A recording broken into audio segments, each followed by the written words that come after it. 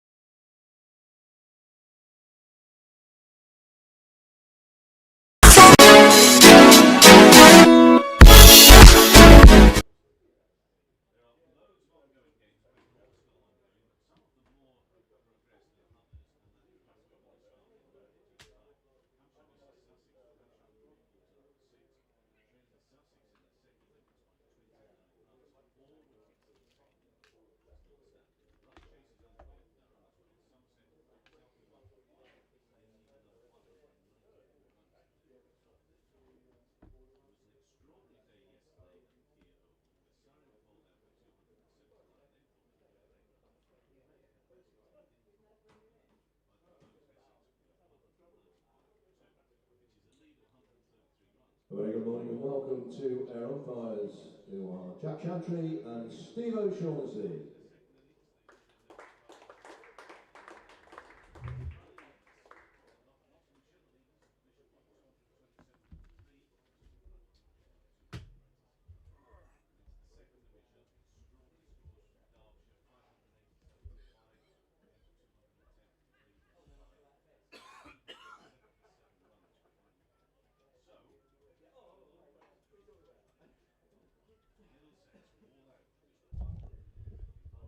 Oliveira leading the Worcestershire team onto the field. Resuming the Warwickshire innings, Rob Yates and Tom Latham.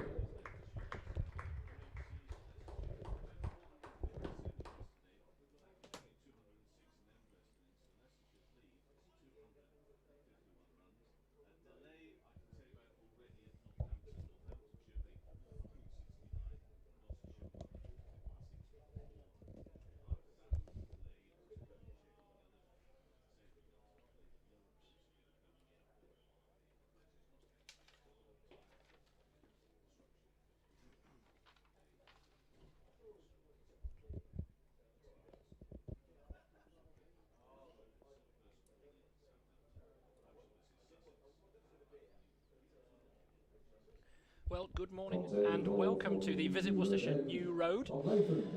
This county championship match between Worcestershire and Warwickshire, day 3. And the players are out. Warwickshire resuming on 53 for 1 in their second innings, which gives them a lead of 99 runs against their hosts, these two left-handers at the crease. Tom Latham just marking out his guard, and Rob Yates as well, batting beautifully yesterday afternoon. Very controlled performance by the two left-handers, looking to extend their lead and put pressure on this Worcestershire side. Tom Taylor will open the bowling from the New Road end, and he's on his way in first ball of the day. Round the wicket to left-handed Latham, and no shot offered. Through to Gareth Roderick it goes. My name's Jim Dale from BBC Hereford and Worcester. We'll be joined shortly by Clive Eakin as well. He'll be doing his updates for BBC WM and Coventry and Warwickshire as well, and he will join me shortly. And there's a gentle hum around the ground. We've seen some sun, plenty of sky as well, with cloud in the sky I should say. Big white fluffy clouds with just a hint of blue sky peeking through, but we do have a bit of sun as Tom Taylor runs away from us here. And he comes round the wicket, solid push into the offside, quick single taken. It might be Libby across the deck there to do some fielding, diving full stretch, but can't prevent the run.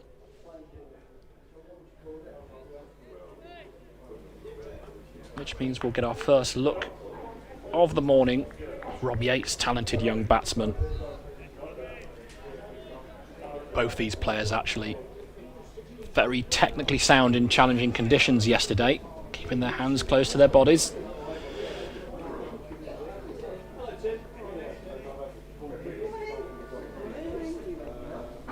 Yates waits, in comes Tom Taylor. Oh, and that beats the bat. Fizzes past the outside edge, thuds into Roderick's gloves.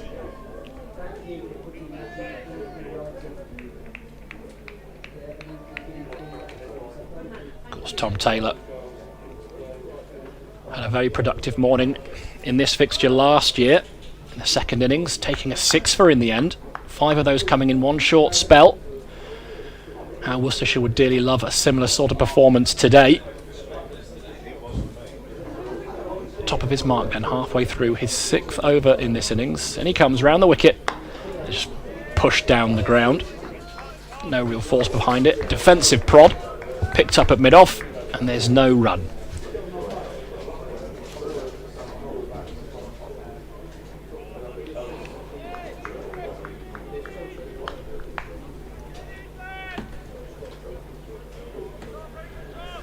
Three slips in. Worcestershire looking for early inroads here. That single means that the lead is 100 runs at this point. In comes Taylor again. And left late there. Rob Yates just rolls his bat above the delivery. Through to Roderick it goes.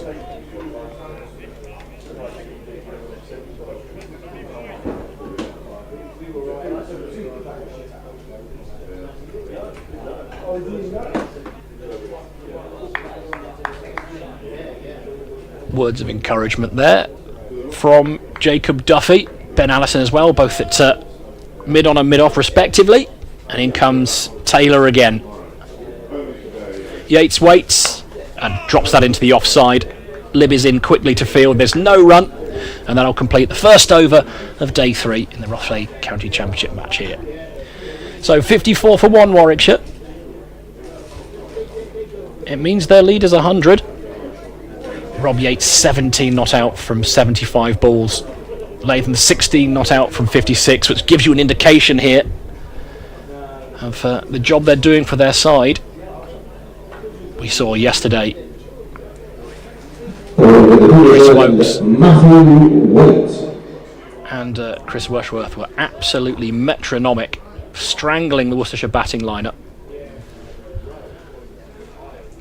And we're going to see Matthew Waite from the far end, so the Diglis end. So he's going to open up this morning with the ball. Lay them on strike. Still 3 slips in play here, and in comes Waite over the wicket, dropped into the offside. Again, it's Libby in quickly, no run taken.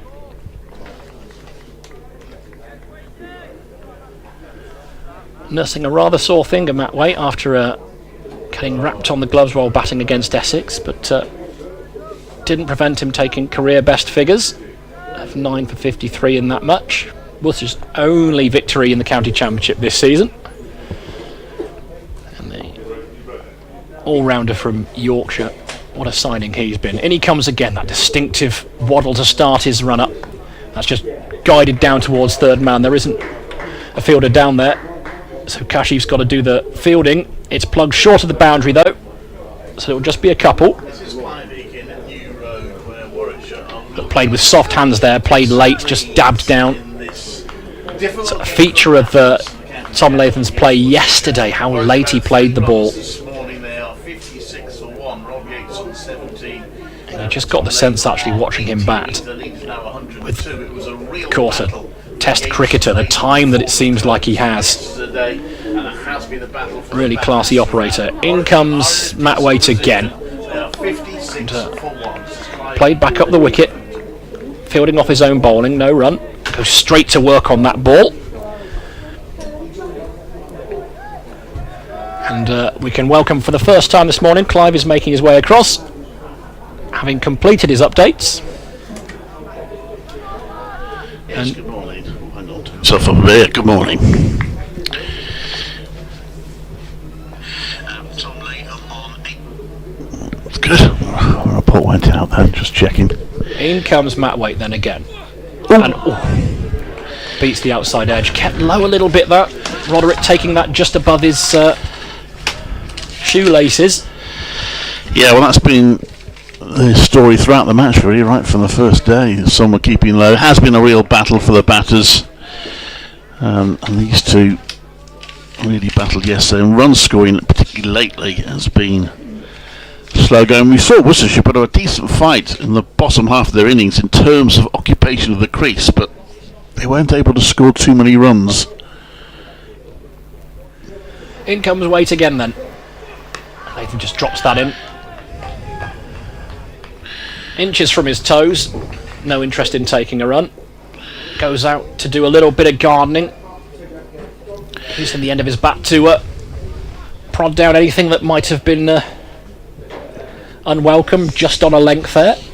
So you saw Worcestershire's 6th wicket pair, for example, lasted 17 overs, but only added 32 runs in that time. It was hard work. Waite then, on his way in from the Douglas end. That's driven down the ground firmly, but it'll go straight to mid-off. So there'll be no run taken. Good positive stride in from Tom Latham.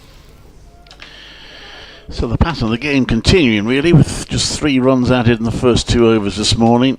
Worcestershire's, well, I know they were saying it last night, that the pattern of the game, the first 2 innings, have been the same in one respect, in that the batters have at some stage looked as if they were digging in nicely, but then suffered a collapse. Worcestershire's collapse came rather earlier than Warwickshire's. They got to 80 for 1, Worcestershire, before they suffered a big collapse as Tom Taylor comes in round the wicket, and that's pushed out into the offside for a single by Yates, is on to 18. Warwickshire, on the other hand, got to 161 for 2, and then they suffered a big collapse. Lost their last 8 wickets for 66, so Worcestershire will hope sooner rather than later they can induce some sort of collapse here in the Warwickshire batting. Second time out. From Warwickshire's point of view, they want to set a target well in excess of 200.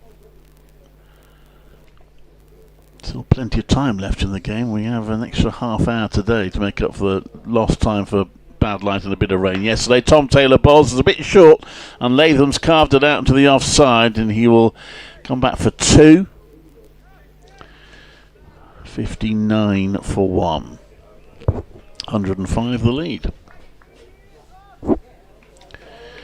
Other matches are all nicely. Well, they've all gone into the third day, but some are getting quite close to a potential finish. Good run chase at Chester Street. Although Somerset, I think, have lost a wicket this morning. 73 for 2. They're chasing 265 to beat Durham. Sussex in command against Hampshire at Southampton. It's Tom Taylor coming in again, right arm round the wicket. That's left, the left-handed Latham. So Hampshire are now 120 for 6. Haven't lost any further wickets this morning, but they're still 23 behind Sussex's first innings total. And Essex in a strong position against Surrey, 201 for 2. They've not lost anything yet this morning. They're 139 ahead. A decent first innings lead for Surrey, but Essex fighting back in the second innings. And Notts, despite losing their last game, have been the notable package in the Championship this season, and they're in a good position against Yorkshire, 230 for 3. In their second innings, leading by 299. Taylor round the wicket, bowls, and that is caught behind. He drove at that Latham and got an edge, and Roderick dives to his left and takes a good catch, and that's a big, big wicket. Latham, who scored 59 the first innings, had held them up. He's lasted 65 balls in this one, but he's gone for 20. Big breakthrough for Worcestershire. Warwickshire 59 for 2, lead by 105.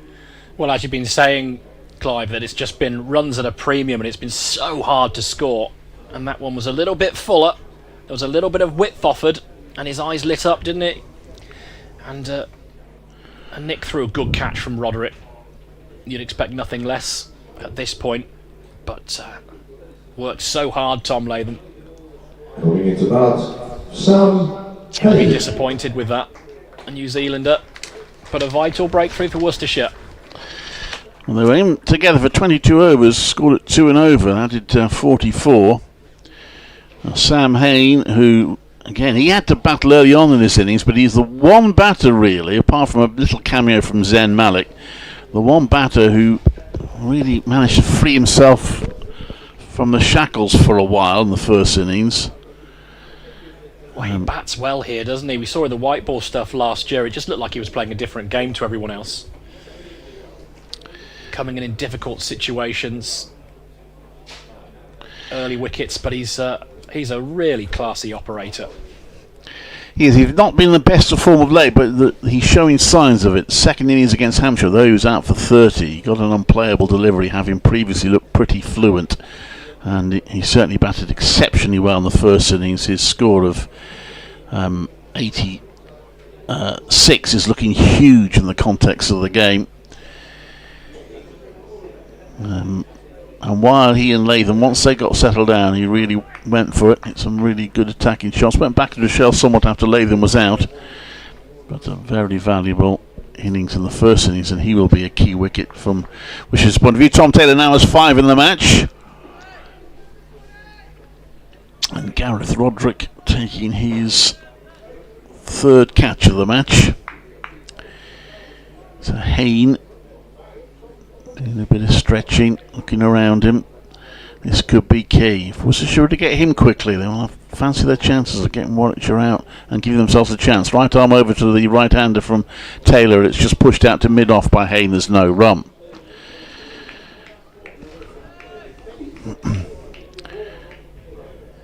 Not too many in the ground at the moment, but it's a reasonable smattering of spectators. A sunny day, there's some grey clouds overhead, but at the moment the sun is uncovered. We have some blue sky ahead. The old tree, the leaves are blowing fairly keenly. Hain, as he did in the first inning, he's taking a little shuffle forward. This might force Gareth Roderick to think about standing up to him. He's got that away onto the onside for a single. Hain is off the mark. 60 for 2, but a successful over there for Tom Taylor and Worcestershire. An early wicket for them. And Warwickshire's lead is 106. Well, if Worcestershire continue to make inroads, you might see a few more people filling up the ground. Yeah, hopefully. But, Warwickshire very much in the ascendancy at the moment, but good start for Worcestershire. Exactly what they'd want. Early breakthrough. I went through the other first division games, second division games. Glamorgan are trying to hold in on a victory. Middlesex 14 without loss in the second innings following on, still 214 behind. And Leicestershire with a first innings lead, huge first innings lead. Lancashire 8 without loss, 243 behind. We do have rain at Northampton. It's the one game that hasn't started on time today. Well, Gareth Roderick is going to make his way up to the stumps. It will be for Matt Waite, though, from the Diglis end. So, helmet on. Hain to face. In comes Waite then. Towards us. Pushed away. Square of the wicket in the offside. And there'll be no run. Just to complete the games, the high scoring game, the game that will surely go into tomorrow, is at Derby, where Kent 216 for 3. Replying to Derbyshire's 587 for 5. Ireland are playing another match against West Indies, another 50 over game against West Indies, having had the first one rained off at the end of an innings where West Indies scored well. But Ireland off to a better start in the field. West Indies to score briskly, but they lost 2 wickets, 31 for 2 after 5 overs there in Dublin. In comes Taylor. 3 slips Waite. And wide of off stump, and Hain has nothing to do with it. Thuds into Roderick's gloves.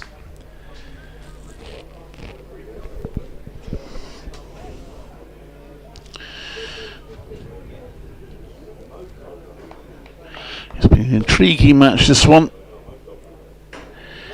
That century partnership between Hain and Latham has always been a distinct possibility that will be the defining period of the match, but still plenty of time for more twists and turns.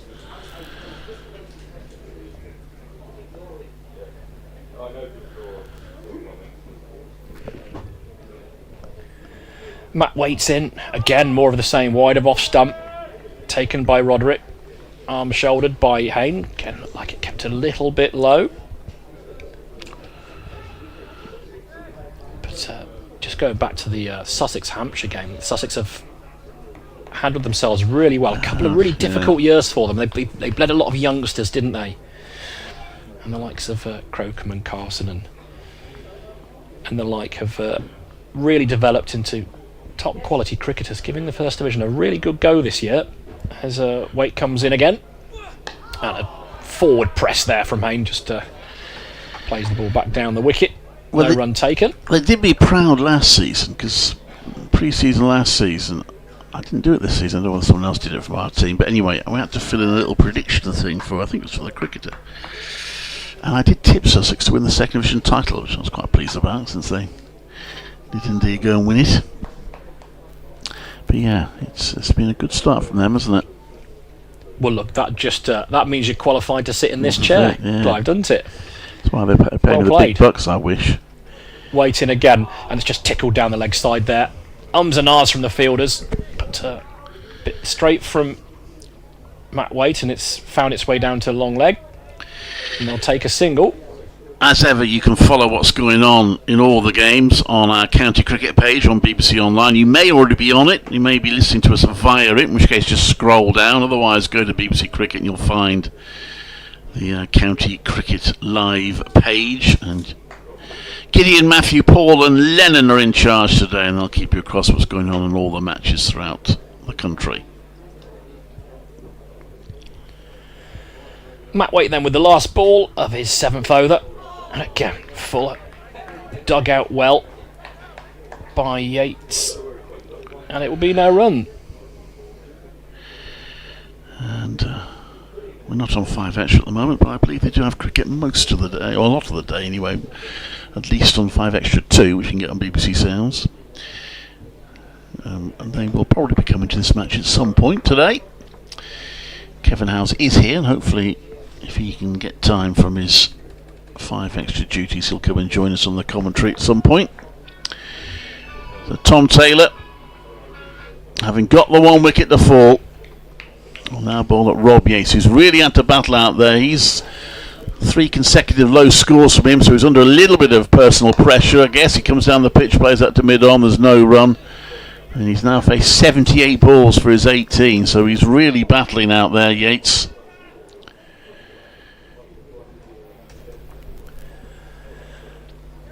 And while it is hard work, and that's the thing, isn't it? When the scoring rate is so low, it does mean Worcestershire can stay in the game. We've seen whenever you try and be too expansive, it doesn't really work here. No, so the only player who has managed it really is Sam Hayne, to a lesser extent Zen Malik, but that was fairly brief. That one was uppish and played to mid-wicket. There's no run by Hayne. And both did, including Malik, both did spend a bit of time playing themselves in before having a go in the first innings. So Hayne on strike, by the way. I think I said yes, I do apologise. Hayne playing that one to the leg side. There's a clue which way they are facing when they face, but there we go. 61 for 2. Hayne's not quite ready yet. He does have the Jonathan Trott ability to hold things up sometimes. Tom Taylor started his run up and saw that Hayne wasn't ready, so he started again. And Hayne defends that in classic forward defensive style to mid-off. We've got pretty much unbroken sunshine now. Those grey clouds we had have pretty much disappeared. And we weren't too badly hit by the weather yesterday, just had that early finish due initially to bad light. I think there was a little bit of drizzle around as well. And that's why we have an extra half hour today if we can. So the scheduled finish time is 6:30 with a minimum of 104 overs to be bowled in the day. This next one, Hayne pushes out to the offside, doesn't find a gap, there's no run. As he tends to do with his hand, he's saying what's happened to the ball, what the ball did there. He'll be telling Rob Yates at the other end. Tom Taylor's had a travelling career in a number of counties he's played for. Well, yeah, he's worked his way around the East Midlands. He's Yes, a really indeed. good pickup for Worcestershire. Actually, he was my player of the year last year. I thought he was excellent. That's He comes down the pitch there, Hayne, and then leaves. Fairly brisk delivery, pass off stump.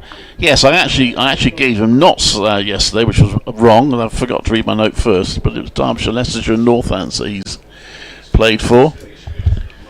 Yeah, slow start for him last year. Slow start for his Worcestershire career. I think he collided with Ben Gibbon in a pre-season and had to wait for his chance. And he played injured a little bit as well. Had to lead them when we had serious injuries, and particularly in the white ball stuff, he led the attack courageously. He's in now, and that one is defended back to him. There's no run, but valuable runs as well down the order. It's one of the strengths of this Worcestershire side. When you have the likes of Matt Waite and Ethan Brooks, which obviously Warwickshire fans will know well, and Tom Taylor and Ben Allison as well, who's useful with the bat. It can often get Worcestershire out of a little bit of bother. It's been tough going for the top six at times this year. Well, you mentioned the whiteboard, of course. We've got that next. This is the last championship match before this competition. Well, it sort of closes down for a while. There are a couple of games while the T20 Blast is on. Matt Waite then to continue from the Diglis end to Rob Yates, and that's played late, just dropped into the offside square of the wicket. There's no run. Slightly different approaches here. We saw on the over before that Hayne was playing the ball in front of him, trying to get a stride in, looking to be positive. Rob Yates playing that ball as late as he can under his eyes.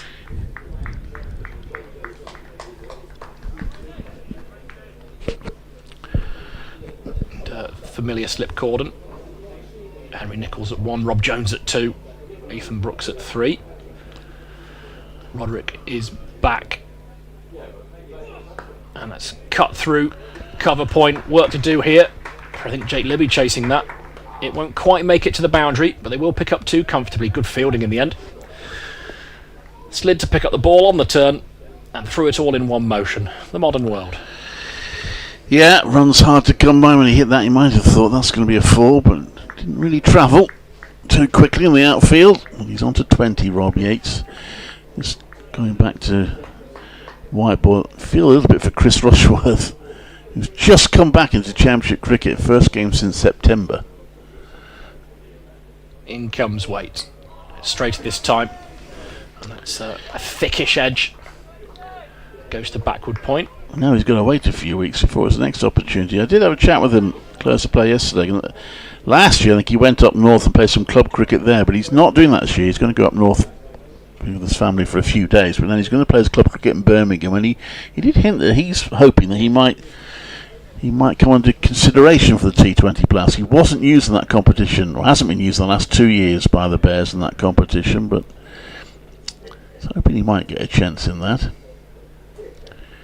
In comes Waite then, and again pushed into the offside, shovelled really by Yates. He's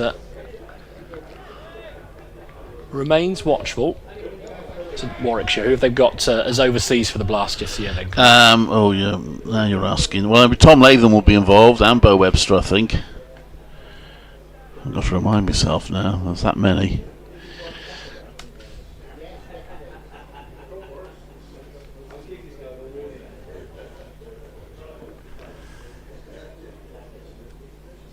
In comes Waite then, and punched away behind square on the offside. Again, it's straight to that man at backward point. So no run taken.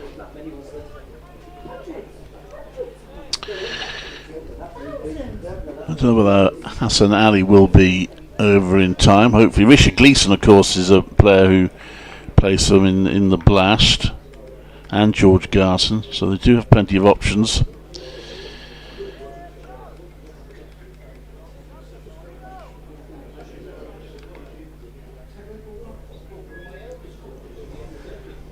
Warwickshire 63 for 2 then. Waite comes in, the last ball of the over. And that's a genuinely beaten the bat there. Past the outside edge on a good length that. Through to Roderick. But Yates is still there, that's the important thing from a Warwickshire perspective.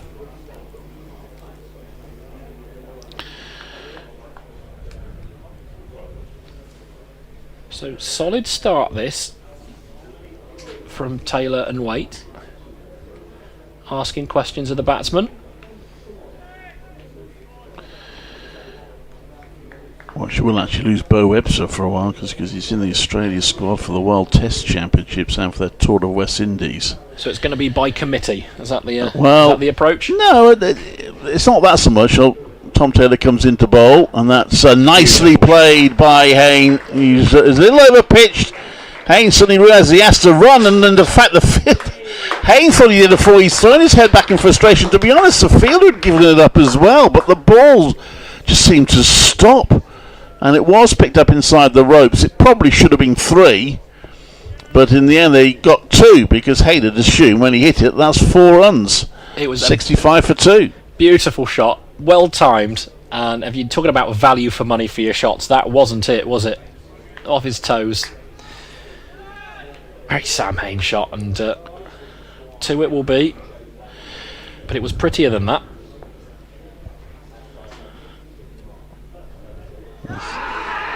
As appeal for a catch there, they are convinced they've got him. Oh, a bit of anger shown by one of the fielders. You might hear about that from the umpires after the game. Who's that at slip who showed his frustration at not being given out? That's Rob Jones. Yeah, well, I think he might get a stiff letter at the end of the day. But they were convinced they had Hayne caught behind, but nothing doing for from the umpire. And it's not out. I'll go back to the T20 Plus in a minute. It's more that they do have quite a different team for that, which can be a frustration for somebody. It's why sometimes they struggle to keep players. As Tom Taylor comes in to bowl, and that's left. There's no run because they all want to play all formats, and it was a factor probably in Will Rhodes leaving because he wasn't getting anywhere near the T20 Blast team really. Adam Hose was the opposite. He wasn't getting into the red ball team. So it's a policy which arguably gives them strength in competitions to have enough players to field different teams in them, but it does cause a potential issue in terms of keeping people happy. I will have a look at the replay of that caught behind, although I'm always loath to do so because the umpires, of course, don't have that luxury. But Taylor comes into bowl, and that's turned around to mid-wicket. There's no run, but Worcestershire were absolutely certain they had Sam Hayne there. Well, it was a good full delivery. They just moved away, and Hayne got himself into a bit of a pickle, really. Lost his shape, and they were absolutely convinced, weren't they? Keeper and the slips all running forward. Roderick acted as if it was a regulation nick, didn't he? Yeah. Just looking back, and the bowler has a word with the umpire after. So they've got to be careful. I think Alex Davies may already be in trouble in this game. Tom Taylor comes into bowl, and that's pushed out to mid-on. There's no run. Well, ultimately, it's what the umpire thinks. It's good delivery, though. Had him beating all ends up. But I say from the camera angle that you could see the replay on, can't say it was conclusive, can you? I think you either know or you don't when you're out there. Well, Sam Hayne had a chat with the fielder at third slip. He's probably saying, I didn't hit it, and I'm sure the fielder believed him. Tom Taylor comes in to bowl, right arm over. Oh, that one towards Haynes' midriff. That hurried him up a little bit. It's a good spell, this, from Tom Taylor, despite the frustration of not getting that caught behind. End of the over, 65 for 2. Well, it's easy in that situation to get a little bit frustrated and start, to lose your head a little bit. It kept his controls. Yeah, it just moved back in, didn't it? Tested the lower rib cage of Sam Hayne. Let him know he wasn't too pleased about life. Yes, I'm sure the conversation was entirely amicable, Clive. I mean, it's very difficult to tell. They obviously heard something, whether that was, I don't know what that could have been off of, or could have been bat onto toe, I suppose. It's, Matt Waite sends one past. Yates is off stump. Warwickshire batter leaves it well alone. It finds its way to Gareth Roderick's gloves. And I'd say this is a a controlled spell of bowling from Matt Waite without looking particularly threatening. I thought it was kind of more of the same yesterday, really. I don't know whether he's just a little bit down on pace.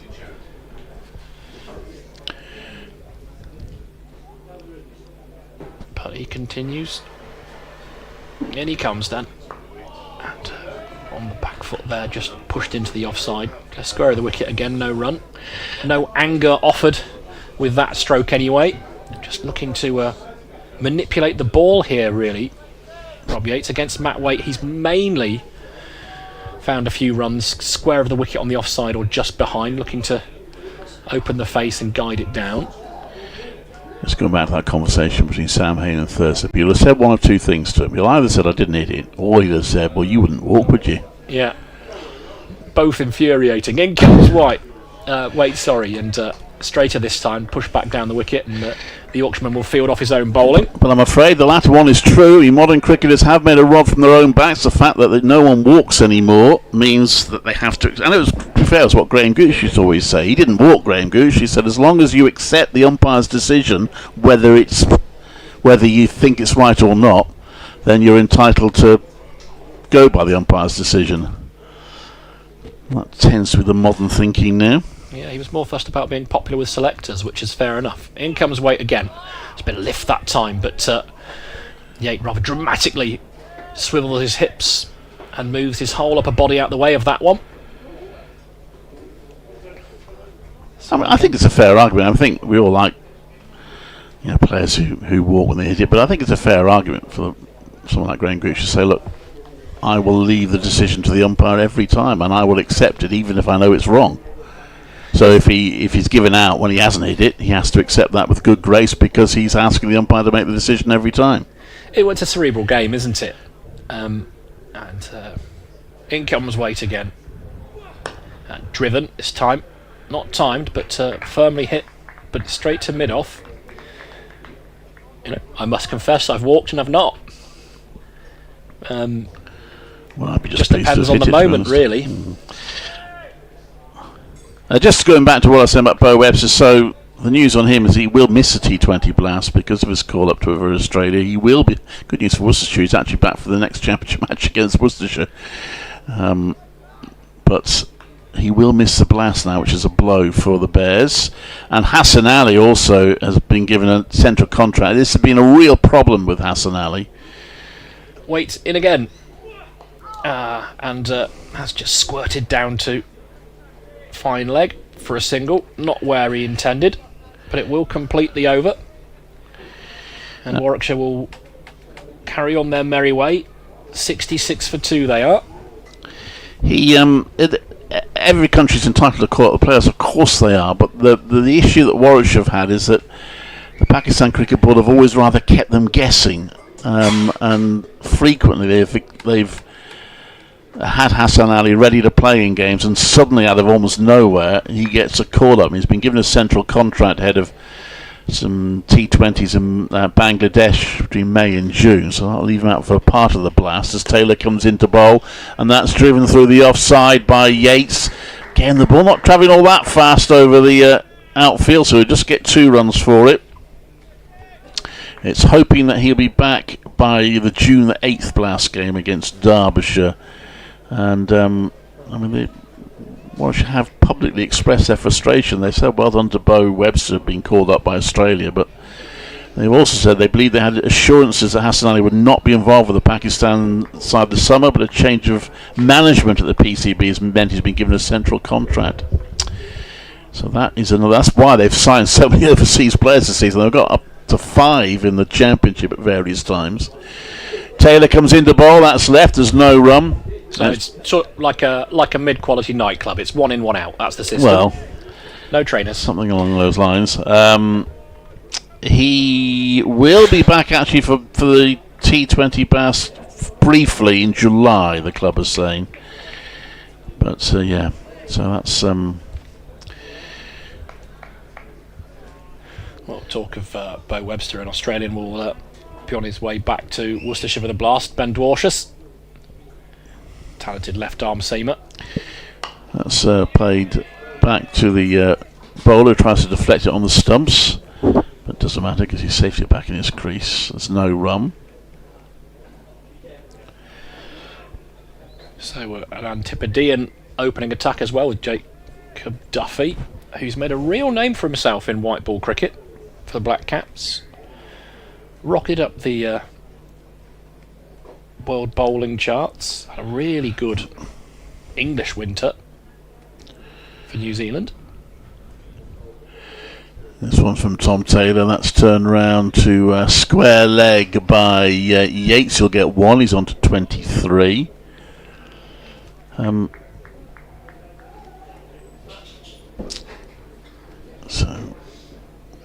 I think whatever happens in the T20 Blast Club, it would just be good to see a team from the Northern Group do something. It's been so aggressively dominated from the teams down south. It's almost like you get to the quarterfinals and then the teams from the Northern Group just get smoked.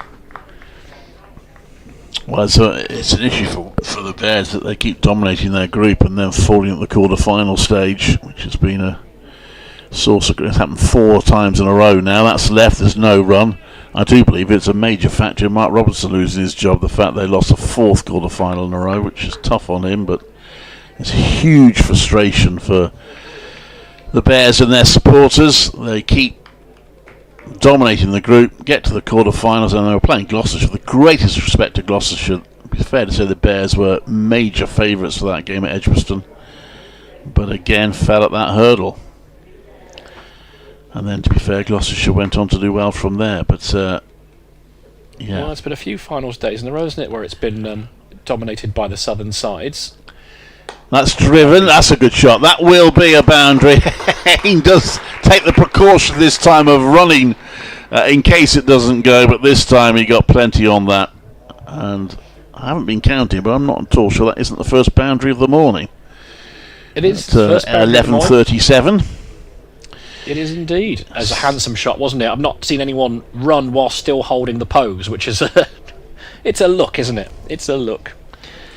Well, maybe they should just mix up the T20 Blast groups. It's quite odd, really, being a Worcestershire fan. We never played Gloucestershire in T20. Yeah, never played them. That seems daft to me, but that's there's plenty I could say about the ECB structuring, but we've only got a day, haven't we? So well, I suppose in fairness, when you're following Warwickshire and Worcestershire, that's the case. But I suppose if you're following Durham or Sussex, there's a little bit more logic to having north and south groups in terms of travel. They mix up the groups, haven't they, in the one-day cup? But I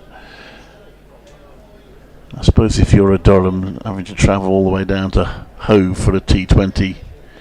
Yeah, I'm sure there's some middle ground.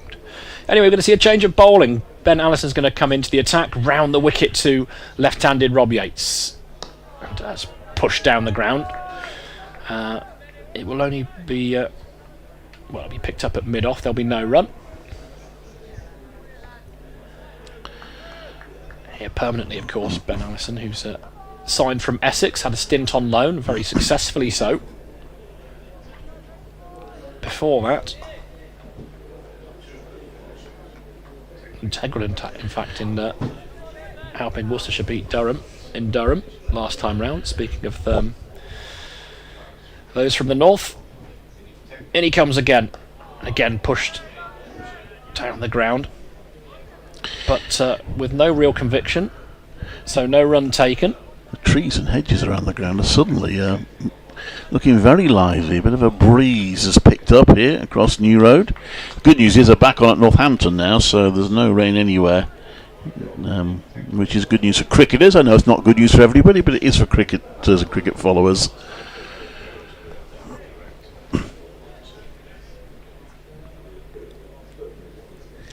Allison then in and bowls and pushed into the leg side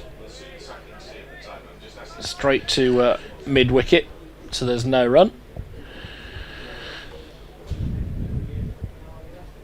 And after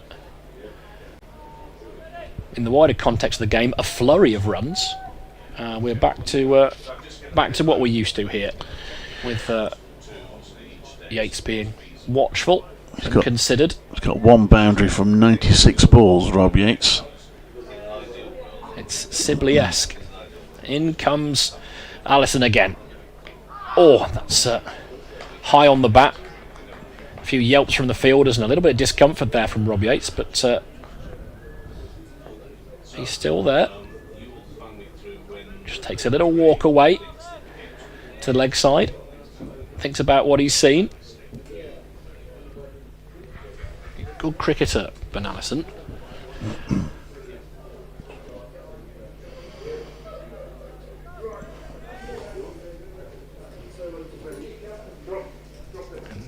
He's in again. Oh, and that beats the edge. Yates on the front foot this time. Fizzes past him. He's bowling a little bit straighter. He's attacking off stump more than he was yesterday. Felt like he was a good 6 inches or so, a bit too wide to the left-handers bowling around the wicket. That's a good line, good length as well. Asking plenty of questions. It's been frugal, as everyone has really, haven't they? It's just a ball shy of his 7th over, only gone for 15 runs. Yet to pick up a wicket in this innings. At the top of his mark again in front of the D'Oliveira stand. And he's on his way in. That's straightish, an appeal in hope rather than an expectation. And it means that Yates can get it away for a quick single.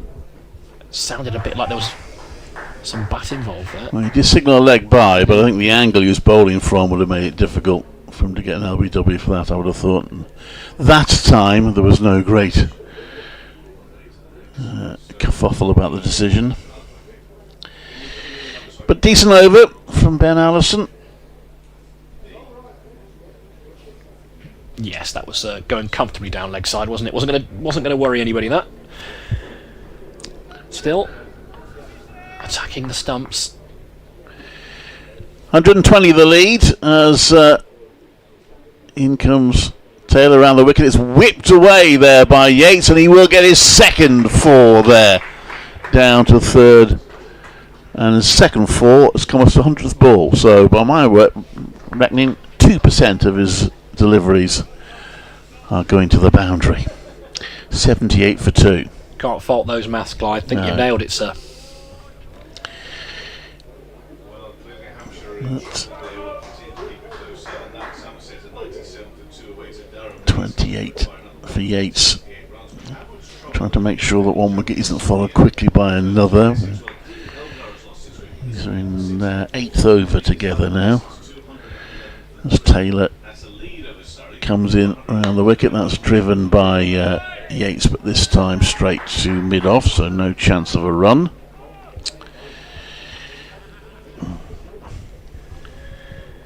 Well, we're just shy of 45 minutes into the morning session, Clive, and it's 1 wicket for 24 runs. Yeah. Is it about par for the session, would you say? Well, it's been the way it's been for most of them, not quite all of them actually, but most of it. Worcestershire should probably have wanted one more wicket than that, perhaps. Taylor in, and that's played to mid-on. There's no run, but yeah, still very. As long as they stop Warwickshire scoring runs, they're still very much in the game. Worcestershire. The hope, just have that hope that we get another batting collapse at some point, which we've seen more than once in this match. Testing batting conditions. Maybe the pitch is just a little bit slower than possibly the one against Essex, which is making it not quite so conducive for the bowlers, but still there's plenty going on out there. A few keeping low as well as Taylor comes in to bowl. That's driven, and it's actually Taylor managed to deflect it with his foot and slow the ball right down, so no chance of a run. Absolutely no change in stride, no facial expression at all either. No. Tough lad. Good for him.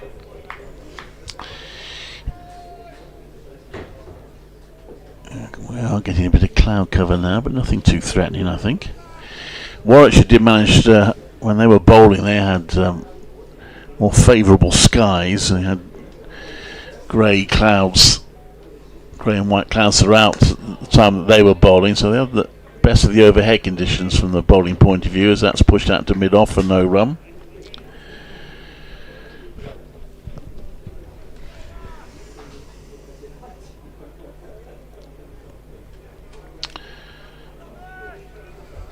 Yes, you feel like it's the benefit of winning the toss, isn't it? You're right, I think Warwickshire have had the better of the conditions. Mind you, at 3:30, they must have felt fantastic on day one.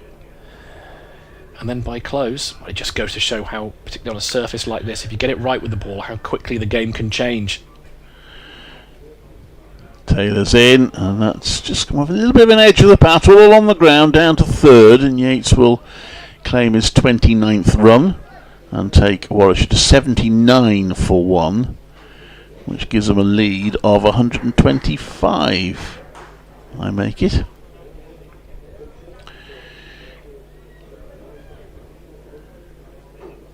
There isn't anywhere on that scoreboard that helpfully tells you, so you have to do the calculation yourself. I see Jacob Duffy was doing a little bit of limbering up as if he's going to have a ball soon. Might be the end of Tom Taylor. Sussex are turning the screw against Hampshire. Jack Carlson has a 5-foot. He's having a really good season. Talented young player, got 100 against Worcestershire a few games ago. We're going to see Allison again, and we're going to see the watchful Rob Yates. Down the leg side this time. Yates thinks about offering a bat to it. I think in the end he thought better of it. Roddick takes it comfortably to his right hand side. No further action taken. Warwickshire going to be a bit disappointed that they lost to Hampshire, given that Hampshire have been, well, they haven't lost yet, but it looks like they're going to be well beaten by Sussex, and were well beaten the game before that. Right, so wide open Division 1 this season. In comes Allison again, round the wicket. Driven square on the offside, not quite timed. Fielded by Jake Libby. This is no run taken. We've seen Essex not quite the force, Somerset not quite the force, Hampshire as well, who've been good for a long time really in this division. And you're right, it's Hampshire. They have a 12-run lead with 1 wicket left, so Sussex will dispatch of them in good time. Well, saying yes, Essex expect Surrey to go all the way again, but they're struggling a bit in their match against Essex. They're only 3 points off the top ahead of this round of games. In comes Allison round the wicket. Oh, and again it's a play and a miss. We've seen a couple keep low and a couple have just offered a little bit of extra bounce. Heads on hands for Allison. It's a lovely delivery. Roderick takes. Nothing Yates can do. As a batter, you've got to put it out of your mind. Go again. But this is good stuff from Allison. Yeah, a bit of extra bounce there. Lively delivery.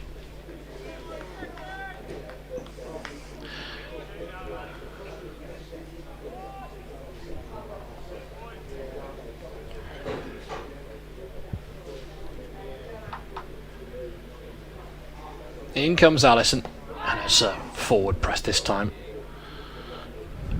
Solid forward defensive, and there's no run taken. Yeah, sorry, of course, Nathan Smith up to the Oval. I think he had agreed in principle to come back to Worcestershire, but I think the lure of playing in London, I could imagine he was getting offered a pretty good deal as well. Worcestershire look to rebuild their opening bowling attack. Of course, Joe Leach retiring as well. In comes Allison. Ooh. Oh, jumped a little bit off a full length. I think that's just wrapped Yates on the glove, hasn't it? Yeah, so he took his left hand off it very quickly, didn't he? He's not showing any signs of it hurting at the moment. Whether he's putting a brave face on it or not, I don't know. No, he's not requiring any treatment. He's ready for the next ball. We have seen that little bit of variation of bounce from the Diglis end as Allison comes in, and again it's good solid forward defensive, and that will conclude Allison's 8 over, which will be a maiden. It means Warwickshire remain on 79 for 2. But yes, it's the I think it shouldn't be underestimated really that Nathan Smith and Joe Leach did such a good job in that first portion of the county championship last year for Worcestershire in what was a very successful season. And it's not easy to live in a world without your 2 opening bowlers from the previous successful campaign. But we've seen Tom Taylor's done a really good job, and we're going to see Nathan Smith's replacement essentially, fellow Kiwi Jacob Duffy, who we've seen him in good spells. He can, I think consistency's been a little bit of a problem for him. Yet to really hit his straps for Worcestershire, but of course he did get a vital breakthrough last night. Yeah, Davies. He's got 3 wickets in the match. 1 for 27 off 11. Tom Taylor, including a maiden, got the wicket today. That of Tom Latham, caught behind for 20. So Duffy, as the sun disappears behind a cloud, comes into bowl to Sam Hain, who works that away to mid-wicket for no run. Hain on 8. Worcestershire were absolutely convinced they had him caught behind earlier, but given not out.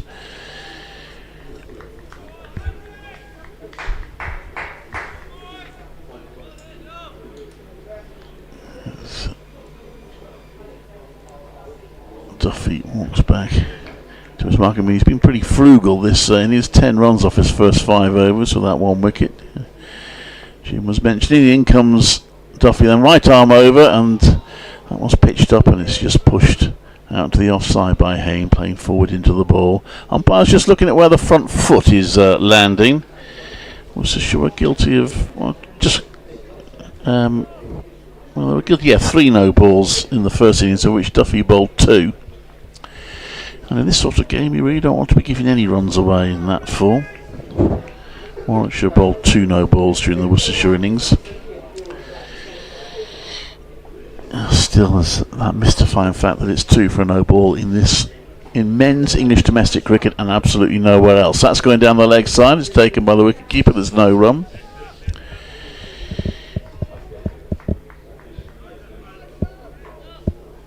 No apparent problem with the front foot there. 79. Were you watching the front foot there then, Jim, with binoculars or not? Were you watching something else? Well, I'm just seeing who the umpire is at that end. But of course, it's optimistic because they're both wearing hats, and he's got his back to me. One of which is Jack Shantry, former Worcestershire player, yes, of course. Well, they're both former Worcestershire players, or Steve O'Shaughnessy only briefly. That's left, there's no run. I remember actually, I was here, I was working for here from Worcester when Steve O'Shaughnessy signed for Worcestershire. And he was out in the middle they were doing photographs, and one of the photographers wanted him to sit on a bench with a couple of teammates holding up the bench while he was sitting on it, and he wasn't having that. He wasn't having that. I'm not doing that. Yeah, I think it's about a season or 2 with Worcestershire towards the end of his career.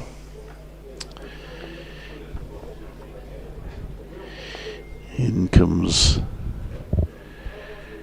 Duffy, and that's going down the leg side. Taken by the wicketkeeper. He was also on that famous, very brisk century, and I remember. When I saw it, he actually reached the front page of one of the tabloid papers, but unfortunately it was one of these centuries that was done off declaration bowling. They all count. I think they don't really if they're off, and that was the issue. Because I think it was something of the quickest century at the time, but I don't think it was allowed by the statisticians in the end, because it was clearly given to him. That's pushed down towards slip. There's no run. I do remember also a few years later seeing David Gower face deliveries like that, and he got to 90 something, and he walked off. He said, "I'm not taking a century from this bowling," so he just walked off, which I thought was very commendable. 79 for 2 off 35 overs here. Having never scored a century in my life, I'll take anything I can, Clive. But that's.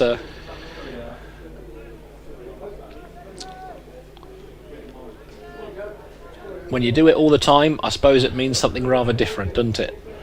Well, it's just for a professional cricketer, it's a bit of a Pyrrhic victory, isn't it? If you take a century, which is off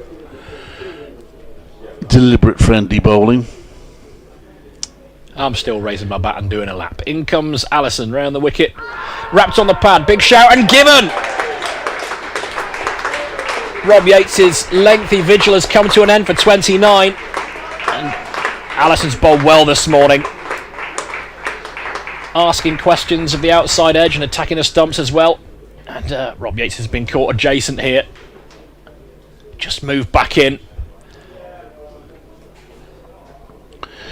Yeah, well, it's been a battle for Rob Yates It's been a commendable innings. It'd be disappointing he's only got 29 on the board. But actually, in the context of this game, that isn't too bad an effort.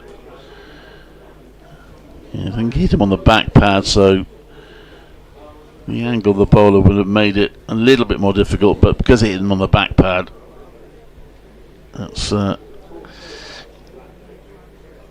out. So he goes for 29.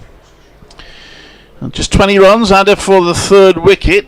So even though they were there for more than 10 overs. Bo Webster. Well, Bo Webster's on his way out, but yeah, just caught on the crease there, really. We've seen him play, Robert Yates play a lot late on the back foot, and against Allison as well. We've seen him try and get a forward pressing and get his foot down the wicket and play on the front foot, and he was devil in the deep blue sea there.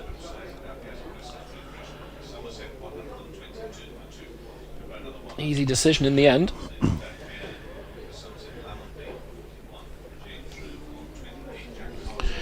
So the lead now is 125. Still nothing like enough from Warwickshire's point of view. Worcestershire still very much in the game. Bo Webster, who want to get some good practice in ahead of his playing for Australia. He called to the Test squad.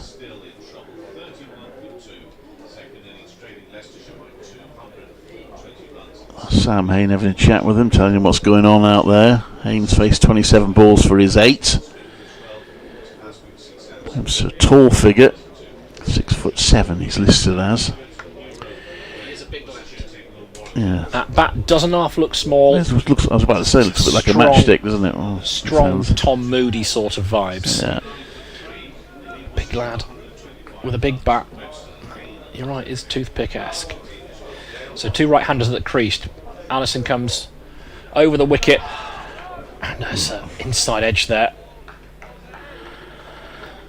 to D'Oliveira at mid-wicket, who completes the fielding.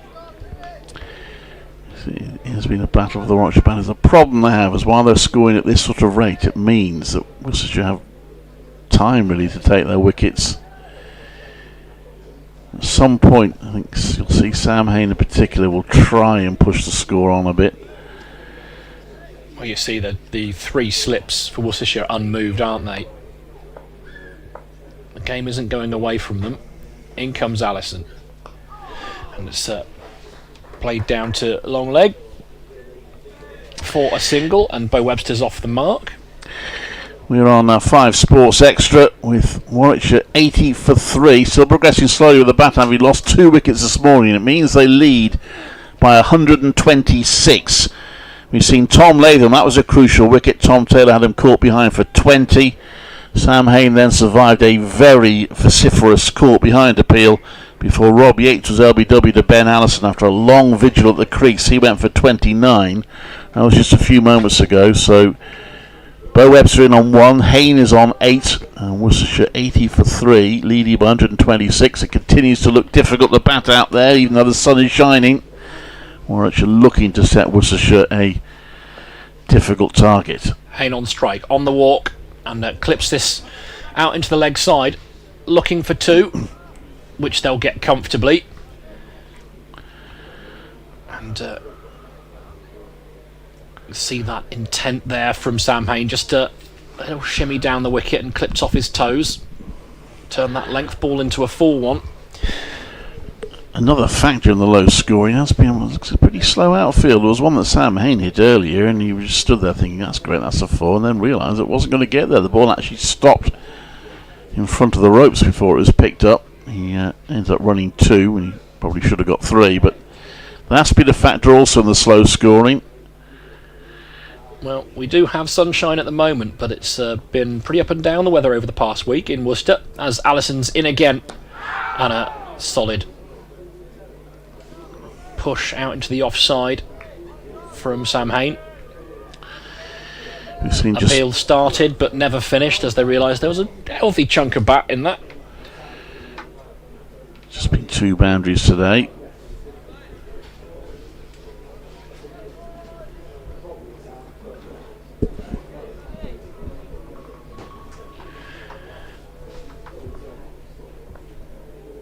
cover as we only have 2 slips in now. In comes Allison, dropped into the offside.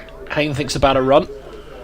Webster thinks better of it. Yeah, we have someone on the drive there for that last ball. I think Ethan Brooks has moved out of 3rd slip. So 2 slips and a man on the drive, the leg side for Sam Hayne, but that completes the over. No run taken. Warwickshire 82 for 3. And Worcestershire have their 2nd wicket of the morning. So it remains a nicely poised match, this. Warwickshire getting a 46-run first innings lead, which could prove decisive in these conditions, but Worcestershire doing their level best to stay in the game, looking for their 2nd consecutive win. If they do win, it'll be the first time they've beaten Warwickshire in the county championship for 25 years. To go back to 2000 for the last Worcestershire win against Warwickshire. Warwickshire, if they win, it'll be their first win in 10 years. The last 5 meetings have all been draws. Duffy comes in to bowl, and that's going down the leg side. He tries to flick it at Webster, but doesn't make contact. Clive Eakin and Jim Dale with you today, with Kevin Howells also hopefully joining us on BBC Sports 5 Sports Extra. Get it right eventually. BBC CWR, BBC Radio WM, BBC Hereford and Worcester. As in comes Duffy, and that's just clipped off his pads for 4 down a fine leg by Webster. Just the 3rd boundary of the morning. Just straying slightly down the leg side, Duffy, and Webster helping it on his way for valuable runs. He moves on to 5, 86 for 3. The lead 132. Yeah, 2 straight from Duffy. Just for context, that 46-run lead in the first innings, it was it's more than any Worcestershire batter managed in their reply to Warwickshire's first knock.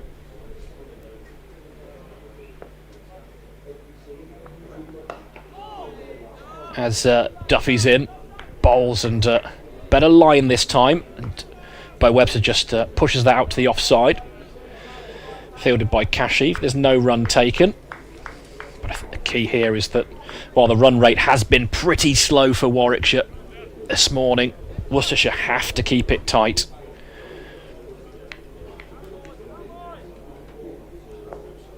And Duffy has been miserly to this point, going at just 2 and over. As he's coming in again from the New Road end, running away from us into Bo Webster. Pushes the big Australian back, and it's a defensive prod back down the wicket. And it means that Ben Allison at mid-off, can go to work on the ball, making a mess of his white trousers with the red lacquer.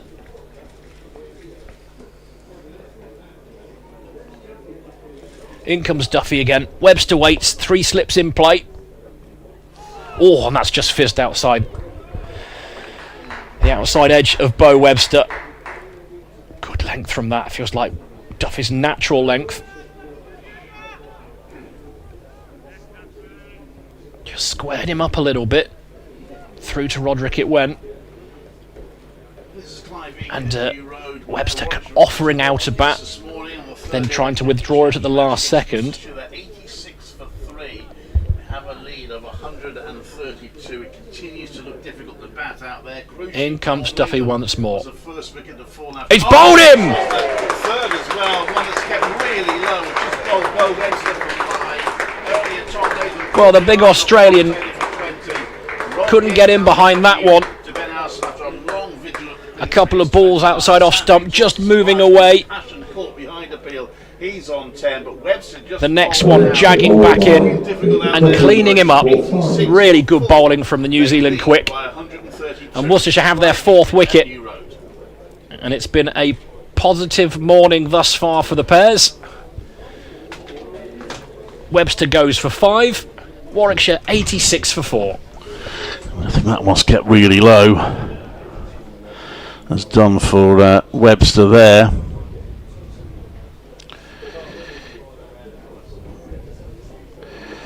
So what can Worcestershire realistically chase on this surface, I wonder?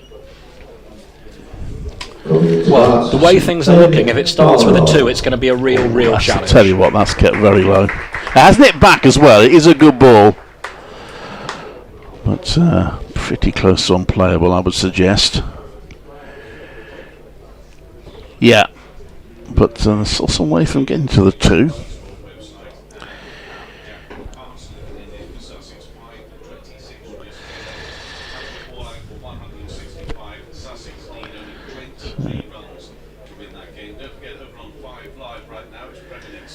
Well, in comes Ed Barnard then.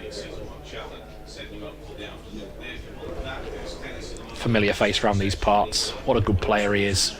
He's really kicked on as well. Plenty of runs and plenty of wickets this year.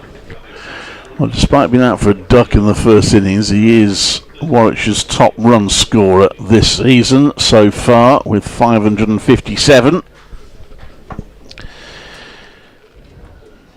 He'll be anxious to add some here because, well, Warwickshire have lost 2 wickets for 7 runs. Managed to get a partnership of 20 for the 3rd wicket, but today it's 33 for 3, and they still need more runs before they can feel anything like comfortable. So Allison's going to continue from the Diglis end, and Sam Hain's going to mark out his guard again here. Roderick up to the stumps, trying to dissuade him from taking a couple of steps down the wicket. He has looked to go and meet the ball. 2 slips in place, 1 on the drive on the leg side. In comes Allison then. Oh, that's climbed, hasn't it? Just over Rob Jones. That second slip found its way to the boundary. It's come off glove or bat because it's been signalled as runs. But yeah, you're right, that bounced a long way. I thought that had missed everything initially, but it obviously also deflected off something. And that's off nothing at all, really. Wasn't short by any stretch, but it's ballooned off the gloves. And, I mean, Rob Jones isn't the biggest in the world, but he was nowhere near that. It's indications here that the pitch is misbehaving a little bit more on day 3 than it did on day 2. As if it weren't difficult enough to bat here, Clive. Yeah, I mean, it has been a bit variable throughout the match, really. Maybe there have been spells where it's calmed down a bit, but it's never looked easy. In comes Allison again. Straighter this time. And it's pushed into the leg side, fielded by that man on the drive. No run taken. Yeah, it did deflect off the gloves there, but the bouncer helped it on its way.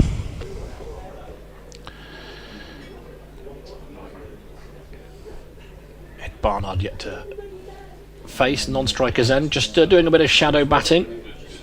Haynes walked over to square leg to have a chat with himself. Takes guard again as Allison's on his way in.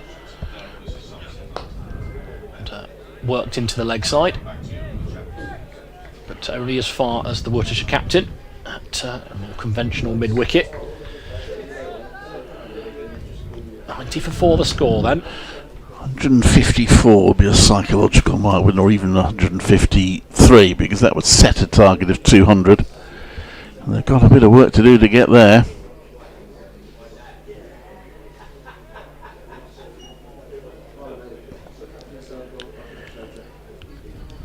Allison's in, bowls, and down the leg side. Really good glove work there from Roderick. Takes it swiftly and dislodges the bails. Sam Hain there, comfortably in his ground. But smart work from the Worcestershire keeper there. Well, he's got 100 runs in the match now, Sam Hain, which is about a fifth of the total runs scored by both teams. Slightly above a fifth, actually.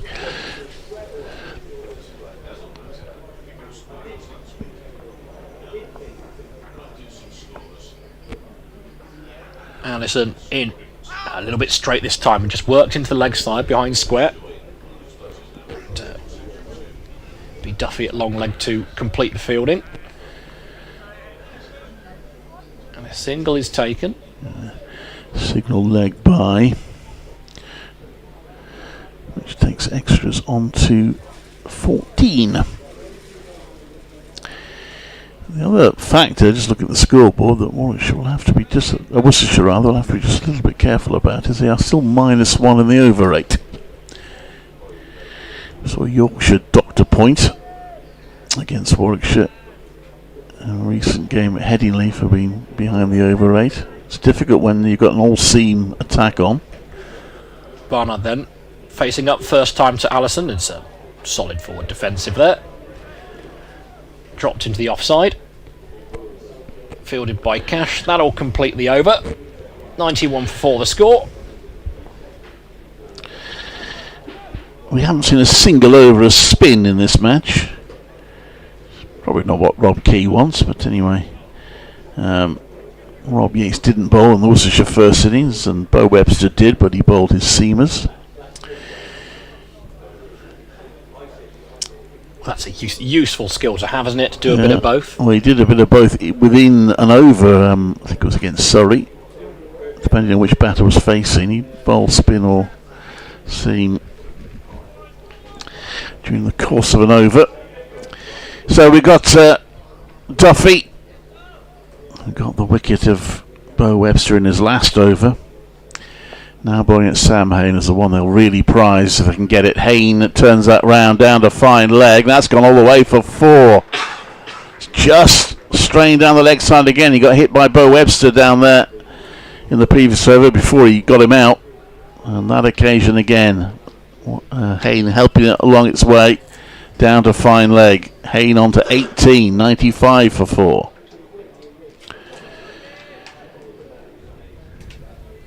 $141 the lead. Bearing in mind that Worcestershire will bowl out for 181 in the first innings. Warwickshire want to make sure that they need to get the highest score of the match if they possibly can.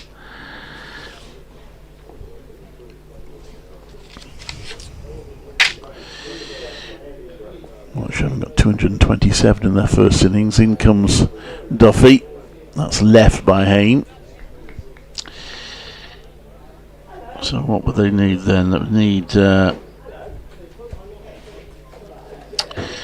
shouldn't have set myself this task really, 19, but they would need to get, I think, my mate, well, of course, obviously they'd have to match Worcestershire's first innings total, wouldn't they? So what if they got? They would need to get 181, that would mean that from then on Worcestershire would need the highest score of the match to win.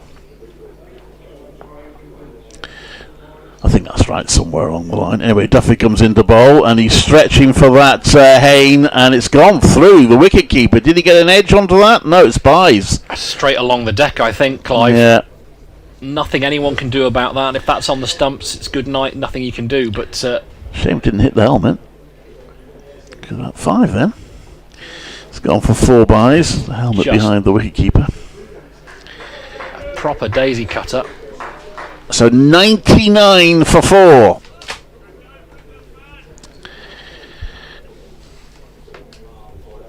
$145 the lead. I mean, it's already going to be a tester for Worcestershire, whatever happens. Duffy comes into bowl. That's left by Hayne, taken by the wicket keeper. Well, we've seen with expert bowling on this surface, I feel for the most part it's a matter of time. When you start seeing the wicket break up, an invariable bounce, then it's just... I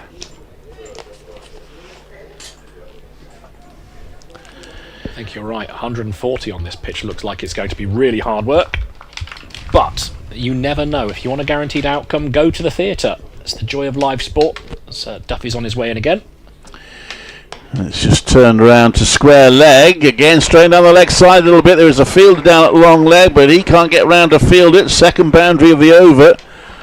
And, and plus the buys as well. It's proving expensive. The 100 up for Warwickshire, 103 for 4. Hayne on to 22. Again, it's 2 straight from Duffy. Second time in the over that he's strayed onto leg stump. Against that sort of quality, he'll be punished. You're right, Clive, a profitable over for Warwickshire. It seems silly, but 12 runs is plenty in the context of this game. Well, Duffy to Hayne, and Hayne drops a bat, and that's looking for a quick single, but very Hayne fashion. He always does that when he thinks there might be a quick single and then decides there isn't. He points his bat at his batting partner with a loud shout of no, don't you dare. But 103 for 4, the lead now is 149. The 100 came in 235 balls, which means the second 50, in which they lost 3 wickets, came in 113, so just slightly quicker than the first 50, which took 122.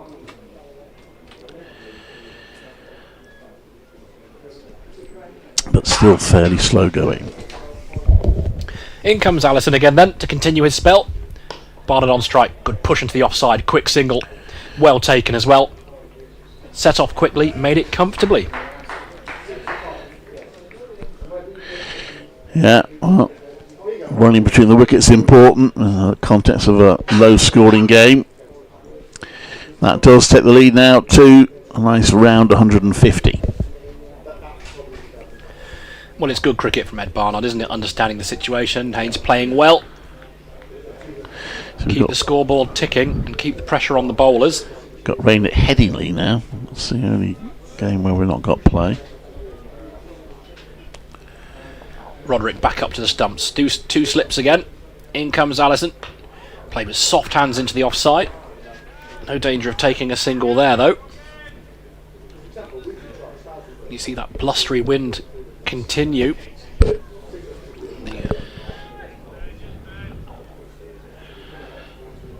It's quite a match at Chester Street. Somerset are looking good.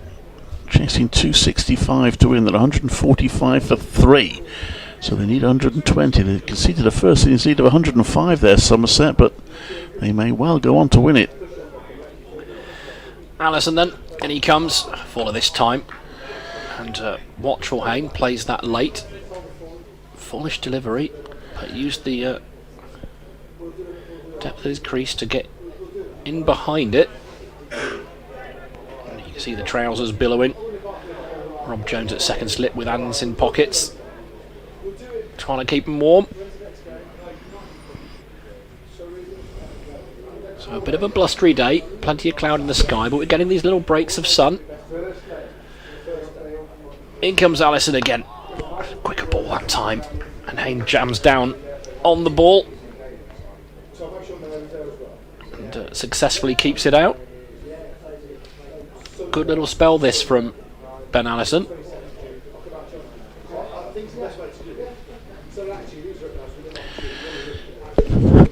Yeah, quite a breezy morning. The crowd's filled up a little bit as the day has gone on. Decent crowd. It's going to be a fascinating day's cricket. Whether it's the decisive day or not remains to be seen. Allison in, and again Fuller clipped into the leg side, but straight to that man on the drive. So there's no run. Must say well done to Warwickshire's women, by the way, who are through to the final of the T20 County Cup. A comprehensive victory over Yorkshire yesterday, and final day is tomorrow at Taunton. 2 semi-finals and a final. In comes Allison then, and played into the offside. Kashif will complete the fielding, and there's no run taken. Yeah, there'll be a lot of Worcestershire fans taking an interest in how Warwickshire go. With Caris Pavley and Emily Arlett and Hannah Hardwick, all former Worcestershire players who have made their way up the M5. Well, Emily Arlett actually probably won't have, because she's with the England squad at the moment, having broken into the England team. Yeah, 3 wickets, didn't she? She got player of the match in the second match. Still lives in Herefordshire, I believe. She's done really well. So we're going to see Duffy Can't afford to concede as many runs. He has got a wicket this morning, but he's conceded a few runs as well. That's a good delivery, and it's driven up by Barnard and missed. Barnard, who's avoided a pair, he's on one now, having been out for naught the first innings, but he wasn't far off perishing for one there. 104 for 4, that leaves 150.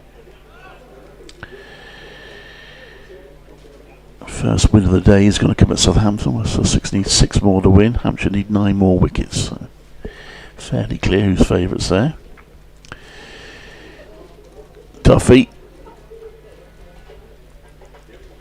into bowl, and gets straight on the leg side. He gets away with it that time as Barnard doesn't make contact, and it's taken by the wicket-keeper. I think he's also been warned by the umpire that his front foot's getting close. He just kicked the dust off the line there. The umpire's having a look at it. Not actually been no-balled so far today, but a couple of times I think the umpire's indicated to him that he's getting close. In another competition we'd probably hear a big hooter now or something, saying it's a no-ball. I believe we won't have that in the championship yet. And that's our appeal for just about everything. It's gone through, hasn't it? It's gone through for 4, so there was that a chance then. It's edged. Quite kept low again, Clive, for 4, yeah. I'll just see that again. I'm not sure what happened there. Barnard gets the 4 for it. They went up, whether they're going up thinking it might be LBW, but evidently it came off the bat.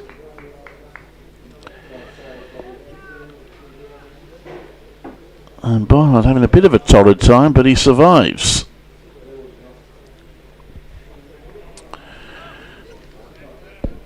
And takes a score to 108 for 4. It's another boundary conceded by Duffy, but he's unlucky that time. He comes in to bowl. That's short, and it's guided past the diving gully. You can't reach it. It's well played by Barnard, played it straight into the ground. And he's got another 4. And he's on to 9. That was a good shot that time. Oh, it's come off an inside edge, so it wasn't a chance. There's nowhere near being a chance. I didn't see where it went initially, but it's come off an inside edge. Must have been close to hitting the leg stump. And it's gone down to fine leg for 4, the previous one. Yeah, it was an intriguing appeal, wasn't it? Because it was a thickish edge that went past the stumps. Umpire gave it as runs. Yeah, he might just have wondered whether it clipped the pad before it got onto the bat, but I don't think it did. That one is played to point for a single by Barnard, who's on to 10. Well, the runs by hook or by crook are beginning to flow a little bit here for Warwickshire. 113 for 4. The lead now is suddenly up to 159. Well, a couple of straight ones, a little bit of luck, and all of a sudden, commanding position it feels. Worcestershire with work to do here. Duffy bowls, and that's played into the deep. It's a tricky one for Brett D'Oliveira, this, because Duffy is threatening. There's no question about it. He's threatening. Each over, he got a wicket with bowling Bo Webster. He was close to getting Barnard there with that inside edge. It's just beat leg stump. But he is going for runs as well, and Worcestershire can't afford that. Yeah, I mean, the benefit of the first hour or so, wasn't it, that there were no runs coming. You could be aggressive with your field settings, keep 3 slips in. But I think he has got a decision to make. Because leaking runs, however dangerous you're looking, if you're leaking runs, that's what the skipper will be thinking about now, I think. What's realistic to chase. And well done to Sussex, who are the first winners in this round of matches. They've beaten Hampshire by 9 wickets. Allison on his way in to Sam Hain. It's got drive off the front foot there through the covers. Plenty on that. That should go for 4, and does. So the boundary is continuing to come for the visitors. Sussex will get 20 points from that match, which will put them on to 95. Notts at the top were 96 at the start of this round of games. Surrey was second on 93, Warwickshire on 82. Hampshire only get 3 points from the match. So they are on 82.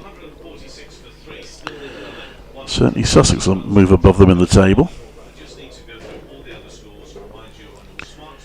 In comes Allison again. And left alone by Sam Hain, taken by Roderick. Well, this partnership's now worth 32. And in pretty good time, actually, as well. Has been an element of good fortune, but there's also been some good cricket in there as well. And in the context of this game, a 32-run partnership, it's pretty weighty. I think there's only been 2 50 partnerships in the whole match. But just going back to if Worcestershire, they'll have to bat very well, but if they were to win this game, they would only be 20 points behind Hampshire now. We started the day in 5th place. In comes Allison. Solid defensive stroke from Sam Hain.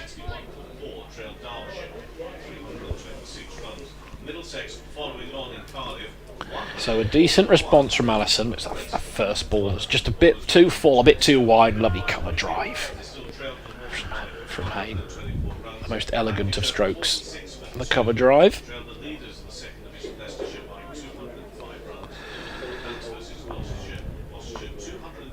Still 2 slips in. Man on the drive on the leg side. And asking questions here, Ben Allison. Tacking off stump, and Haynes equal to it. Managed to drop that into the leg side. Again, he's telling everybody what the balls did there. He's told his batting partner, he's told the wicket keeper, he's told the slips.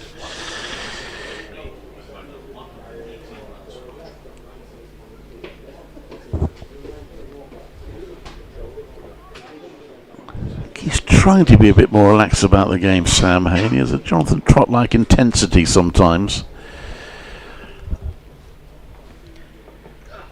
Allison in, more of the same. On off stump and then just dropped into the leg side. I was talking to him about a relative run of poor form. Poor form might be put a bit too harshly, but he's not been in great form of late. He was saying to me from the first day that he had to try and not worry about it too much, not think, oh, I've got to do this, I've got to do that, but just to back himself to come out of it, stay relaxed. And it seems to have worked.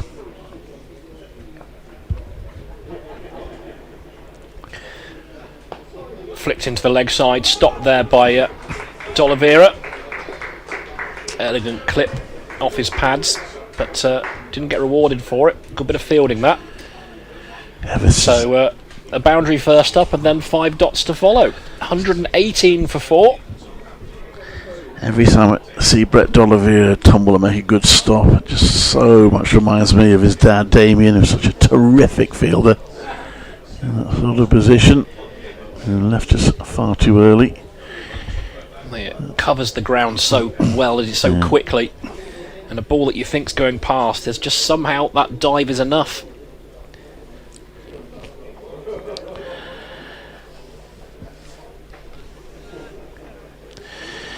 So 118 for 4. Duffy to continue. But D'Oliveira desperately hoping he gets a wicket. Oh, now, well, it's not got a wicket, but I tell you what, he's hurt Barnard's hand considerably there. Barnard ended up dropping the bat and pulling his hand away. And I think Sam Hain's come down. I think whether he's going to actually take treatment or he's just going to carry on. Sam Hain's is touched the other glove. High five nature. But Barnard seems to be okay. It is his bowling hand as well, so Warwickshire will hope there's no significant damage there. Yeah, climbed off a length. Immediate reaction, wasn't there? No chance of trying to style that one out. Duffy in again, and that's left by Barnard. There's no run.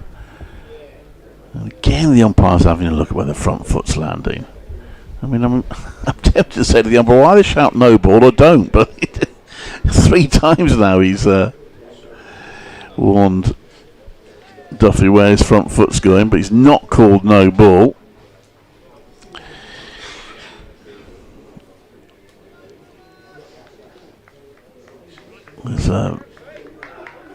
IPL match currently in progress. The Chennai Super Kings, they're your team. I'll tell you how they're doing in a minute. As Duffy comes into bowl, and that's guided down to 30. Seems to be okay, Barnard. He's got his sore hand on the bottom of his bat at the moment as he's run. I think he's just giving it a little shake, but I think he's okay. Might have been more the bat jamming, although the bat jammed into his glove, I don't know. But anyway, he's practicing some shots now. He's on. He gets one, he's on to 11. Yes, so the Chennai Super Kings, who are taking on the Gujarat Titans. 195 for 4 in the 18th over, so another high-scoring game there. As this one is, hey, that's a lovely shot. It's one of the, possibly the shot of the morning, as he leans back and drives that through the covers for 4. And again, Duffy's gone to the boundary. Haynes putting pressure on the bowler here. He's on to 31, 123 for 4. On his toes, top of the bounce. Lovely shot, wasn't it? Really elegant stuff. This might well be the last we see of Jacob Duffy for a little bit. It's a difficult one though, isn't it? Because he does look as if he might get a wicket any moment now. But he is going for runs. What's he now? 2 for 37. This is his 10th over. And that one is going to be just a single. Will they get 2? It's nicely played a square leg by Hayne, but the fielder is very quickly onto it to prevent a second run. I think that's a substitute fielder, is it? Who is that? Well, the first 5 overs of Duffy went for 10. His second set of 5, well, we're still 1 ball shy of that, and it's 28 so far. But he does look likely, Clive, you're right. But what we saw from Wokes and Rushworth was just being metronomic, being consistent with that line and length and asking questions, and Duffy hasn't quite got that control this morning. That one, Barnard leans back and plays it through the offside. Now he's led back now. I think he's throwing his head back in frustration that he's not carved that away for 4. I don't think that's a painful reaction. No, I think a couple of yards either side of the fielder, and that's clattering to the fence, isn't it? But he's picked out the man on the offside and got nothing for his efforts. It looks like we might see Matthew Waite again from the Douglas end.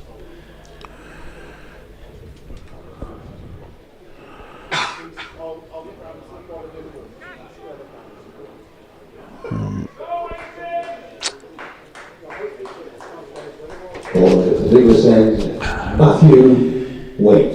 And we will, into the last half an hour before lunch here, visit Worcestershire New Road.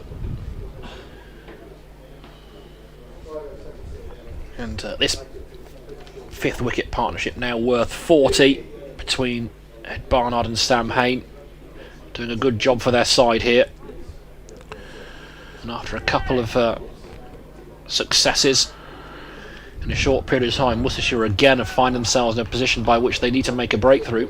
They need to end this partnership. In comes Matt Waite, Hayne facing, and he plays that under his eye line there, Sam Hayne, and keeps the ball out. Wicket to wicket from Matt Waite. It's taken me a while, but I've worked out who the substitute fielder is now. It's Tom Hinley, former Sussex player, and Ben Alice has just gone off. That may be a change of boots or just a comfort break.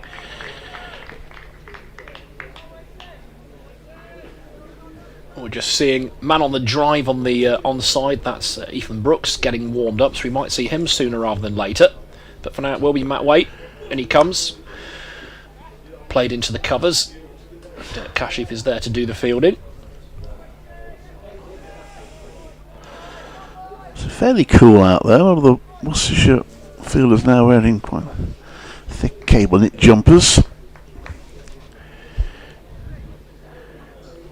I think Will Rose was almost persuaded to stay at Warwickshire when they introduced cable knit jumpers. He was thrilled.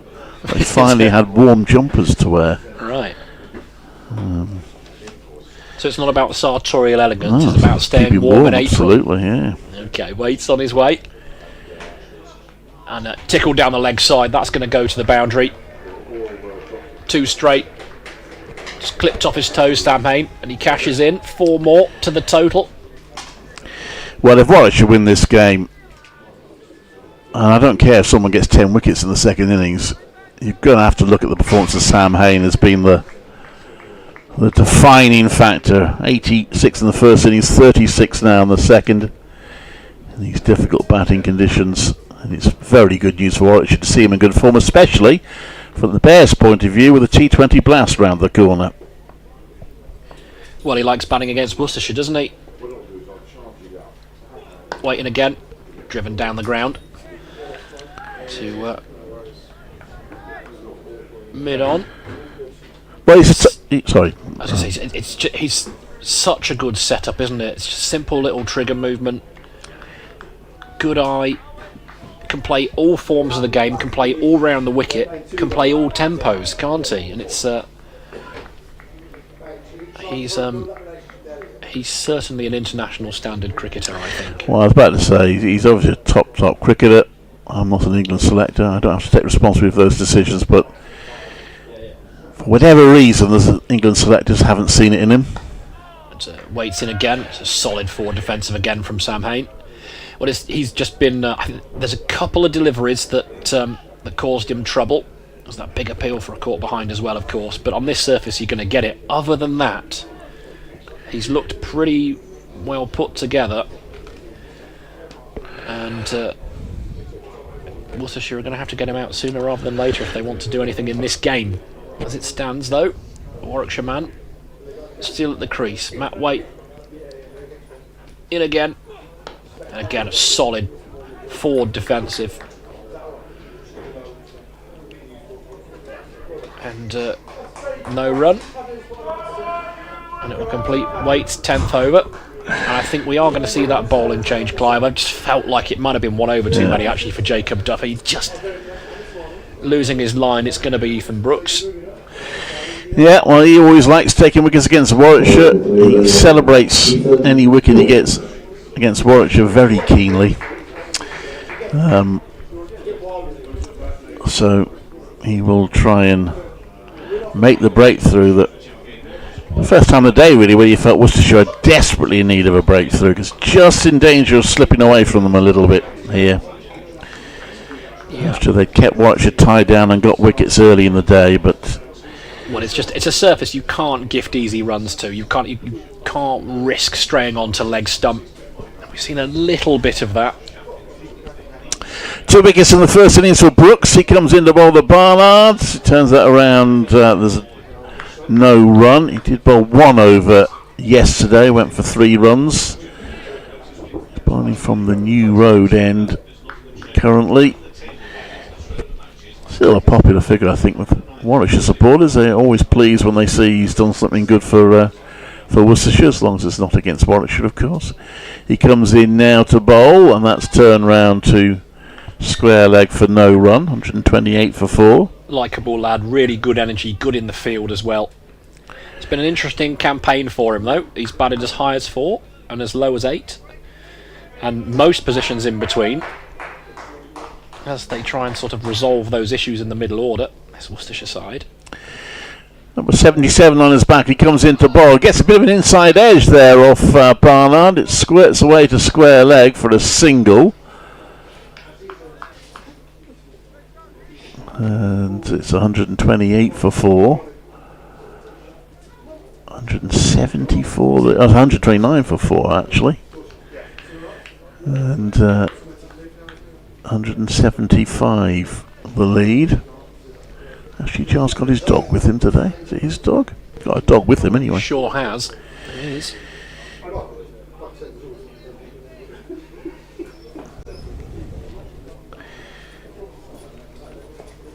As Brooks comes into bowl, and that's pushed out to the onside. There's no run. I said earlier in this match that he's one of the most visible, probably the most visible county chief executive on the circuit, Ashley Giles. He does his work during match days from the just by the press area, but close to the members, and quite often you'll see a supporter come up and have a chat with him. So he's Very visible, very available. That's played to the onside for no run. 129 for 4. Yeah, always got time for supporters as Ashley Giles, an easy man to find at New Road.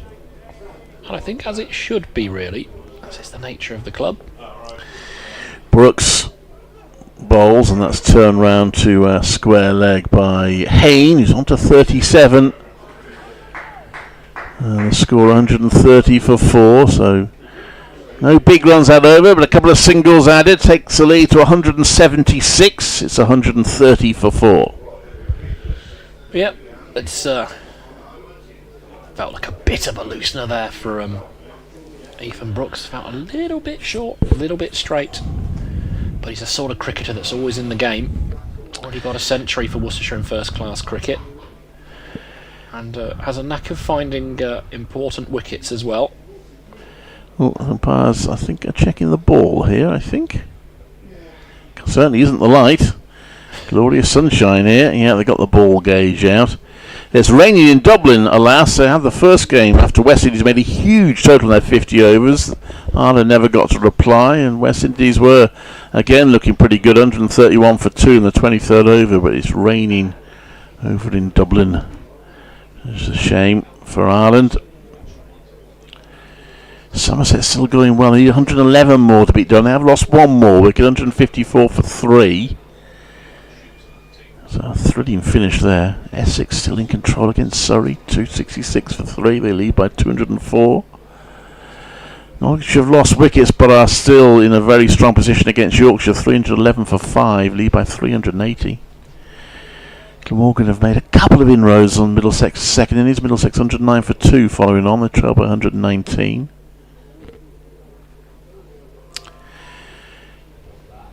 And Leicestershire have Lancashire at 57 for 2, still 194 behind Leicestershire's first innings total. Matt Waite then to continue from the Douglas end. Worked into the leg side. Man out on the rope will complete the fielding. A single taken at a leisurely pace. 2 games that might well finish in draws. Gloucestershire's got a bit of work to do. 241 for 6, 228 behind Northants. Gloucestershire still in their first innings, and Kent in their first innings, 269 for 4, 318 behind Derbyshire.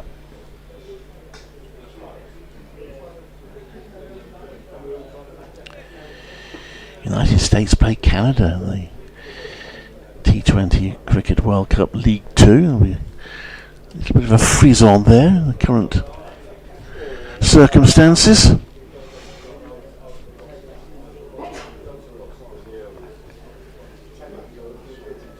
Wait in again, and cut away there into the offside. Quick single taken. Kashif runs around from cover, fields to his left hand side. Yes, the world of geopolitics means that most sporting events could indeed have an element of tension involved in it. So,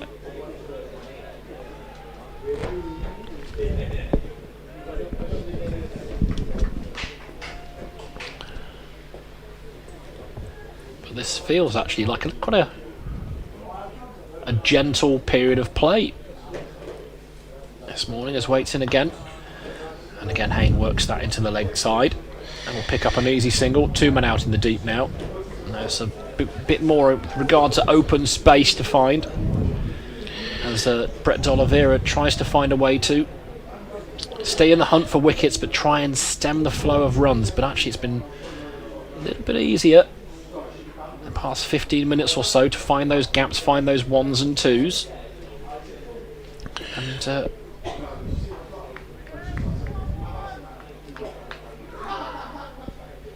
on the verge of a 50 partnership, these two. In comes Waite again, and Barnard just shoulders arms, lets that go through to Roderick. Yeah, well, wickets have fallen in clusters. Worcestershire will hope that happens again, but the 3 wickets today went for, in the space of 27 runs. You say, Jim, this is a significant partnership. There haven't been too many of those in the game. Only two. Sorry. I was going to say it's Sam Hain doing the lion's share of the work, but it needs that support we saw from Tom Latham, didn't we? He got himself a 50 as well, but the way that they batted together. As Waits in again, cut behind square. Libby does the fielding. There have been 2 50 partnerships in the game. There was that one between Latham and Hain, 109 added for the third wicket in the Warwickshire first innings, and then the Worcestershire first innings started with a partnership of 64 before Jake Libby was out. It was a good lick as well. It's a good positive opening stand, and we saw it yesterday morning with the cloud cover and everything else. Him and Gareth Broderick, of course. Alan Richardson just looking up to the press box, another popular figure at Warwickshire in his time. In comes Wade again. Oh, that's a false shot. Genuine edge, past the stumps. It's going to beat the man at fine leg as well. So a rather fortuitous boundary, but that won't bother Ed Barnard one bit. Yes, a rather rueful look from the coach there, Alan Richardson. It's another. And I think that brings up the 50 partnership as well. Yeah, it does, you're right. 53 added. Where are we? 46 overs, so if I find the right page, I'll tell you. So that's in about 9 overs. So it has changed the day quite considerably, this partnership. He's wearing shorts, Alan Richardson. It feels a bit colder than that, but still. He's just coming around to have a chat with. Well, I took a gamble, Clive. I went shorts as well, so but I'm indoors, so I'm kind of okay.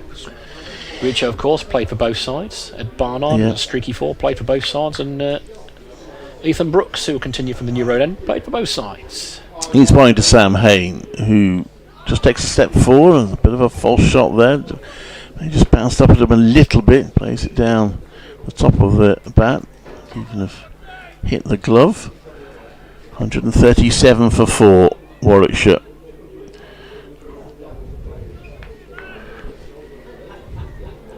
He won the toss back on that first day. Bamber comes into bowl. And he leans into that one, Hain plays it into the deep for a single.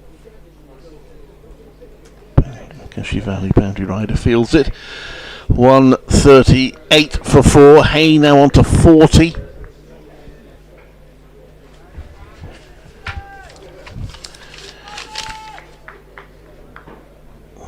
So he actually had 2 half centurions in this match, and they were both in the Warwickshire first innings. Hain's 86 and Latham's 59. No one quite managed it for Worcestershire. Jake Libby's 45, the closest. That's turned round down to fine leg, and that's going to be 4 more. Alan Richardson goes to field that, although in the end he doesn't have to because the fielder gets there first. But again, just straying a little bit down the leg side here. Worcestershire and Warwickshire taking advantage. Barnard is 21 off 19 balls.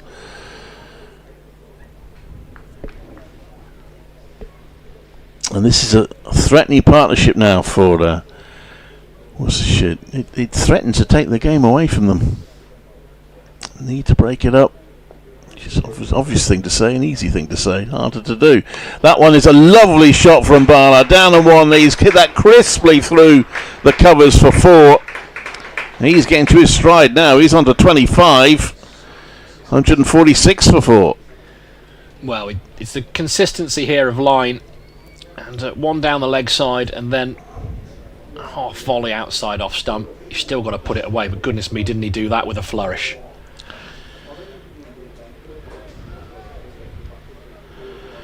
And we're 10 minutes away from lunch here, and Worcestershire have got to be careful. They'll welcome a break here at this point, because for the past half an hour or so it's been all Warwickshire. Yeah, it's been a defining period of the game.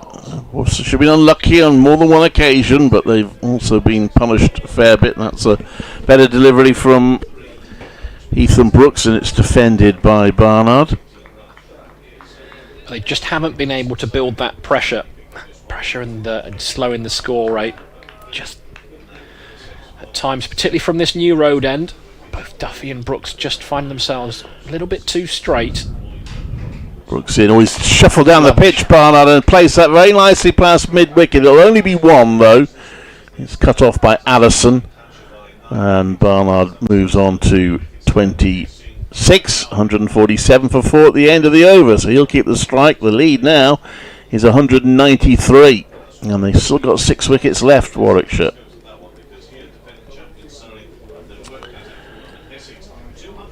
And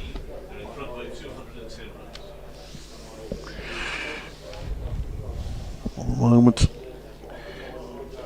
Worcestershire having to do the thinking here, but Oliver having to do the head scratching. Well, I'm sure they'll want to slow things up before lunch, but they can't afford to because of the over 8. Looks like Matt Waite will continue from that far end, from the Diglis end. It's a really nice shot for 1, wasn't it? Last ball the previous over. It's Ed Barnard just sashaying down the wicket. In comes Waite then. Oh, that's hurt Barnard again. Well, it's the same hand, isn't it? Again, wraps the glove from a length. I think it might have hit his elbow as well. He was giving his elbow a rub. You saw Sam Hain take a blow to the elbow, trying to leave one during the first innings. I think you're right, Clive. He's giving it a little shufty.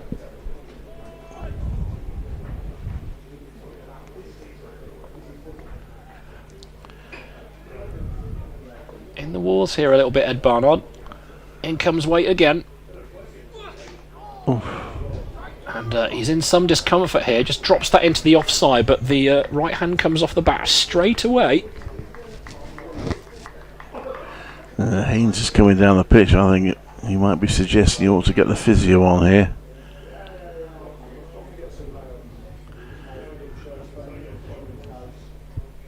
He's been sent back. Absolutely no interest in discourse there, Ed Barnard. He wants to get on with things. A couple of twirls of the bat. Very distinctive setup that he has. And Waite will continue to probe. And just dab down to third man. That's going to be 4 more. Played late. Soft hands. Guided past second slip. Good shot. Yeah. 4 more to Barnard, and it brings the 150 up for Warwickshire. 151 for 4. You were saying earlier on they get somewhere near 150, and you feel like I think they might even have enough, but they've got plenty of time to bat on. It's a really good example of forgetting what happened previously. Wrapped on the arm, discomfort with his top hand, and then just plays a really nice late cut. Plenty of real estate between the slips and backward point. That is the quickest 50 of the match, that third 50 for Warwickshire. 151 and 288 balls. 287 balls actually, I think. Let me just check that. Well, Matt Waite's directing traffic here, trying to figure out his field. Barnard's been set for some time, and the change is going to be made. We're going to have Jake Libby's going to come down to third man. Kashif's going to move around, so those fielders in the offside all rotate round 1. So he's got himself a bit of cover deep on the offside. Behind square, in comes Waite then, and cut away. Not timed at all though. Straight to Kashif, who's replaced Jake Libby at backward point. Yeah, different context in the match really. 151 for 4 and 287 balls. The third 50 took 52 balls. Most taken a lot longer. Warwickshire did get their third 50 in the first innings as well in 58 balls. That's when it was Hain and Latham. Worcestershire's first 50 came in 68 balls, but that is the quickest 50 of the match so far. In comes Waite.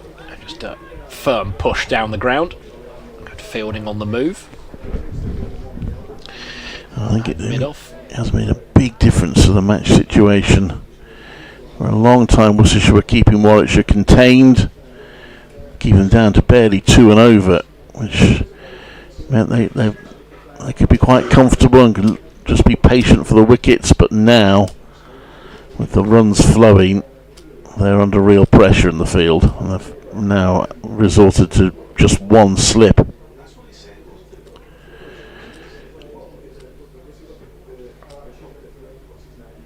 Matt Wade then running towards us. And he's in, and that's lofted up into the air, and Jake Libb is there to take the catch. Skewed off the edge, looking to play into the onside, but it's found its way to third man. Only put the fielder there a couple of deliveries ago.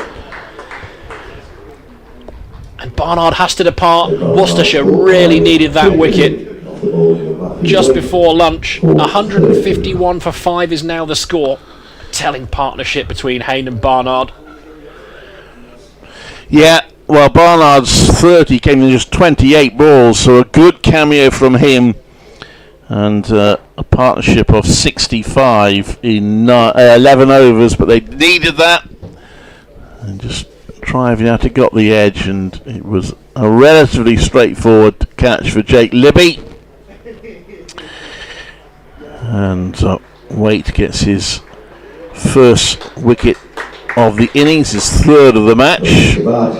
It's Libby's second catch of the match. Zen Malik, now he interestingly did play himself in for a while, but then he really cut loose in the first innings. Yeah, got 34 I think. He was very aggressive after getting his eye in. Ed Barnard, by the way, getting a lovely reception there from the Worcestershire members up into the pavilion. What has been largely an attritional affair, it just felt like where the Warwickshire bowlers maintained that line and length and kept probing away, Worcestershire just a little bit lost their line a little bit this morning. But that breakthrough just halts Warwickshire's advance a little bit. And as you say, Clive, the second part of his innings, Zen Malik very positive.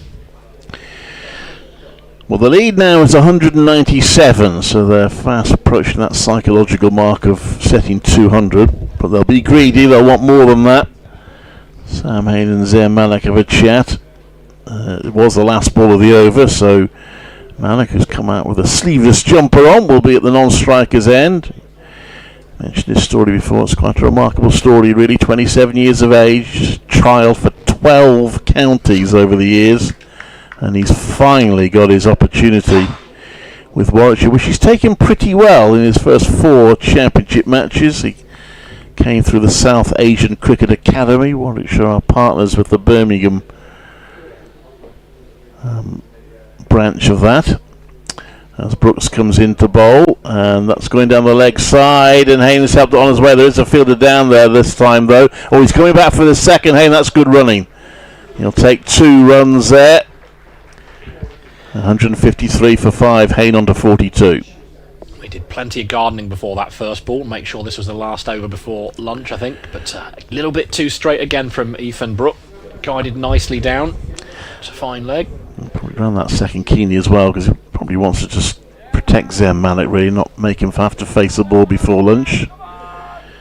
It's interesting is that then Malik, I think he was at Malvern College and he spent was, a bit of time yeah, at Worcester's second 11 squad. Yeah. That's played out to the offside. Well, we talked a bit about that actually when we interviewed him after he scored his maiden first-class century, and he said he was at Worcestershire seconds, and looking back now he thinks maybe he got a little bit complacent because he was going really well for the seconds and it looked like he was going to break through, and it never quite happened. He thinks looking back maybe he just took his eye off the ball a little bit, but he's made it eventually as Hayne plays out onto the onside and there's no run. Well, it's a bit of self-awareness is no bad thing at all, isn't it, in this in modern sport? And he's what, 27? 27, yeah. So he's still got plenty of time. He's by no means a bit like Kashif Ali, really, in that same age bracket where they've they're not youngsters by any stretch, but then don't have huge amounts of games in first-class cricket behind them. Hayne defends, there's no run. Yeah, in terms of taking an opportunity, he only got into the team because of a late injury to Sam Hayne, and yet next match, with Hayne back and Tom Latham having arrived, he kept his place, which showed how well he grasped his opportunity. He hit the winning runs against Yorkshire with a 49 not out in a low-scoring game.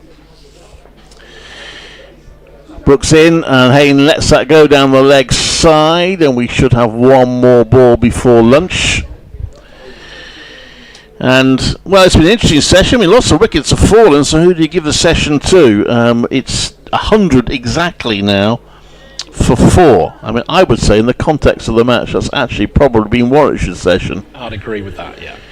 Brooks comes in to bowl to Hayne, who defends that, and that is the end of the over. That is the end of the session. Warwickshire 153 for 5. I say it's the end, actually. It's 1 o'clock on the clock. Wait, I always lunch a bit late because of the extra half hour at the end of the day. I can't get my head around it. Yeah, I think it must be slightly later lunch today, because of course we have got the extra half hour to add on at the end of the day. So, as you were, we're still playing. If you were halfway through making a cup of tea in anticipation of lunch, we apologise. I weren't expecting that. But we will continue. But as to the point, 100 runs added, 4 wickets.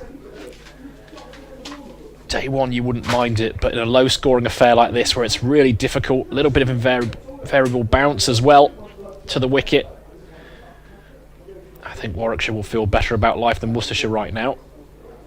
But Matt Waite will come in then to Malik on the front foot and just pushes down the ground.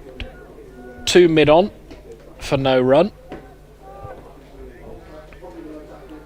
Sam Hayne on to 42 at this point. Another really impressive knock. He likes playing here, doesn't matter the context. Had a little bit of luck, but you need it on this surface, you feel. Played well, though. Matt Waite to continue. In he comes. Playing to 2 slips. Just turned into the onside. Fielded by that man on the drive, mid-wicket, which is Ethan Brooks, who's been bowling from the New Road end. And it's been a mixed bag, really, from Ethan Brooks. 4 overs, 17. No wickets, of course. Usually a really important safety valve for Brett D'Oliveira. In comes Waite, and driving on the front foot there to wide mid-off. They come through for a comfortable single. Stretching for it a little bit, Malik, but he was in control.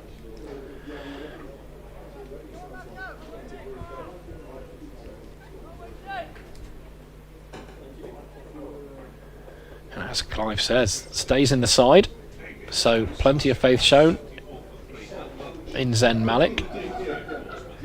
I suppose the best way to find out if they're good enough is get them in the first team and give them a go.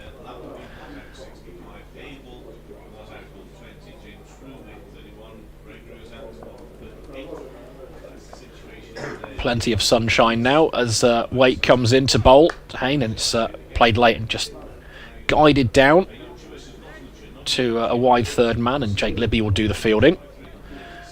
He took a catch the previous Matt Waite over to dismiss Ed Barnard, looking to turn the ball into the leg side, and got a thick edge, ballooned up.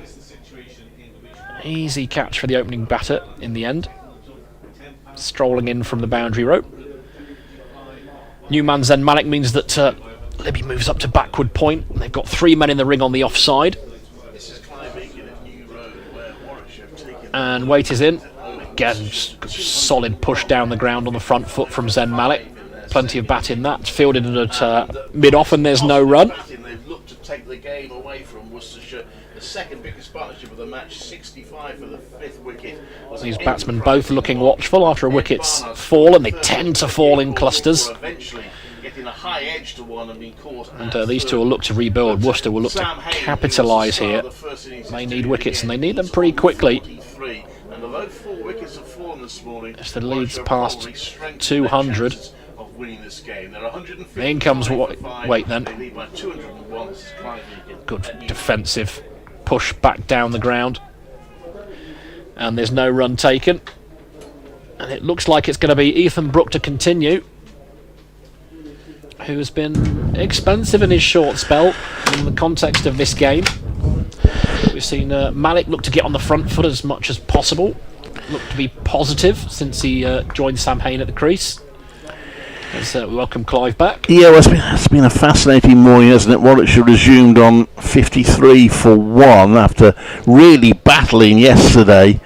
That gave them an overlight lead of 99. It remained a battle for much of the day, and Worcestershire did get a flurry of 3 wickets for 27 runs. Tom Latham caught behind off Tom Taylor for 20. Rob Yates was LBW to Ben Allison after a really hard-working 29, as that one has turned round his pads by Hain. He's run the first one hard. He reckons there's a second there, and he's right. Good running again from Sam Hain, who moves on to 44.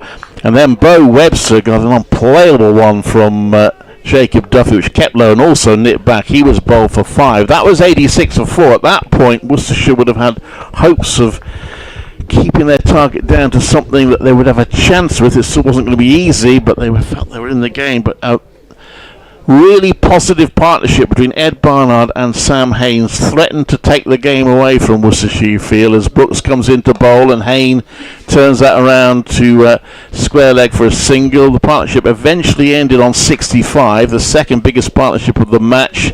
It came off just 11 overs when Barnard was caught down at third of an edge off the bowling of Matthew Waite for 30 off just 28 balls. And Hain, who did survive an impassioned caught behind appeal early in his innings, he's still there on 46. And he's been joined by Zen Malik on 1. And in the sunshine here at New Road, Warwickshire 158 for 5. That means they lead by 204, and that's already looking like a testing target for Worcestershire, who are bowled out for 181 in the first innings. Still difficult batting conditions. Barnard, before eventually being out, was wrapped on the gloves and the elbow. As Brooks comes into bowl, that's left by Malik, and there's no run. I'm Clive Eakin with me, Jim Dale. So you feel, Jim, at the moment it's Warwickshire who are dictating this.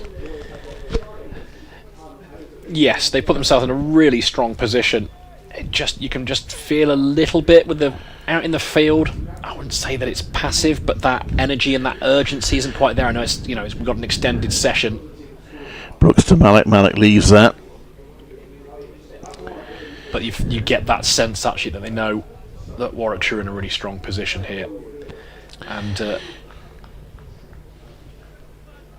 limited options really for Brett D'Oliveira. Brooks, I mean, we have to say that he's 4.4 over so far, 20 runs, not really threatened. He's in again. Malik defends. There's no run. 158 for 5.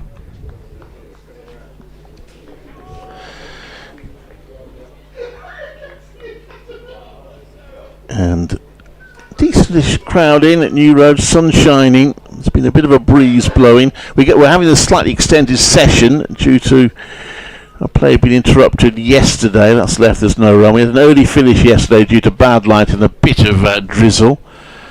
And so we get an extra half hour today. That's why lunch is delayed. I think it's 1:10 lunch. Well, we'll know when it is. Thank you, Kevin. That's confirmed to me, which probably means this next over will be the last over before lunch. The session so far has seen Warwickshire score 105 for 4. So Worcestershire might be happy with the 4 wickets. They won't be so happy with conceding 105 in the session. Yes, I think they're about 25 runs ahead of where they'd want Warwickshire to be there. We're going to see Matt Waite then finish out the session from the Diglis end. He and Ben Allison exclusively bowling. That's wrapped on the pads, unconvincing shout. The ball finds its way down to fine leg, and they'll pick up a comfortable 2. Leg byes given, so it's been Allison and Matt Waite exclusively from that Diglis end all session. Yes, we saw a spell earlier from Jacob Duffy, didn't we, when he was threatening. He got a wicket and he was unlucky not to get 1 or 2 more, but he also went for quite a lot of runs, which is not what's needed in this match situation.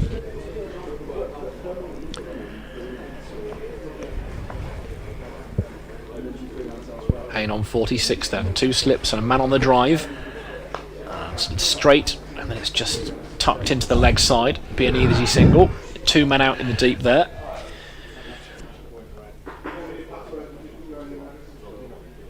And he had capitalised on a little bit of wayward bowling, but he's also played a really good hand here, Sam Hain. 47 from 79 balls, which, again, as we've seen in previous days, that's at a good lick.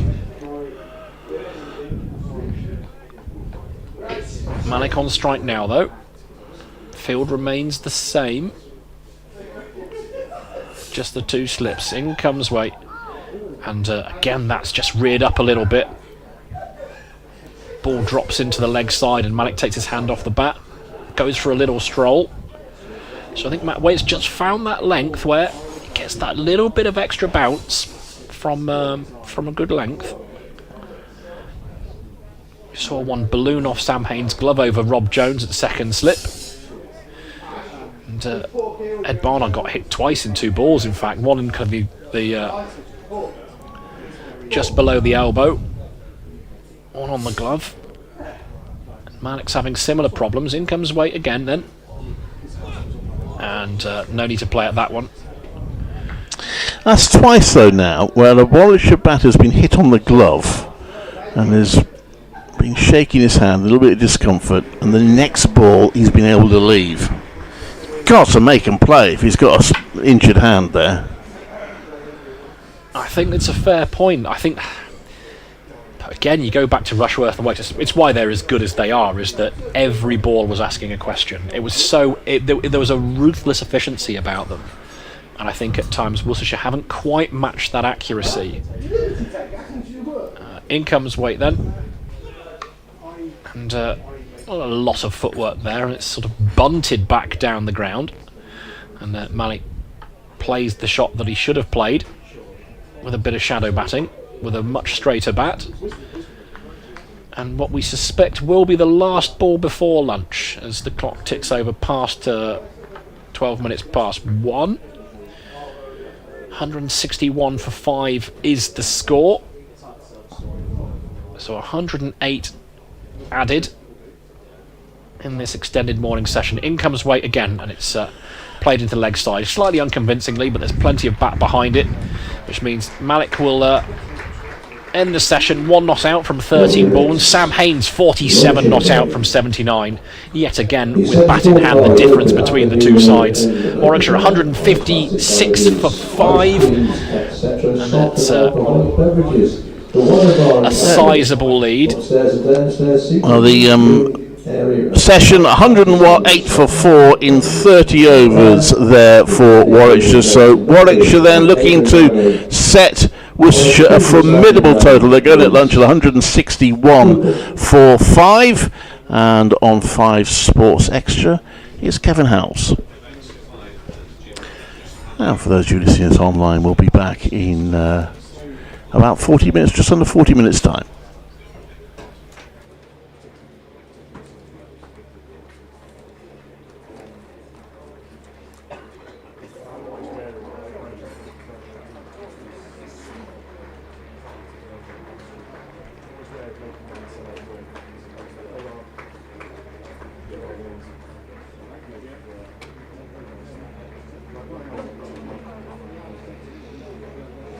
If you are perambulating on the outfield, please be aware of the stewards who will tell you exactly where it is safe to go. Around the world of cricket, at Chester Street, Somerset 174 for 3. They need a further 91 runs to beat Durham. Our result at Hedge End, where Sussex have beaten Hampshire by 9 wickets. At the Oval, Essex in their second innings are 279 for 3, so they lead Surrey by 271. At Headingley, Nottinghamshire in their second innings are 318 for 6, they lead Yorkshire by 387. At Sophia Garden,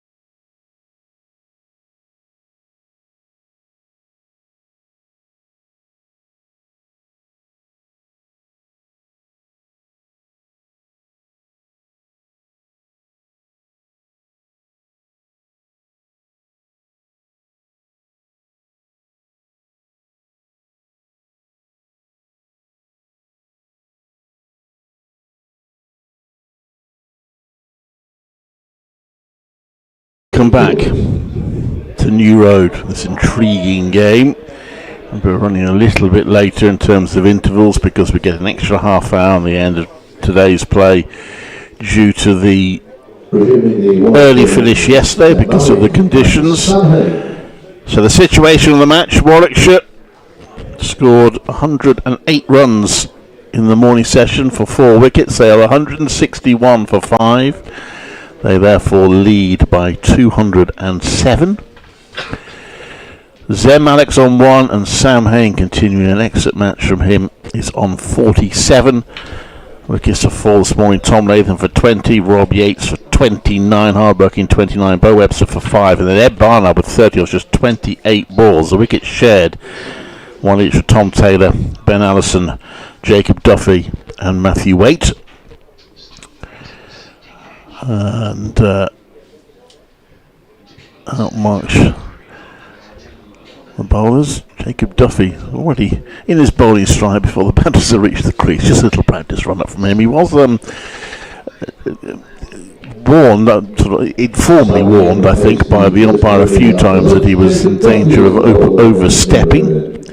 But it wasn't actually called for any no balls in that morning session. I'm Clive Egan, Jim Dale with us, and later this afternoon we're hoping that Kevin Howells will be able to join us. He's currently looking after the listeners on 5 Sports Extra and 5 Sports Extra 2.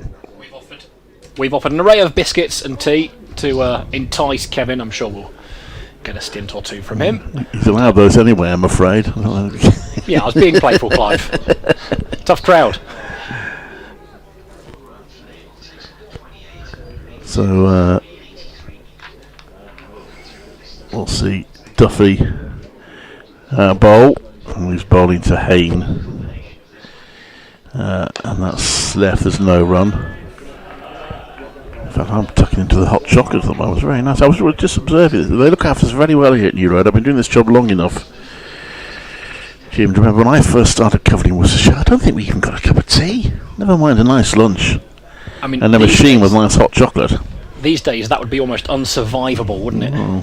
A day at the cricket. It has improved a lot, I have to say. And the late great Christopher Martin Jenkins, I think, was quite instrumental in improving our lot as county cricket reporters. This one is left. There's no run because he was very influential at Sussex, and he was one of the people that started suggesting to the counties that it would be nice to leave us a little bit fed and watered, and we do get very well looked after around the county circuit now. It is a thoroughly pleasant way to spend your time, isn't it? But we're not here for the sustenance, an added bonus. But yes, hopefully get our eyes on a little bit of cake later on as well, Clive. Yes, the ladies' pavilion is open again today if you want to come into the ground. That one is pushed out to the offside. There's no run. 161 for 5. I was thinking earlier, again, I've been coming out, I keep harping on about how long I've been coming here, but I was thinking, just walking around the ground thinking, the structure that I'm in now, the commentary box, along with the ladies' pavilion, and maybe that marquee are the only things I think that are still as they were in terms of the stadium structure when I first started reporting. That one is clipped off his toes by Hain. He's into that, and he'll get 2 runs. I first came to New Road actually when the independent radio came a couple of times, and there used to be, I'm sure there were benches along one side rather than the bucket seats we now have all the way around the ground. It wasn't long after I started that they arrived. We have the stand opposite the Basil D'Oliveira stand. That wasn't there, and you could see the building directly opposite us, that's still there, but that was a scoreboard when I first started, and it's appropriate that's the Basil D'Oliveira stand. This next one is defended. There's no run because there's a little window in that building, and that was Basil D'Oliveira's office when he was coach. And you sometimes see him sitting there watching the cricket. You wouldn't be able to see it now from there because the stand's in the way, but it wasn't there in those days, so he could watch the cricket from there. The pavilion, of course, got replaced by the Graham Hick Pavilion. All change. Still a lovely ground, though. They haven't spoilt it at all.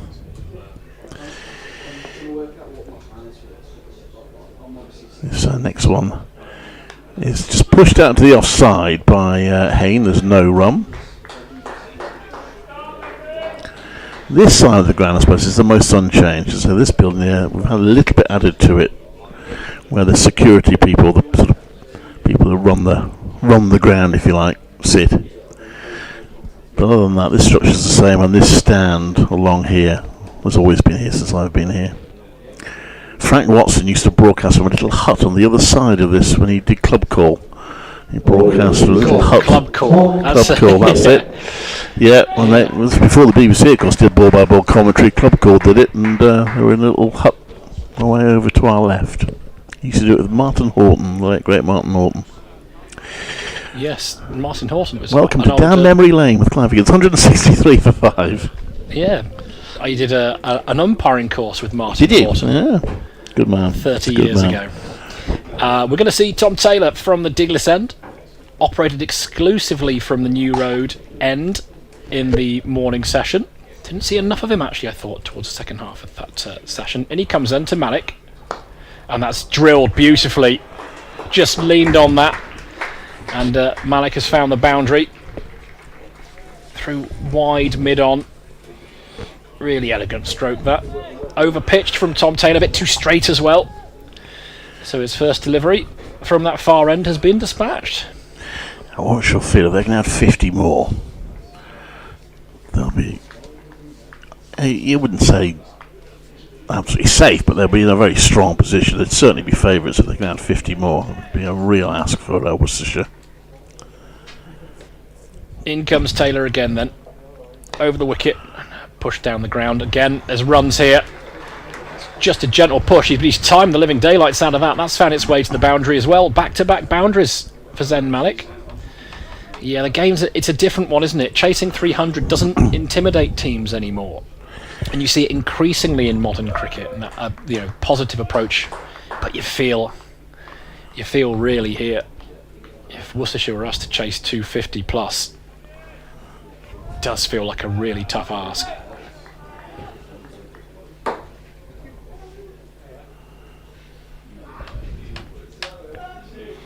Taylor in again. Ooh, and that's reared up. He looked to play that with low hands there, Malik, but the bounce has got the better of about the same length that Matt Waite was causing problems. It's given us leg buys, so it wasn't off the bat, but the shoulder bat wasn't too far away from that. Yeah, nor was the glove. Yeah. I suppose Worcestershire might take encouragement from what's happening at Chester Street, where Somerset were bowled out for 172 in their first innings, then bowled out Durham for 159 and were set 265 to win. Well, they're not there yet, but they're well on their way. They're 190 for 3, so don't know what the conditions are like there, but that's the sort of run chase that Worcestershire will probably have to try and emulate. Well, before they get chasing, they'll have to deal with Sam Hayne, who's on 49 not out here, as Taylor's in again, and he gets to his half century with a gentle little clip into the leg side. Easy single, and that's 50 for Sam Hayne from 86 deliveries, and he is playing a different game to everybody else. Yeah, 7 fours is a 56th score of 50 plus in first class cricket.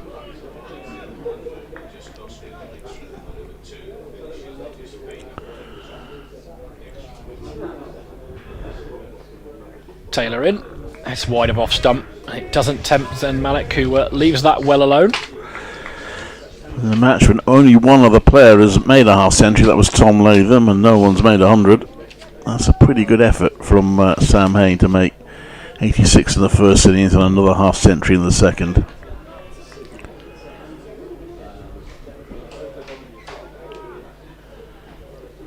But he's used the full depth of his crease. He's been positive on the front foot as well.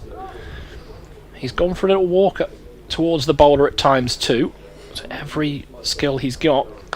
So Malik drops that into the leg side for no run. Played a back foot defensive shot there. Not very compact in doing so. So that completes the over. A profitable one for Warwickshire. 10 from it. Yeah, we've still got 72 overs left in the day. So still can't rule out a 3-day finish, but Warwickshire recovery from 86 for 4 to this score makes it less likely that we'll finish today. Still possible. Well, it suggests that the weather forecast is going to be more of the same from the past couple of days for tomorrow as well, so there is plenty of time. Duffy into Hayne, who's late on that one. He doesn't know where the ball's gone. It's down by his feet. And that one again may have kept lower than Hayne was expecting. He just played down on it. Just about kept it out.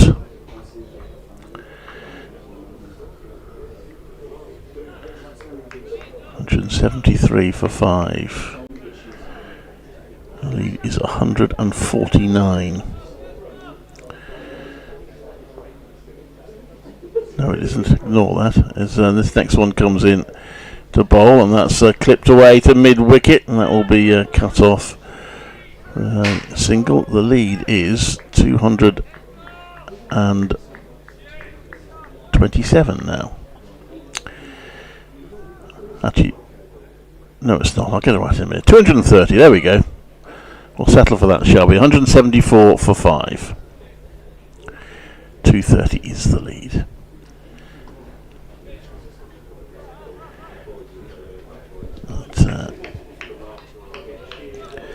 It's a decent lead, at any rate.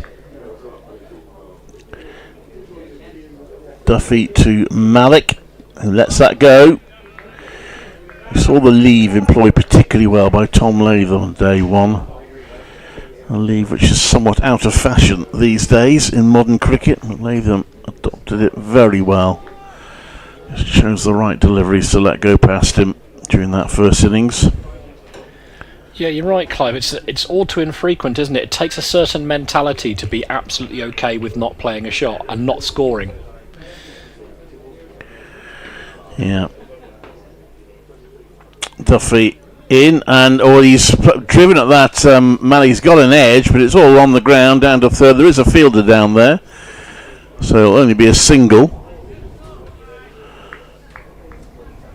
But a bit of a triumph for the bowler. Got the edge.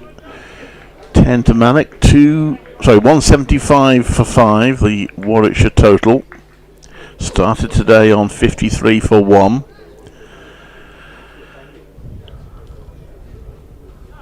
.46 runs ahead at the end of the first innings. And Hayne defends. Back to the bowler. Goes on walkabout.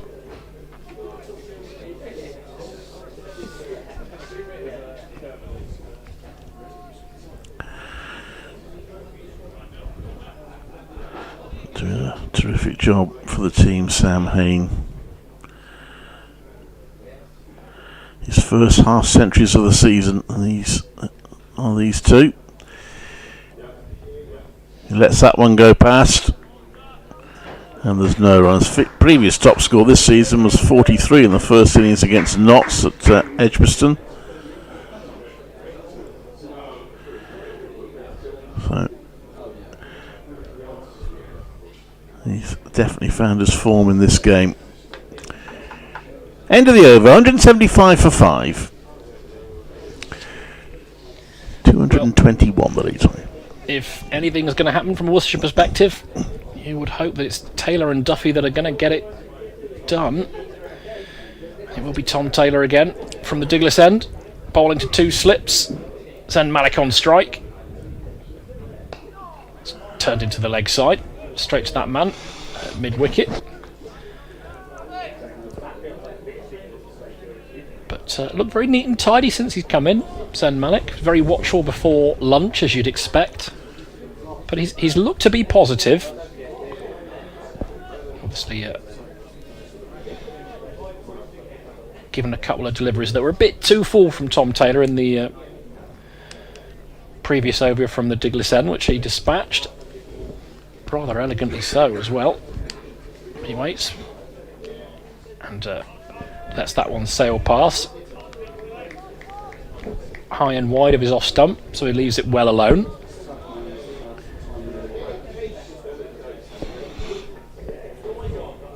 very much a modern sort of setup. So Malik's got that high back lift. Knees bent.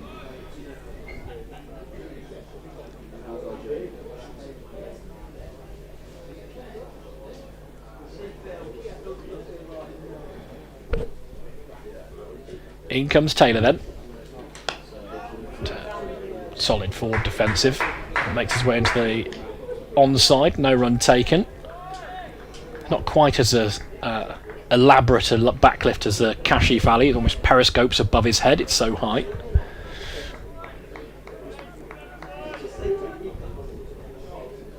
But very much the modern setup. Several twirls of the bat in hand.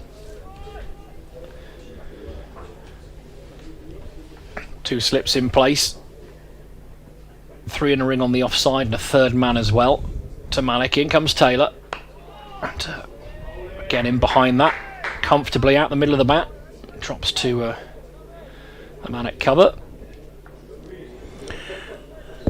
Right, I don't know if you've been outside, Jim. I've arrived here for it. It's pretty nippy out there. The photographer came in early. He was operating the back of the Basil D'Oliveira stand. Says it's freezing over there.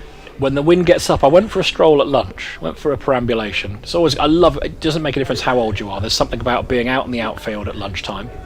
Quite a lot of lads who, I'd place them comfortably in their 30s having a knockabout as well, which is always good fun. You're never too old for a game of cricket on the outfield. As Taylor comes in, and a bit of bounce there, and it's just dropped into the leg side.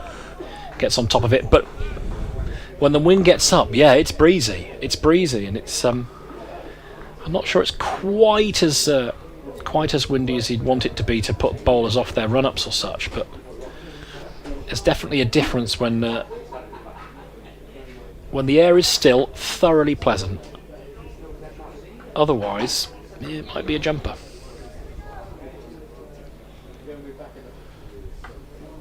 Sunshine at the moment. Things do look pretty still out there as Taylor's in again. And solid push into the offside, straight to Ethan Brooks at cover, so there's no run. Neat and tidy over from Tom Taylor, but Malik not looking in any particular danger, so another over goes by. 175 for 5 is the score, and it means that Warwickshire's lead is 221. Yeah, Taylor's second maiden. He's important from Worcestershire's point of view. If they don't get wickets, they at least try and slow the run scoring down. Now back on at Dublin, by the way. It still looks like a 50-over match. West Indies 238 for 3 in the 40th against Ireland. In comes Duffy, and that's driven quite time it, Hayne, and won't get any runs for it. And Somerset still appear to be closing in on victory. They're 200 for 3. They only need 65 more to beat Durham. We already know that Sussex have beaten Hampshire. Sorry, got a couple of wickets, but they're still up against it. Essex, a good game at the Oval. Essex 294 for 5. They lead by 232. That could be entertaining tomorrow. Bearing in mind, Surrey chased down 500 odd at one point last season. In comes Duffy to bowl. That's left. There's no run. The other first division game, Nottinghamshire building a big lead. They're 346 for 8 in their second innings. 415 ahead of Yorkshire at Headingley. Second division, Middlesex are hanging on, 132 for 4 following on, still 96 behind Glamorgan. One more wicket for Leicestershire, who have Lancashire 85 for 3, 166 behind. Gloucestershire plodding along 289 for 6 in their first innings, trailing Northants by 180.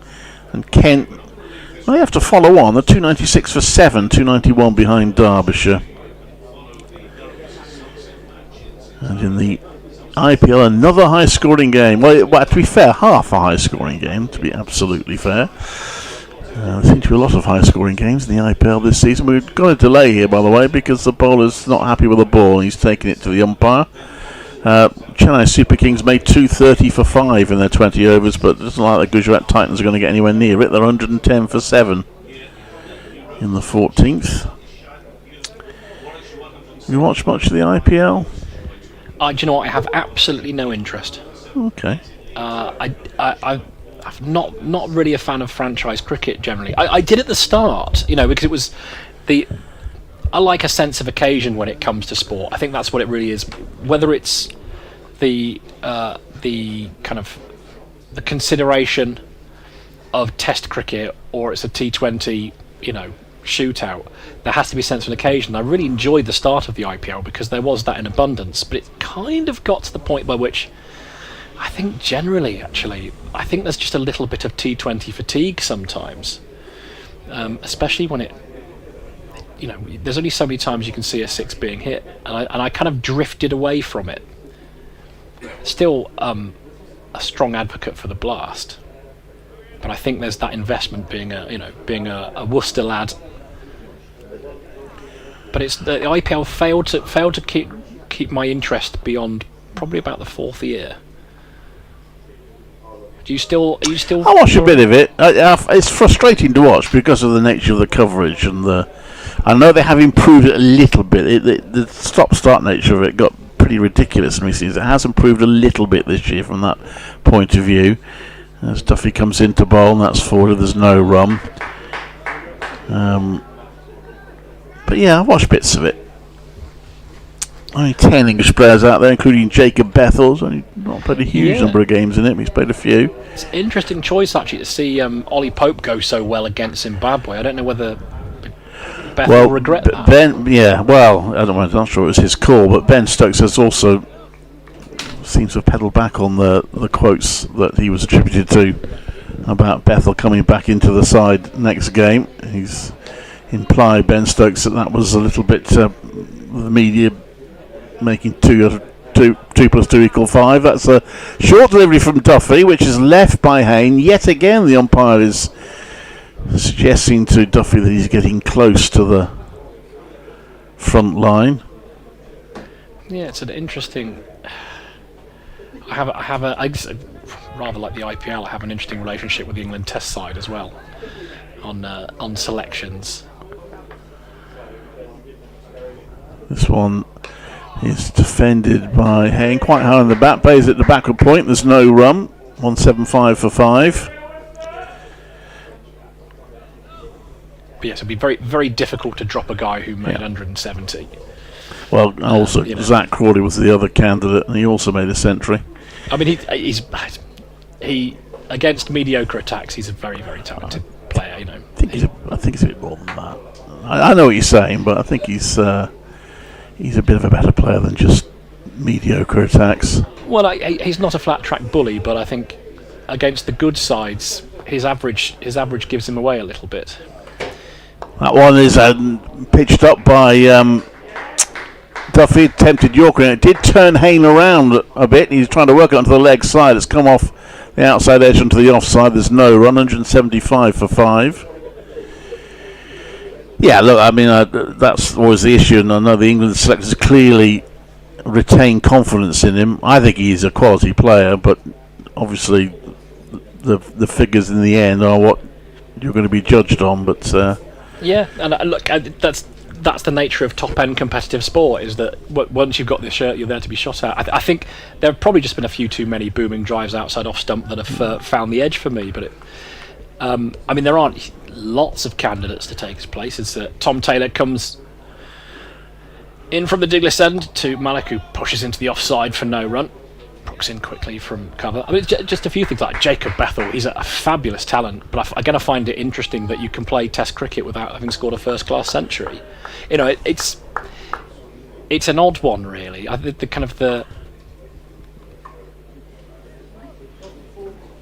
the approach that the England team have taken, they seem to have sort of mellowed a little bit in their bullish approaches. We're going to pick who we pick and tough. We don't care what you think. And that's fine, but there's Taylor in again. Again, that's Rat Malik on the glove. That's hurt. Lifted from a good length, that same area of the wicket. There's a little bit of concern Tom Taylor has for Malik there. That's bothered him. Yeah, and I think we're going to see. Sam Haynes called the physio on. He will be required. Just go back to. I agree. I take your point on Bethel, and you're right. He hasn't scored a first-class century. That is it. But to be fair, he has justified his selection when he has played Test cricket. He's done pretty well. Yeah, against New Zealand, I thought he was a breath of fresh air against a good bowling attack in New Zealand. So yes, so I get it, but at the same point, you kind of think, well, if you're there are enough players in playing county cricket that score multiple hundreds and look good doing it, and they're not going to get a look in. You kind of think, well, what's the point in county cricket? I mean, Dawson's sort of another one where you think, well, what's he got to do to get in the side? I know he's been picked for. He has been picked for. Is it the T20 or one day squad he's been picked for? T20. I can't remember. He's But it just always feels a little bit like you're either a face or you're not. And that's okay if that's they pick who they want to pick. I think there was an opportunity to give Zach Crawley a rest and see if anyone else can do it. Sam Hayes taking the opportunity to change his bat here. Dan Mosley coming out with the drinks and lost his place in the Warwickshire side the last couple of games, but he's made a good case for himself by scoring 150 for the County Select 11 in what was not deemed a first-class match, unfortunately, so he too is still without a first-class century. We're back underway, and Taylor on a length there, and Malik pushes back down the ground. Fielded at mid-on for no run. Presumably he'll be involved in the T20 Blast team again, Dan Mosley.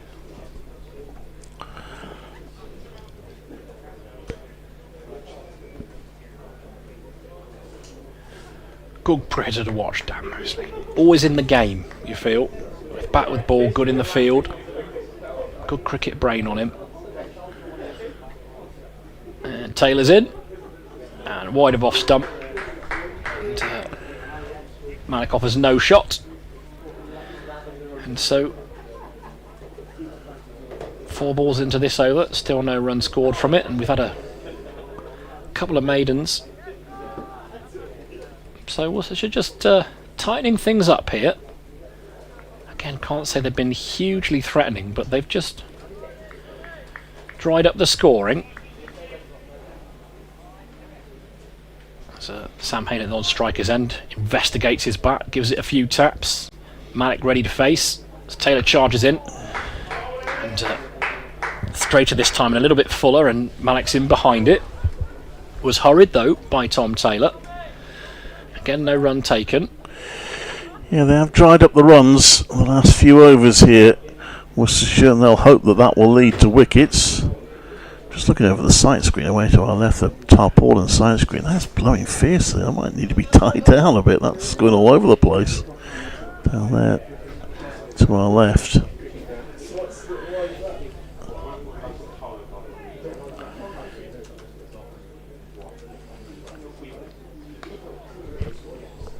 That's just dabbed down to third man. Just wide of off stump. And played late by Malik. Soft hands. Fielding completed by Kashif. And following the inspections of his bat at the non-striker's end, Sam Haynes called for another. Obviously, knew exactly what he wanted. Well, one in, one out. I just wonder whether he says to them, no, you haven't brought the right one out. I'll take this one for this over. Go and get the right one, for goodness sake. Might be my doing the conversation there. Is he getting his one-day bat out, Clive? I don't know. Are they going to think about being aggressive here? I'd probably venture perhaps not, but I think we are getting to that point where if Warwickshire want to start putting their foot down, they probably could. Well, Duffy comes in the bowl, and Malik has whipped that one away. That's going down to fine leg. It will be cut off, so it'll be 1 run. Zen Malik on to 12. Really promising start to his career. Got a maiden first-class century in his second match. So match winning, but match clinching. 49 not out in this first, but he's still troubled by that hand. He's just taken his glove off, and let's have a look at his right hand again.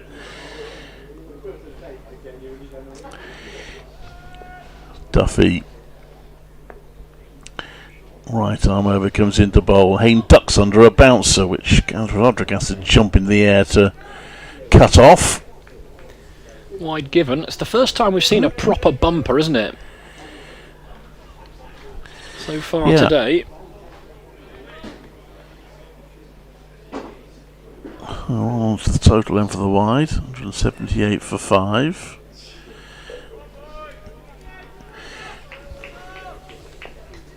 Duffy wearing number 12. Number 32, I should say. We'll talk about. I can see the 3 then. That's pushed back to the offside by Hayne. He remains on 51. It's holding things together for Warwickshire here.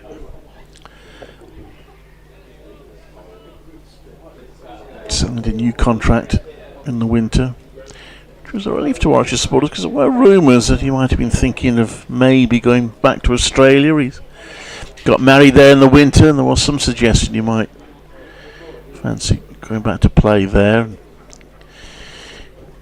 We would have meant, of course, giving up on any international ambitions for England. That one's left, it's taken by the wicketkeeper, there's no run.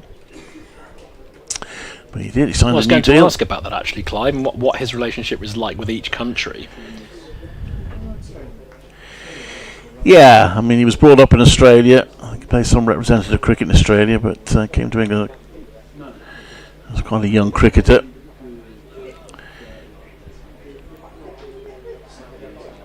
As in comes Duffy, that's left. But yes, he still has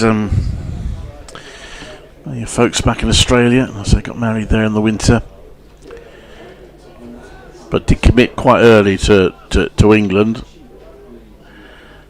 Has made I'm surprised that he hasn't had more of a look in. Yeah, just got those two ODIs against Ireland, in which he did all right. To be fair, made a decent score in at least one of those games. So he lets that one go. There's no run.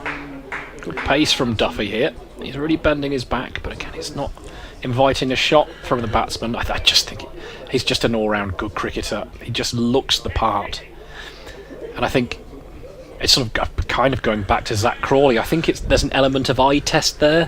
When you saw Michael Vaughan get into the Test side, he just looked like a Test cricketer. Made his debut with Chris Adams, who just didn't, and Crawley only averaging just over 30 in Tests and just over 30 in first-class cricket. Sam Hayne looks a better quality altogether. Hayne leaves that. And I know they don't play in the same spot, but it's interesting, really. I think, Ben Duckett's fashioned himself into an opening bat. I sort of feel if you have aspirations to play for England, then make sure you bat in the top 3. Feels like the safest place. 178 for 5. And the lead, 224. So, Warwickshire are close now to asking Worcestershire to get the highest score of the match if they're to win.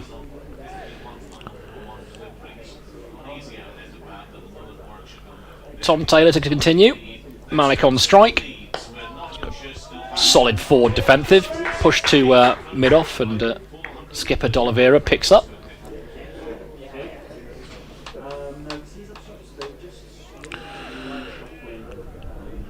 Anyway, as I say, my relationship with the England cricket team, I can never quite tell really what they're thinking. I think the subtlety of nuance sometimes disappears with the current England setup, but there we are. In comes Taylor again, and another solid forward defensive from Malik out the middle of the bat to cover this time. Easily fielded. Well, they have a belligerence about them, which can be good and effective, and can also be frustrating at times. Yes, I mean, the compared to what they followed, kind of the Chris Silverwood years were so miserable. Really, they were so joyless that it was very welcome. But I just think, sort of I think there's a frustration journalistically that they can't handle criticism. Really.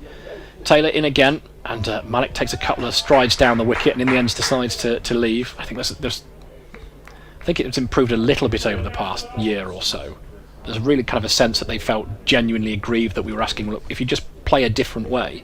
I think Australia were there to be taken, really, in the last home Ashes, and I think there's an element of stubbornness there. Really, we'll play this way no matter what. And they're there to win games of cricket ultimately, and they've not done that hugely well of late. In comes Taylor again. And again, solid defensive stroke. out the middle of the bat. Picked up by Ethan Brooks at cover. And a quiet period continues here. Just 3 runs from the past, well, almost 4 overs. Yeah, still plenty of time left of the game, so Warwickshire can afford that. But we'll want to try and keep the scoreboard ticking, because you just feel a wicket may not be too far away at any time. Still that -1 on the over rate by Worcestershire. No doubt they'll have discussed that with the umpires and scorers, and I'm sure Brett D'Oliveira will know where he is on that.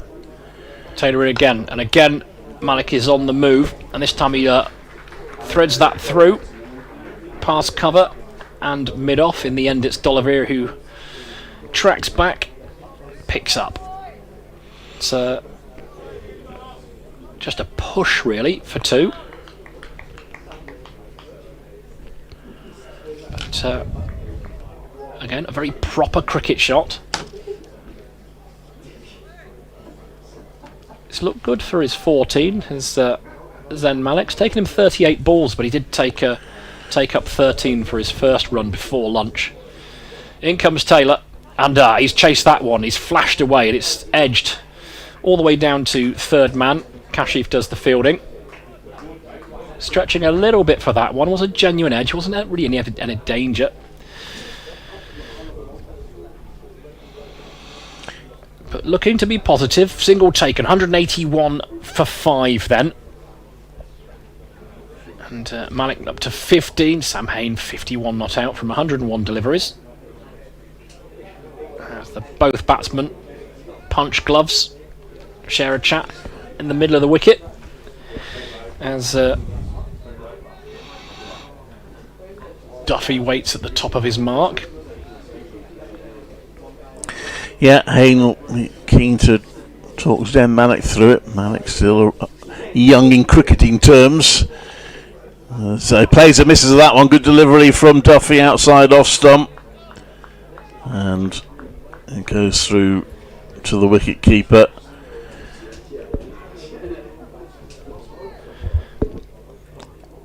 Yeah, good delivery that. I think, just a little shape away. Malik practicing a leave after that delivery. His 4th first-class match, Zen Malik. He drives up, it's in the air, and is it caught? Yes, it is at point. Very good catch. And Zen Malik goes for 15. Well, he's looking to be positive. Again, he's on the front foot. He was reaching for one in the over before, but again, reaching for that ball on the drive outside off stump. And it meant that it was uppish, and it was a really good grab. Zen Malik caught by Ethers. Off the bowling by Jacob Duffy for 15. Yeah, well, it did add 30 for the 6th wicket, so in the context of the game, that's a reasonable partnership. But Worcestershire are grateful to have got that wicket. They are now at the stage where they will have to make the highest score of the match if they're to win. Kai Smith marches out to the crease.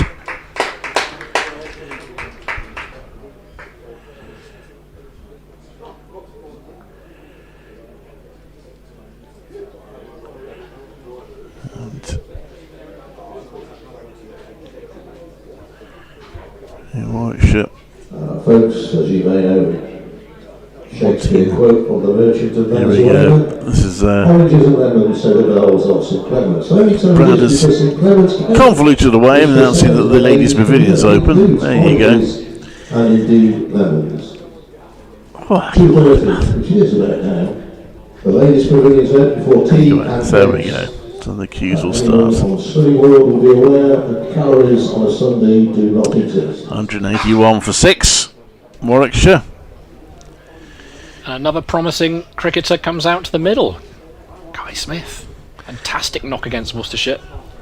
Yes, that was one day cut. That was something special. That was his coming of age, really. Ethan Brooks, by the way, took the catch. Good catch. It was low, wasn't easy. Yeah, diving across and forward a little bit, wasn't it? He did well, got both mitts to it. If actually in a tricky game in terms of visibility. Good catching in this contest, isn't there? Yeah, 227 is the lead that's left. Yeah, I mean, too many put down. Warwickshire put 2 down in succession before the close of the, when was it, the first day, I think it was. No, it wasn't before the close, before a session. They put 2 chances down in reasonably quick order, but for the most part the catching from both teams has been pretty good. A couple of really good slip catch by Richard Jones that ended Warwickshire's first innings and got Chris Wokes out. Here's Duffy, who's 3 for 44 now, so he's taking wickets, and he wasn't a million miles off taking one there as rather tentative prodded it by Smith that goes past his outside edge for no run. So you see Ben Allison here just to mid off the shirt and the jumper billowing here, Clive, as the wind's picking up again. But yeah, he wasn't sure about that, was he, Kai Smith? 5 Sports Extra with Warwickshire 181 for 6 now, which means they lead by 247. Lost just the 1 wicket since lunch, just a moment ago. Zen Malik playing the ball to backward point where Ethan Brooks took a good catch. That one's left for no run, and Duffy took that wicket. Brooks for the catch. Malik out for 15. That ended a partnership of 30. Key partnership of the innings has been the one for the 5th wicket, where Ed Barnard and Sam Hain added 65 in the space of 11 overs to push Warwickshire on and push their lead on.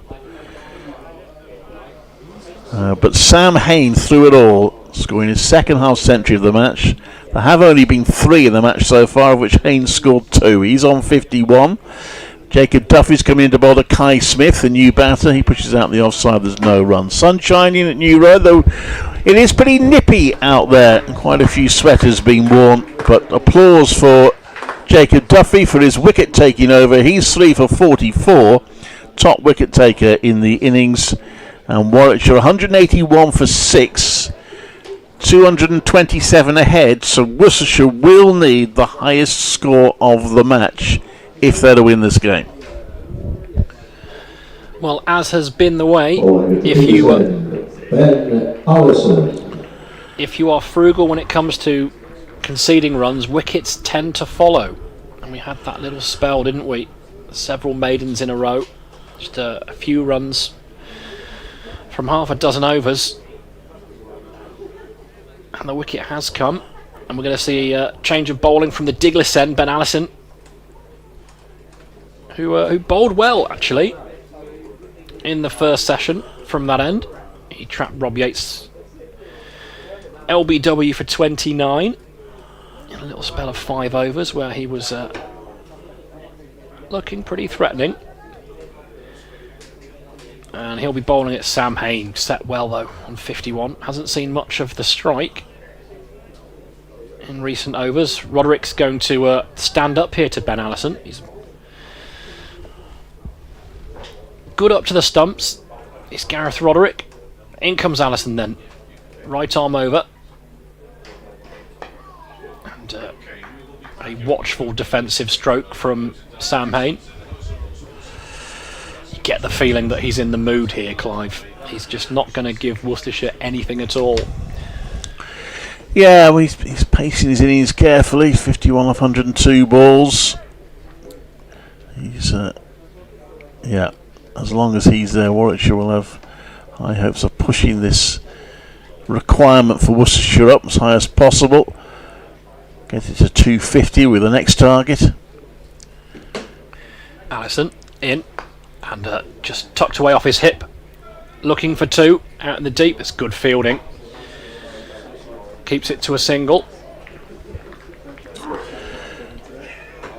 But he has played very well, Sam Hain. Just joined us, we were talking earlier, he's struggled a little bit this season by his standards and hadn't had a half century yet this season. He did miss 1 match through injury.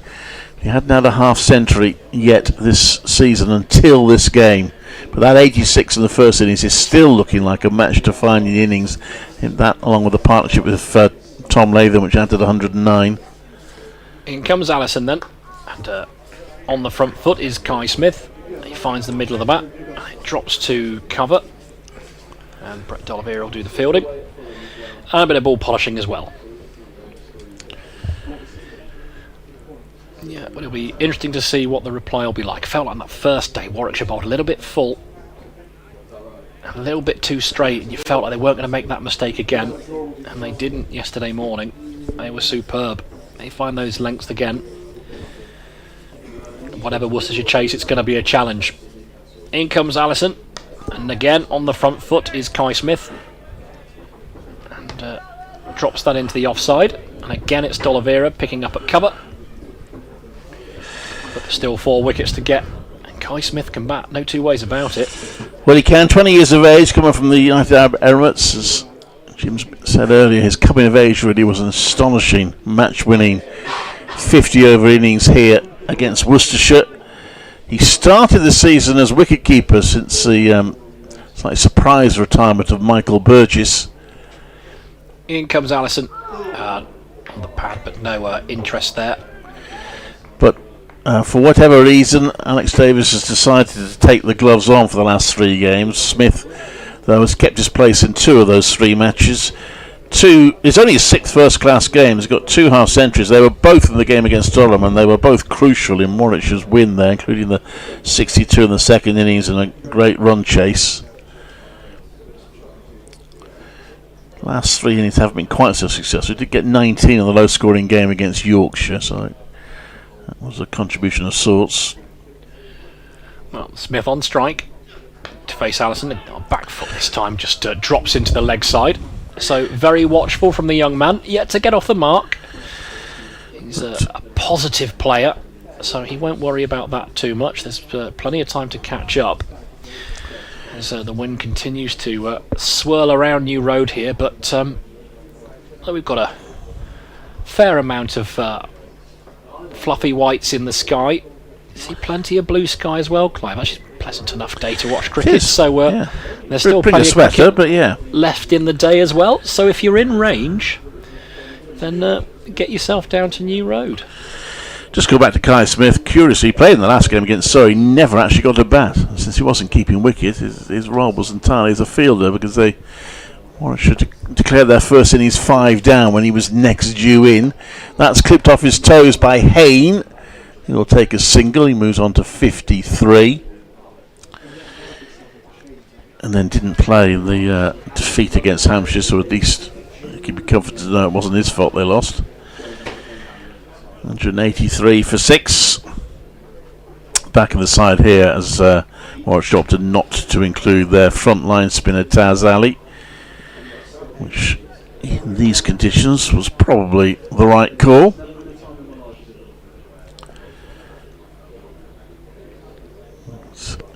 Duffy comes into the bowl, and that's hit into the ground by Smith to point for no run.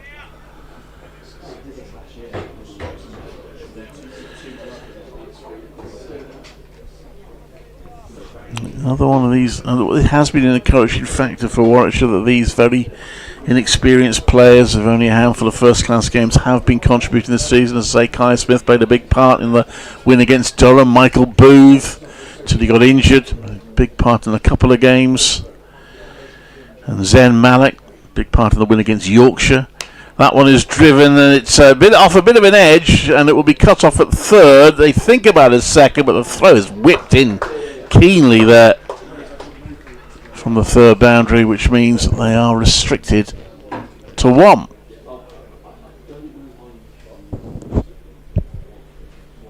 And yeah, it's Jake Libby down there. Yeah, it always works better if you take your lens caps off your binoculars. Tends to. It's raining in Dublin again. They're off again. 253 for 4. West Indies after 42 overs, and that is a short delivery, which Hayne just leans back to get out of the way of. 184 for 6, which means the lead now is 230, unless I'm very much mistaken, which is quite likely. They don't tell us on the scoreboard here, which is tests our arithmetic a little bit. Does it tell us on the other scoreboard? No, I don't think it does. We have to work it out for ourselves. Duffy is in to bowl to Hayne, who drives at that. Nice shot. Oh, I was going to say nice shot for nothing. Was actually being missed in the field by Brett D'Oliveira of all people. He did get something on it, so he did slow it down, but he couldn't stop it, and they're through for 2. Hayne onto 186 for 6, and the crossest person in the ground there was Brett D'Oliveira himself, who banged the pitch with his, or the field with his hand, in annoyance of himself for not stopping that. He did save 2, in the sense that if he missed it completely, he would have gone to the boundary, but he knows he should have kept them down to none. Duffy in, that's a short delivery. Haynes out of the way, goes through to the wicket keeper. 186 for 6. Warwickshire, Sam Hayne on 55.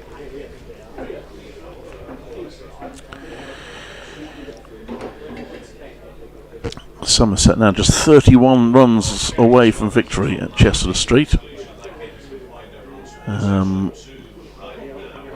234 for 3, chasing 265 to win.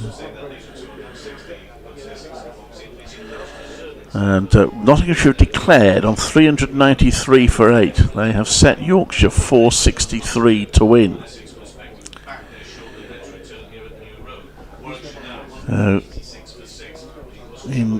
In comes Allison then. And Smith punches that into the offside, takes a single. Wide mid-off.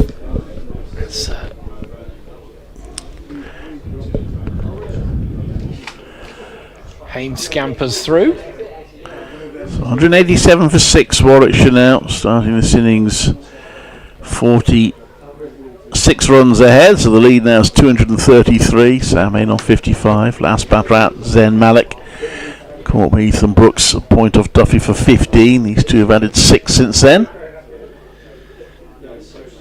Allison then back in, and straighter this time, clipped off his toes. Sam Hayne goes down to long leg, and a sizable underarm throw. Windmilling that back in. I think it's Jacob Duffy down there. Got plenty on that. Anyway, the upshot is a single is taken. It brings young Kai Smith back on strike. 2 to his name. Looks increasingly likely we will have some bank holiday Monday cricket here, unless, as long as Worcestershire makes some sort of fist of it, we should be back here tomorrow. Allison then in. And, defensive stroke played back down the wicket. Fielded it mid-on. I think it's fair to say, I think there's no real need for Warwickshire to worry too much. Plenty of time left in the day. What are we, just shy of 2:45? Extended day's play. I think we'll see Warwickshire bowl this evening, but there's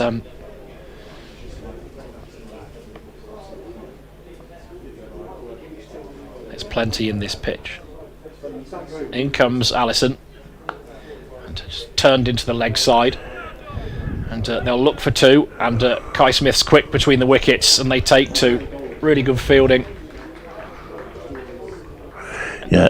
Meant Longleg had to run round the ball out to his left-hand side. Yeah, good running from Kai Smith. Sam Hayne wasn't sure, but it was Smith who was running to the danger end, and he measured that well. Yeah, it's comfortable, really. I think it's really important. A low-scoring game, running between the wickets and being really positive and finding those extra runs in the 2s that are there as Allison comes in. And Smith shoulders arms, lets that go through. 236 the lead.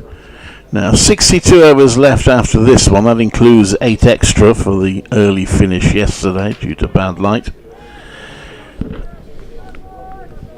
At the moment, conditions set fair. We've got a few clouds in the sky now, but no, at the moment, no imminent threat of any interruptions. In comes Allison then, and more of the same. Too much width, plenty of bounce, no shot offered. Through it goes to Roderick. That'll complete the over. 196 it is then.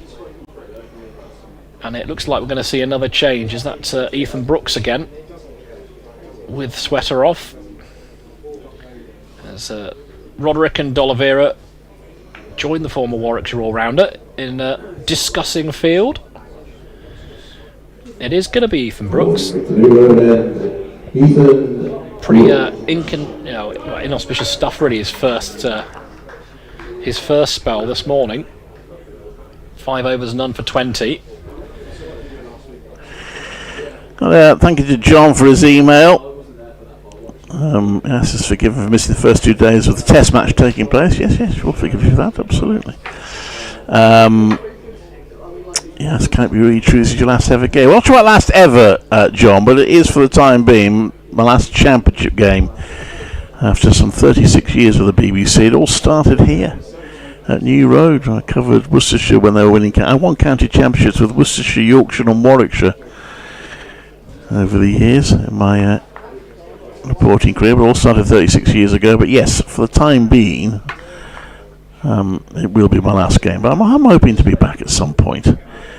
But he also wants a slow burning discussion of 8 points for a draw. I'll come back to that because he makes some points on that. Brooks bowls, and that's turned round to back of square leg 4. Certainly 1, and it's Haynes' turn this time to spot the 2 and turn quickly and sprint through for it. He's on to 58. John says, does anyone remember the match about 3 or 4 seasons ago that finished with the scores level, but the batting side still only 9 down? Surely this must be a pretty rare outcome. In that case, the bowling side were awarded 5 for a draw, but the batting side earned 8 for a tie. I thought it was a great example of the championship rules working well in a brackets almost unprecedented situation. I do recall, as Brooks comes into bowl, and that's pushing up the offside, there's no run. I don't recall that match. I do recall one. It's going back quite a lot of years ago now, but a Warwickshire-Worcestershire game at Edgbaston. I think it was probably the early 90s. And I think Warwickshire needed 2 off the last ball. I can't remember who the batter on strike was. I remember it was Gladstone Small off strike because the ball was driven straight into his midriff. And they had to scamper through for 1, which meant the scores were tied. Warwickshire weren't bowled out, so the match officially was a draw. But yes, you're right, John, that Warwickshire got the points as if it was a tie because as a team batting second, the scores were tied at the end of the game. So it has happened before, not very often, as you say, as Brooks comes into bowl, and that's played down backward point for a single. John says, needless to say, this has been taken away, so tell the ECB if you insist on 8 for a draw, please restore some fairness and make it 12 points for a tie. Well, I've never been a fan, I've said it many times, of 8 points for a draw. I think it is too many. Warwickshire benefited from it last season, undoubtedly, when they only won 1 game, but got a lot of draws and kept them clear of relegation. But I'm not a fan of 8 points for a draw, and one of the reasons is that very reason, that it means a tie, and we have had a tie recently in the championship. A tie is worth no more than a draw, which doesn't make sense, really. So I've felt for a long time that 8 points for a draw is too many. It undervalues the win as well, in my opinion. However, Brooks comes into bowl, and he runs that down to third as Smith beats a dive of second slip, and he'll get 4 for that and double his score, 197 for 6. Yeah, I'm inclined to agree. You want positive cricket. I think the scoring system can be a bit convoluted as it is, but well, I'd say go back to 4 or 5 points for a draw. In my view, would be the right way to go. It's an intriguing setup as well. That the batting and bowling points only exist in the first innings. Brooks comes into bowl, and that's played in the onside for no run. I think, but it has to really, because you can't really include it in the second innings, because then teams will never declare, or they'll just be trying to get bonus points rather than trying to win matches. So I know our colleague Mark Church has argued for doing away with bonus points altogether, but I'm not personally convinced on that. It's an argument though. Brooks bowls, and it just comes off the pan, rolls out to the onside for no run. 197 for 6. And you go back far enough, and I do remember, I keep going on about how long I'm doing this. It used to be you got no points for a draw. But the problem with that is you tended to see, particularly if teams weren't really in contention for anything, once they knew they couldn't win the game, they sort of lost interest because there was no incentive to get the draw. and you can't win, well, you might as well lose quickly and go home. So I think it was right they introduced some points for a draw. But in my opinion, it's gone too far at 8 points. I suppose that the thing about the second innings is that, I mean, you take Worcestershire's draw at Somerset, and you got skilled out in the first innings and made 150 odd, then made 400 and something to save a game, and to bat so heroically and get nothing for it, you know, in terms of bonus points. I get the point as Allison comes in and Sam Hain rather eccentrically blocks that one out. Is I guess the complexity and the nuance of the game of cricket, though, isn't it? But the high scoring points for draw, it's interesting. I think to get out of Div 2, you've got to win plenty of games. Positive cricket is important. To stay up, draws are important. Rather like Warwickshire, the first part of the season last season, Worcestershire relied on draws to be competitive. And having 8 points for a draw doesn't half help with that. As Allison's in again. That's just tucked into the leg side. There's plenty of space there as D'Oliveira comes around to do the fielding. I'll take a single.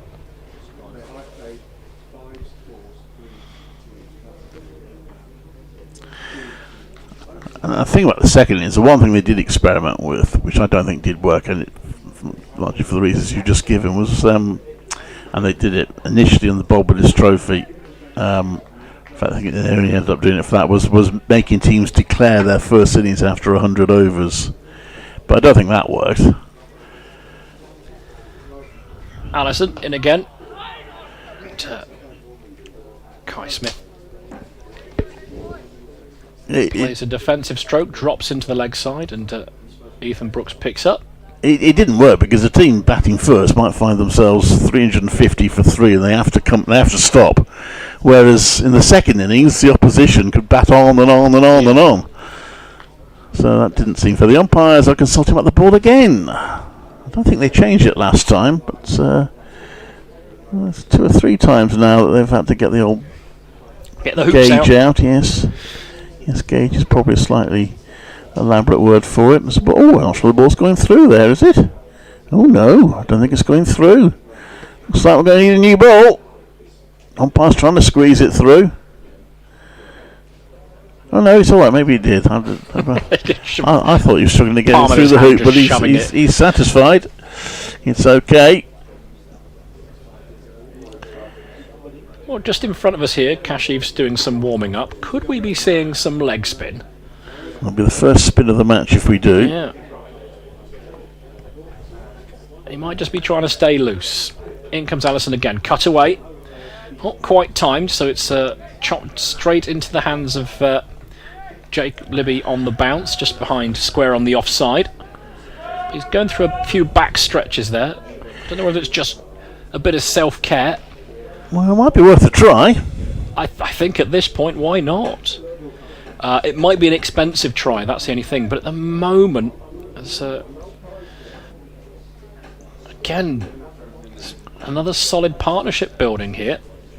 Smith facing up to Allison. On the pull this time. He's got that in the air, and it's taken. And you have to say, it feels like Smith's given that away. I was going to say, they're building a tidy partnership here. And Allison tested out the middle of the pitch, and Smith just rocked back and put that down long leg's throat. It's a very welcome breakthrough for Worcestershire, but I have to say a bit of a miscalculation by the young man. Yeah, I mean, I think it was there to be hit, but he's hit it to the wrong place. Maybe he was trying to hit it a little straighter rather than hook it all the way round to that part of the ground, but Jacob Duffy taking a decent catch. 17 added for that partnership. So Sam Hay may start thinking he needs to push on a bit. He's on 60. They lead now. It's 244. So they get these 3 wickets immediately. They'll be chasing 245 to win, which would be tricky, but perhaps not impossible. They're back on in Dublin, by the way. It's still a 50 over match. 293 for 4. Now Chris Wokes coming out next. Obviously a decent batter. His inclusion in the team has definitely strengthened the Warwickshire lower order. Well, a player with Test centuries to his name coming in at number 9. No bad thing at all. But Short stuff from Allison has worked. Just crowded Smith for a bit of room there. A little bit of shape into him. And I didn't really feel like there was a real attempt to keep that ball down, was there, Clive? And it was an easy catch in the end, well inside the boundary rope. Just a knee height, really. He might have been seduced by the relatively short boundary. You always get it in your road on that side of the ground. He might have fancied his chances of clearing it, but he didn't get enough on it. Just to say that in the second division, Glamorgan appeared to be closed in on victory against Middlesex. 175 for 7. Middlesex following on. They're still 53 behind. And Somerset are one blow away from beating Durham. They need 4 more to win. They've still got 7 wickets left. That's a good chase, isn't it? It is. 265 was their target. Not quite the highest score of the match, but after a first innings deficit of 105, that's a pretty good effort. In comes Allison to Wokes, and giving him the short treatment as well. And it's an easy one for Chris Wokes to evade. It's wide given, actually. It was easy enough because it was nowhere near him. So we'll bowl the last ball again. But Allison now has 2 wickets to his name. Sam Hain still unmoved. 60 not out.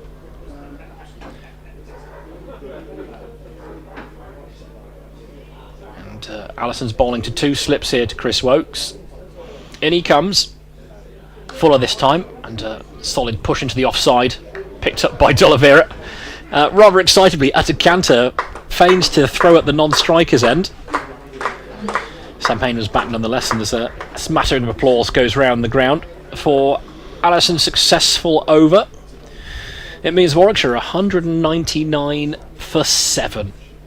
And as you say, Clive, as things stand, if this was wrapped up quickly, 245, which would be, I mean, well, given what we've seen, it would be a real challenge.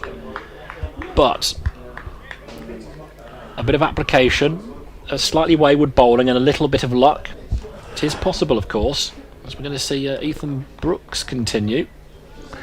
And Sam Hain, how will he approach this now? Hain, is he tempted to go for it? He's going to field it in for the drive at Shortage mid-off. He defends that one.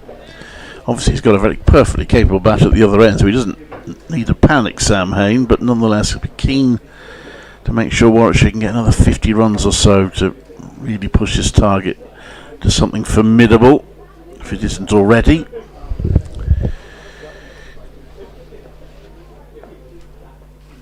As in comes Brooks to bowl to him, he just turns it round his pads. Brooks feels he almost got that one through, but he just got bat on. He does give you that impression, Sam Hain, sometimes, because he plays across the line. You think you're going to wrap him on the pads, but he gets bat on that and it's through for a single. I think Brooks looked a lot more excited than anyone else did, didn't he? And it's been quite profitable actually out on the square leg boundary. We've got Kashif at square leg, and then I think Matt Waite as well. Matt Waite's got an injured finger, so he's limited in what he can do when it comes to throwing. And Kashif's never been had the most strong arm. So there's some real estate for Sam Hain to attack here. Let's push it down to the offside. There's no run. They've taken a couple of 2s where another fielder it might not have been already this afternoon.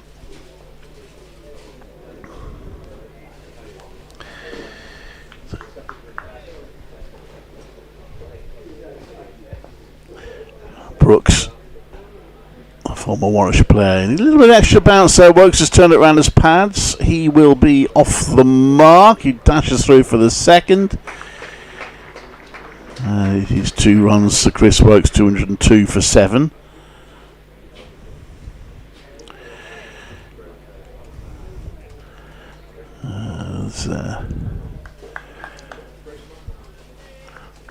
Looking to get these last 3 wickets as quickly as they can, and then they'll know they're going to have to bat very well against a pretty strong bowling attack if they're to get their second win in a row. That's a mistimed attempted drive by Wokes. Ball travels to Brooks. Fields it off his own bowling. There's no run.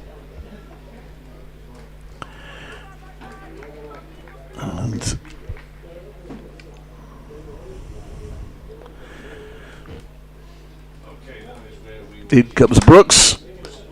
And it's played out to the offside for no run. Somerset have won, as Dave Brandy is about to tell everybody, by 7 wickets. So Somerset will get 19 points of that game. They'll move on to 92 points. That's 3 points behind Sussex, who've already won earlier today. Nottinghamshire started this round of matches top of the table on 96. Durham will only get 3 points, 4 points, I beg their pardon. They'll be on 84. But that's going to push them down closer towards the lower down into the bottom half of the table. Hampshire earlier today finishing with 3 points, so they're on 85. Warwickshire started this round of matches on 82. As Allison continues, a little bit straight, and Sam Hain just picks him off for a single. Deep mid-wicket does the fielding, which brings Chris Wokes on strike. As Clive pointed out, a very capable batsman in his own right, but rather bowl at Chris Wokes than Sam Hain at the moment. Ethan Brooks comes in from the boundary edge to a more conventional mid-wicket. 2 slips in place. In comes Allison then. And he bowls, and that's just pushed into the offside, and it beats D'Oliveira, who has to chase this one from cover, which he does. It's a comfortable 2 in the end. I know they've got an awful lot to do, but if Worcestershire were to win this game, I mentioned earlier, it would get them within 20 points of Hampshire, who started this round in 6th place, and it would get them within 22 points of Durham. So they will certainly close the gap on teams above them if they can pull off the win, but it is a big if from this position. Allison on his way in, and solid defensive stroke out the middle of the bat from Chris Wokes. He finds himself on 4 not out. Yeah, well, Worcestershire, they've got a big old mountain to climb this season. The start being what it was, just so poor in the first innings of the first 4 games. Always playing catch up. To win this would be a monumental effort. Still 3 wickets to find before they think about batting again, though.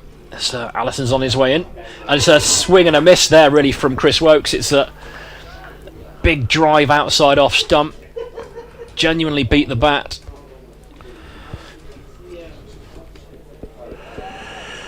But from Worcestershire's point of view, couldn't find the edge.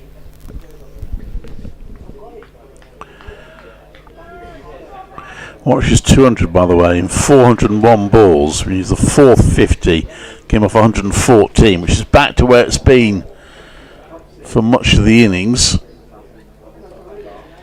Allison in, straighter this time, and Wokes works it into the leg side, but it's fielded by Ethan Brooks at mid-wicket for no run. For much of the match, in fact, that's about the rate people have been scoring at.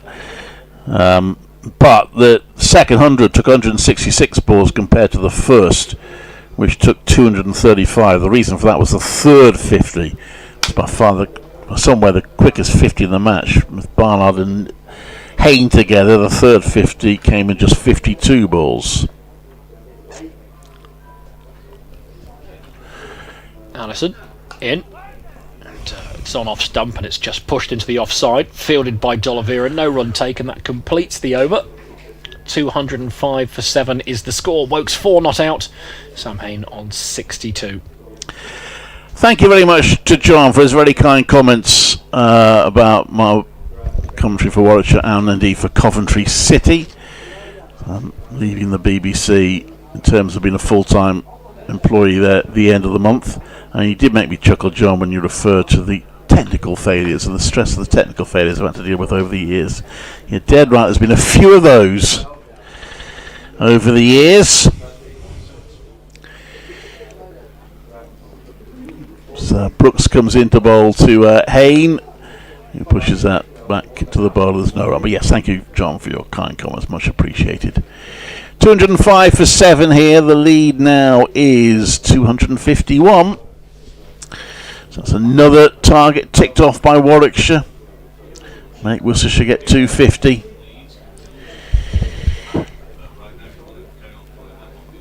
As in comes Brooks, and that's driven into the covers by Hayne, who's on 62 and has been the star batter in this match.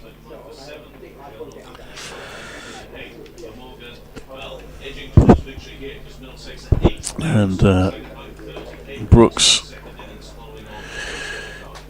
comes in right arm over to bowl, and that's turned neatly onto the leg side by Hayne, who will jog through for another single to take him to 63.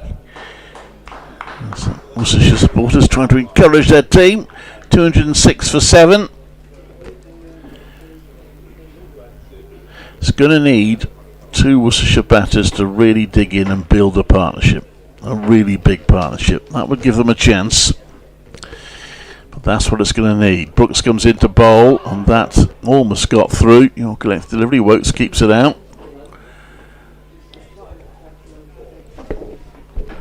I think if Brooks gets Wokes out, you'll see him jump about 6 feet in the air. He usually jumps in the air when he gets a Warwickshire wicket. I suspect getting Wokes will make him celebrate even more keenly. Just one slip in place as Wokes prods at that, and it goes to mid-wicket. There's no run. There hasn't been a huge amount that is carried to the slip Gordon area during the course of the match. So Worcestershire at the moment mindful about needing to prevent runs from being scored, or relying on any edge going to just the wicketkeeper or first slip.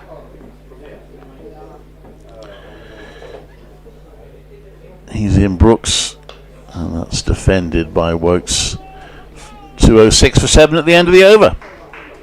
It's a better over that from Ethan Brooks, actually. A couple of times dug the ball in and tried to push the batsman back in their crease, then offering up the Yorker. Coming up with plans. Much better control that from Ethan Brooks. 8 overs he's bowled, none for 31. And Ben Allison will continue. He has been as likely as anybody else. 16 overs to his name, 2 for 37. So, a couple of wickets. He's been frugal as well. So, Sam Hayne marks his guard out again. 2 slips still in place for Sam Hayne. In comes Allison then. And that one kept low. But, it was left alone. Wasn't threatening the stumps. But again, little hint of slight variable bounce. But, he's bowled well. Former Essex man. And his brother's doing well as well, Charlie Allison. 72 not out for Essex.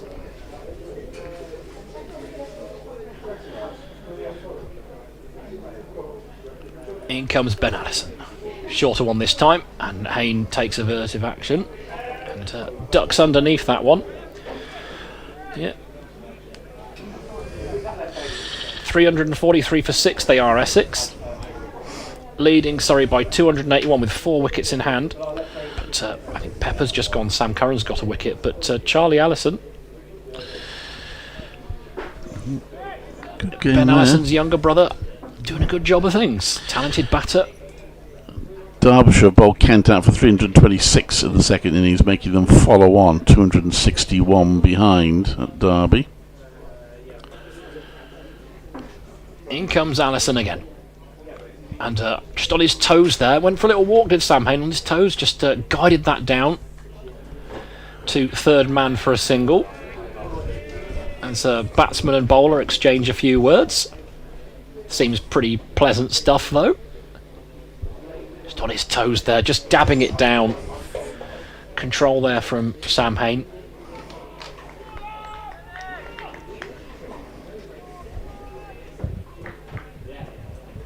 .207 for 7 the score.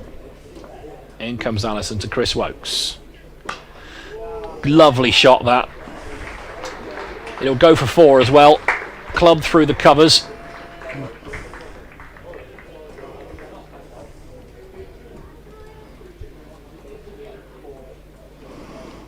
suppose, the last of the, I say, recognised batters. He is an all-rounder. I think there was a short period, not long before COVID actually, where Jonathan Agnew was advocating for Chris Woakes to bat at 3. I think there's an element of tongue-in-cheek with that, but I think there was real issues at the top of the England order, and I thought technically he said it more than once. In comes Allison then. What's the reply? And it's more of the same. Flashing drive. Past cover point for 4. Yeah, a bit of a loose one from Allison there. And Woakes is a naturally attacking batter. He's going to add the runs there. He is a danger to Worcestershire. They managed to nip him in the bud very quickly. He was last batter out for not too many in the first innings, but they can't afford to let him hit a few shots.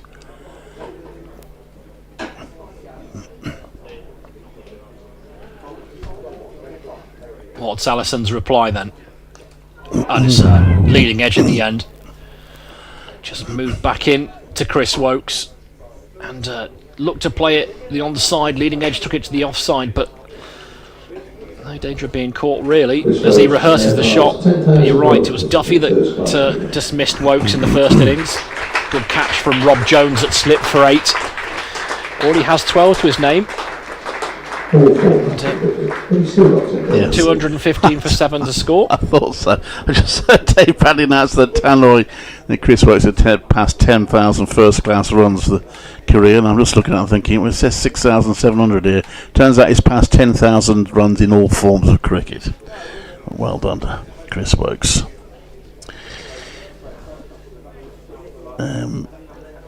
We've seen something as an all-rounder. In comes Brooks, and that's pushed out the offside. There's no run. I do remember, must have been probably only his second or third game or something when he was a kid, Chris Woakes. It caused some amusement to the Warwickshire coaching staff and senior players when Woakes, batting at number 10, started organising the strike with Boyd Rankin at the other end. So I'm having the strike, despite the fact he was only the number 10 batter and a rookie at the time. That one is turned round to back of square leg for Hayne, who walked through for a single. But yes, batting has always been an important part of his game, Chris Woakes. He's a big lad, Boyd Rankin, as well, isn't he? Yeah. You pick your words wisely. Yeah, very gentle child, though. I don't think he ever got cross about it. It was just, yeah. His career best, though, I only noticed this when I was going through past meetings between these two teams. His career best was actually against Worcestershire when he made 56 not out. In a big partnership with Chris Wright a few years back. Brooks comes in to bowl, and that's played back to him. There's no run.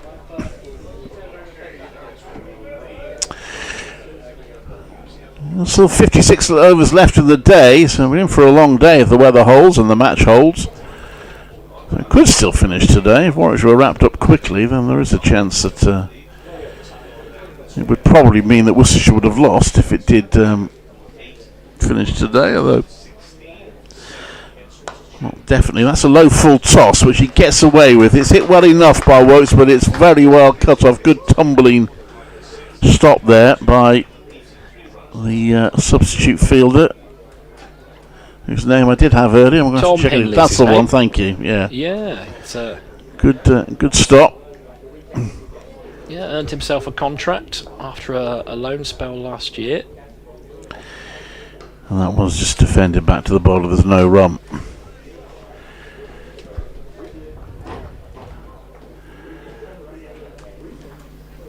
Has played a first-class match this season as well. It was a tough old time at Taunton, though, when Tom Banton went big. Left arm wrist spinner.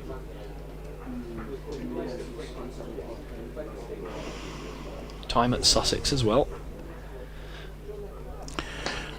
Yeah, that's about a little bit away from his body as he drives at that. Woakes and might have jarred his hand a bit. He's shaking his right hand. No run. 216 for 7. So the lead is already at a fairly formidable 260. Now is that Matt Waite, who's Henry Cullen on as sub-fielder for Worcestershire. Is he going to come and have a bowl? Bowling at the Dignus end, Matthew Waite. He sure is. Both he and Ben Allison have got through plenty of overs today already from that end. We saw a brief stint from Tom Taylor just after lunch. Again, Kashif continues to go through warm-ups, but I think he might just be trying to stay loose. Yes, he hasn't actually practiced any deliveries, has he?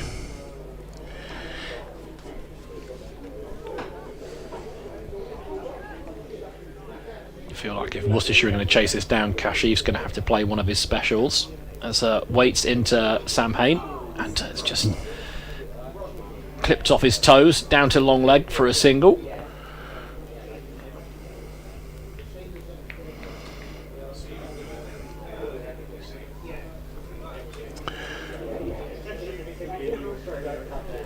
Chris Wokes then 12 not out from 20, putting a couple of flashing drives through the offside. And they've already had a 19, these two. It's not quite coming in as tight clusters as Worcestershire would like. They've got them at fairly regular intervals, apart from that one partnership between Barnard and Hain, but it's not quite bang bang, is it? It's sort of bang a few runs and then bang.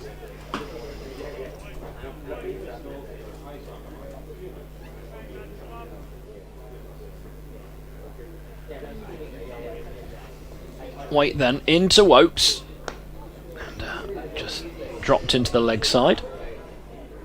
Ethan Brooks will complete the fielding. Still say -1 on the over rate. But as you were saying about it, wasn't not really coming in clusters, but still regular intervals. Yeah. Yates 29, Davis 9, Latham 20, Webster 5, Barnard 30, Malik 15, Smith 8. So only Hain with a score of real note. In comes Wait again, and it's off the edge, but played with soft hands. Good fielding though from Jake Libby. Safely home for the run. Covered the ground well, a good throw in. Which just goes to show you're never quite in on this wicket. But I think at this point, I think it's going to have to be 3 Worcestershire batters rather than 2. And someone's certainly going to have to do something that no batter has done just yet, and that's get a half century in reply. Waiting again. Again, soft hands, just guided down to third man. And Kashif will complete the fielding. I guess what's important from Warwickshire's point of view, as they head for what at the moment looks like it's going to be the highest score of the match so far, is they've only had 3 batters out in single figures, so although there haven't been huge contributions from batters, they're contributing something, whereas in the first innings they had 5 out for single figures, including 3 ducks, a 3 and a 2. So 5 batters are out for 5 between them. That hasn't happened in the second innings. Wait into Wokes. And he's thick off the edge and then into the pad, and it's just dropped right in front of the stumps.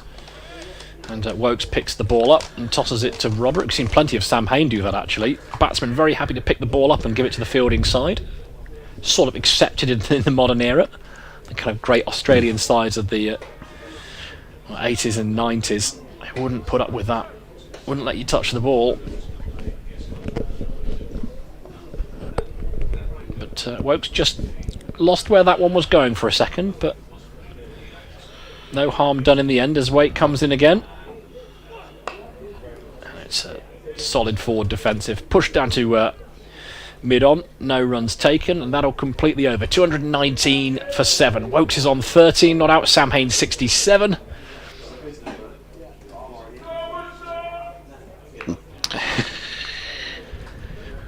A sole voice from the New Road end of a Worcestershire persuasion. I'm just trying to think. Encouraging his team. Yes, there'll be a few of those. I think T will be with 36 overs to go because of that extra half hour at the end of the day. That being the case, he's still got 18 overs, or more than an hour potentially. before we get to tea. Of course, it could be bowled out before then. That might bring tea earlier. Brooks comes in to bowl to Hayne, and that's played back to mid on for no run. That was threw me in the first innings, actually. Producer, when I was doing my reports, said, when's tea? I thought it would be about 4 o'clock. Well, actually, it was about 5 minutes after I'd spoken to him, because Warwickshire lost their last wicket. And so we all went to tea. It's all a bit confusing, these interval times. But yeah, I think that's the case. 36 overs to go will be tea. And that's a good ball from Brooks that keeps a little bit low. Hayne defends it. And again, more encouragement coming from the... it was a very good crowd on the first day. It's been respectable since then. It's got fairly decent again today.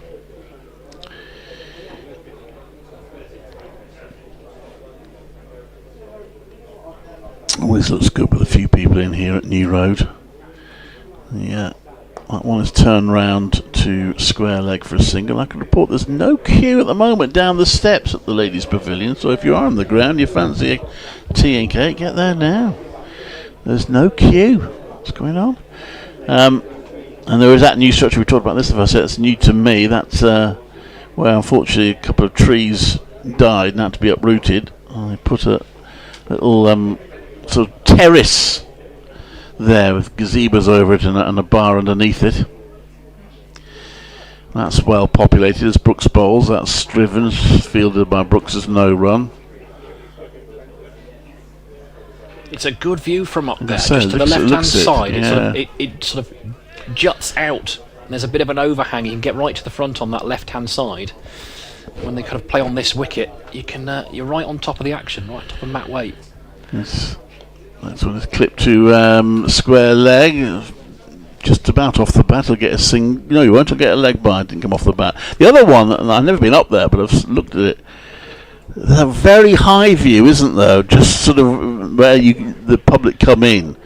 There's a sort of third floor balcony up there. Yeah, that's looks a pretty impressive view. And of course, you can see the ground from some of the rooms in the hotel there. I do recall during COVID, one Warwickshire supporter was on social media explaining how he managed to get a room overlooking the grounds. He was able to watch the match from which the public weren't allowed into.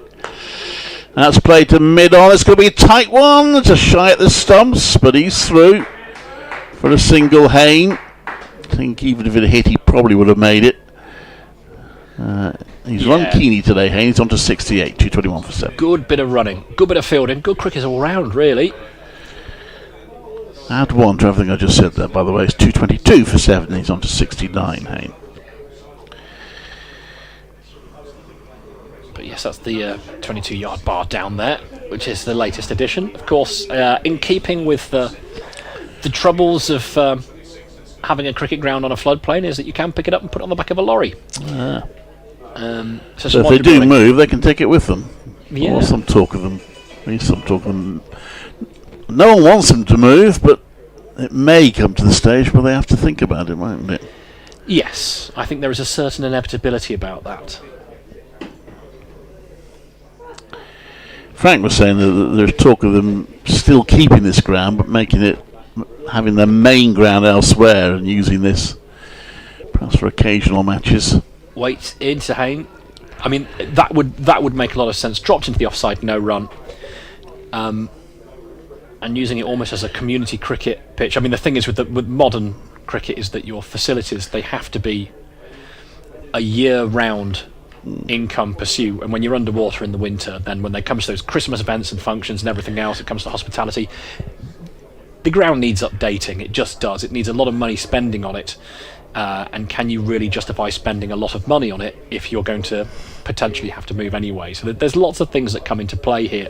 As Waite's in again, fuller this time, and it's played into the onside calmly by Sam Hayne, picked up at mid-wicket for no run. And whatever happens, the idea of keeping professional cricket at New Road in some capacity, I think, will be fabulous. I mean, but the long-term future for the club to survive, I mean, it's little things like they don't actually have a gym on site for the players. You know, the kind of facilities and everything else.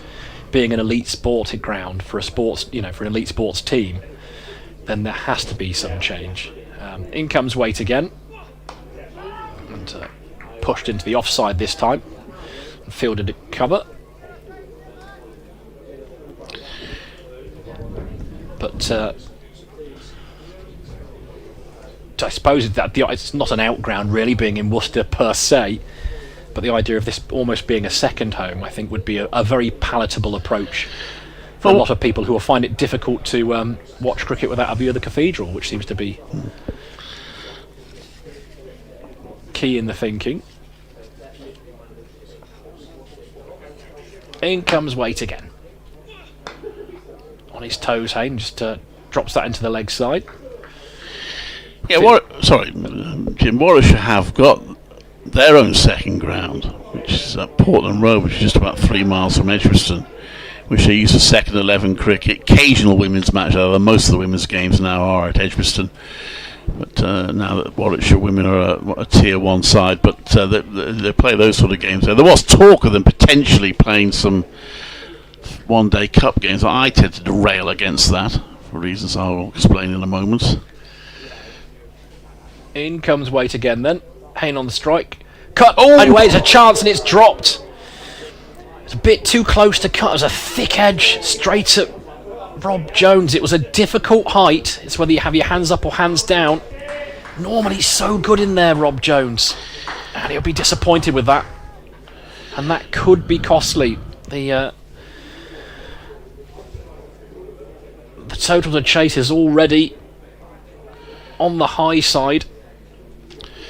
Could be a key moment, Clive. Yeah, it was a sharp chance, but as you say, he's taken some good catches in this match.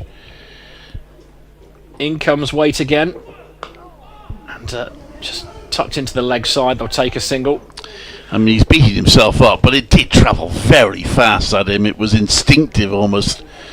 I'm trying to grab it, and he just couldn't cling on. But yeah, that's about.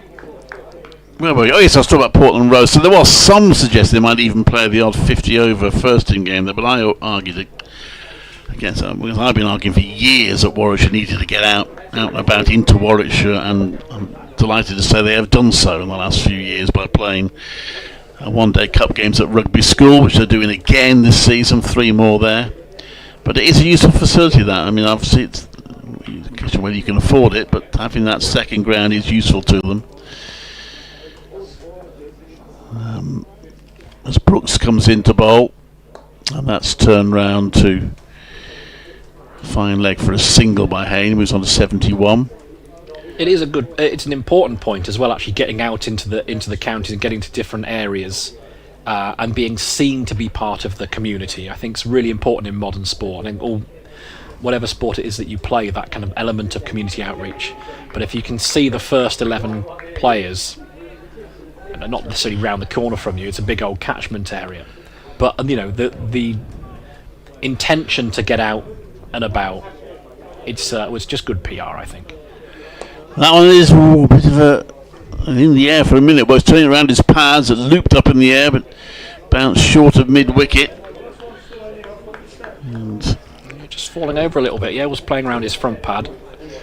I mean, Worcestershire, they played at Chester Road in Kidderminster, albeit they weren't intending to at the start of last season, but that cost the club about £250,000 to get just for that alone because of the flooding. That's pushed back to the bowler. There's no run, which is again, it's not sustainable at all. It also means that we have to make kind of agreements about how many away games we play at the start of each season, which is also tricky in its own right, because you have to wait to start generating income from playing games here. It also means that you don't have a lot of say about the rest of the schedule. That's left. There's no run. So it's a really tricky situation that Ashley Giles and Joe Tromans and the like. It's a lot of work they have to do all year round. It's kind of a relentless pursuit, given the logistical challenges that they face.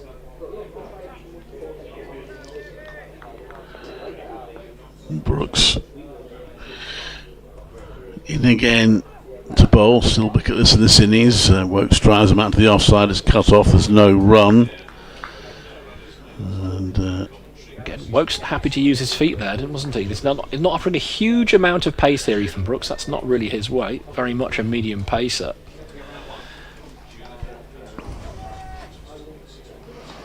But his second spell certainly better than his first. this one is driven by Wokes, but straight to the fielder. Just been becalmed, Chris Wokes, but it's the end of the over. 224 for 7. The lead now has reached another round number of 280. Just a reminder, folks, if you needed reminding, tea today is at 4 o'clock. 4 o'clock tea. Tea's 4. Right, okay. 4 o'clock. Was it 4 o'clock or 36 overs? Well, dare say we'll know when they walk off. Might be set at 4 o'clock because it's the extra time, that it's at a set time rather than number of overs. But anyway, it'll be a while before we get our cake and tea, Jim, I'm afraid. We'll just have to hang in there, Clive, won't we? We brave little soldiers.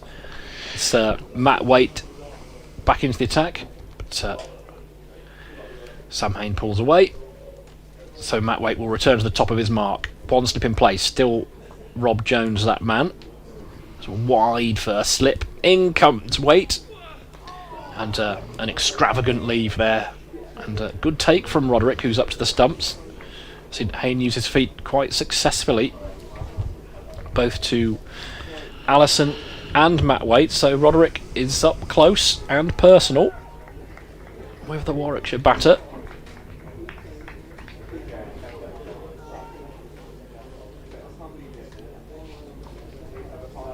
And he goes on his merry way. 71 not out. Got a reprieve after being dropped by Rob Jones a couple of overs ago. In comes Waite again. And push into the offside. And there's that firm but fair call that you were talking about, Clive, as he points his bat to his partner Chris Wokes and makes it clear in no uncertain terms he's not running. Just a quiet little passage of play here. Not many runs being scored, but it's quiet out there in the field. Can Waite provide some impetus? Been involved in big moments already this season, and he goes.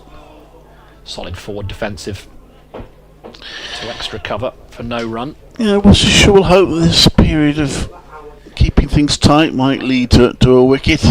Well, a new ball not far away as well. Yeah.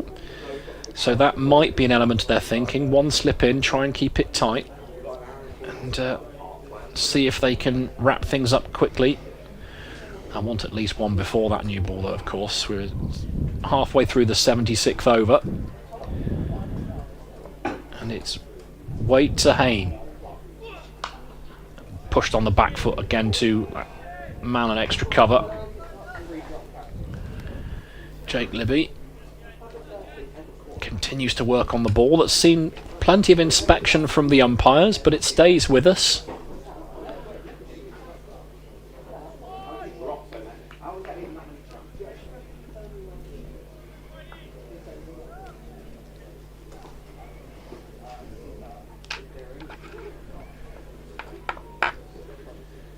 And Matt Waite's on his way in again.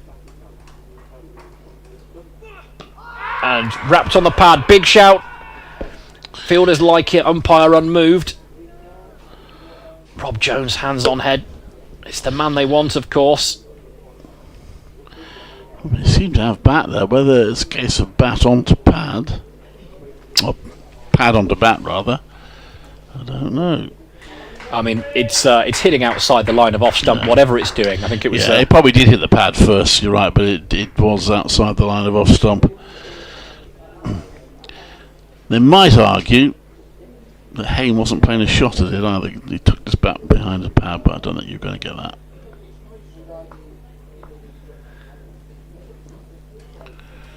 In comes Waite then. Last ball of his 17th over. Solid forward defensive there from Hain to see the over out. 224 for 7. It remains. So that is still a lead of 280. And as you're talking about the old scoreboard, Clive, in your earliest stints here at New Road as a professional. Reminded me that I spent about the same time playing cricket down the side of the old scoreboard. There's an old climbing frame and a small patch of grass, which is now where people can go and get something to eat and enjoy themselves. But you'd find a whole host of youngsters using a bin for a wicket and generally terrorising the people with a tennis ball who were trying to watch the cricket. So elsewhere here, Warwickshire 224 for 7. They lead by 207. I think I said 80 earlier. It's 70, is it? 270. That's pushed out to the offside. There's no run for Wokes. Is on 13. Hayne on 71. Elsewhere, West Indies in their final over. They've been off and on. As the top scoring runs, 381 for 7 against Ireland, with a couple of balls to go. Barry McCarthy, 10 overs, 3 for 100. Ouch. Yeah, that's a tough one to pick apart, isn't it? In the first division is this one from Brooks. Always a slashing drive, but that one Wokes rolls rather apologetic to the offside for no run. We've already had victories for Sussex over Hampshire by 9 wickets, and Somerset against Durham at Chester Street by 7 wickets, both away wins. At the Oval, Essex continue to plough on, 374 for 6. Charlie Allison's on 90 now. They lead Surrey by 312. This next one is driven by Wokes, and it's a good stop from Brett D'Oliveira diving to his left. Probably wouldn't have been 4 because there is a sweeper out that offside, but was hit very well, so it might even have beaten that fielder, but a very good stop by D'Oliveira. Yorkshire 44 for 1 in their second innings, having been set 463 to beat Nottinghamshire at Headingley. Second division, Glamorgan now 1 wicket away. Not quite from victory, but from probable victory, because Middlesex are now ahead just as Brooks comes into bowl, and that's pushed out to that boundary rider on the offside by Wokes for a single. Gets off 13, which he seems to be on for quite a long time. He moves on to 14, 225 for 7. Middlesex 232 for 9 at Cardiff. They lead by 4. Lancashire are holding on against Leicestershire. They're 183 for 4 in their second innings, 68 runs behind. Probable draw at Northampton, where Gloucestershire are 355 for 8, 114 behind Northamptonshire. And no success for Derbyshire second time round yet, as Brooks comes into bowl, comes down the pitch there. Haney sit on the pads. Brooks appeals. He's not going to get it, and there are 2 leg byes added. I mean, there was a time when you had no chance of getting an LBW when the batter was a long way down. These days, since the advent of DRS, umpires are more inclined to give it out, but not this time. 227 for 7. Kent 14 without loss, still 247 behind Derbyshire's first innings total. That's what's going on elsewhere. Here, this game has been fascinating throughout. Warwickshire trying to set Worcestershire as big and challenging a target as they possibly can. That's defended back to the bowler for no run by Hayne, who's now got 157 runs in the match, 227 for 7, a lead of 273, hopefully. West Indies finished 385 for 7, by the way, so Ireland will need a mere 386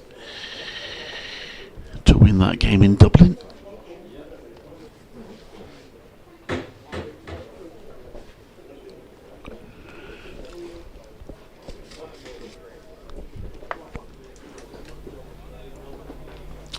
Well, let's hope that Andy Balboni's side can make a game of it.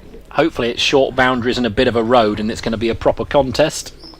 But it does have the makings of potentially a one-sided contest, that. Yes, I don't think I ever did a game in Dublin. I done one in Belfast. I've done a couple in Belfast, I think, but I never got to Dublin, so I haven't seen that ground. Wait to continue then from the Diglis end. And push down the ground firmly, but he gets a boot to it. So Chris Wokes remains on 14 not out, as the sun continues to shine here at New Road. I remember having to do an interview with Ashley Giles. very close to a bar with a few Larry and cross Warwickshire members after Warwickshire had lost to Ireland in the one-day cup. That was quite a heartfelt interview.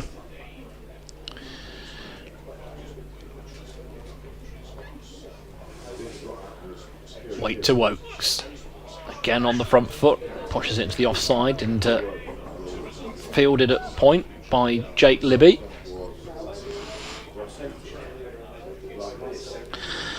Mentioned earlier, by the way, Warwickshire's women playing in the finals day, the very first ever finals day of the T20 County Cup, which is at Taunton tomorrow.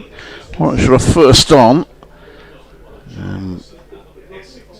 up against Surrey, and if they win that they'll play Blaze or Lancashire in the final in the evening. Waiting. Oh, just past the outside edge.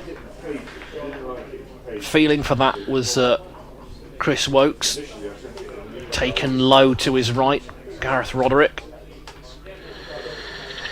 That is live on BBC Sounds, I'm informed. Final day from Taunton, all 3 matches.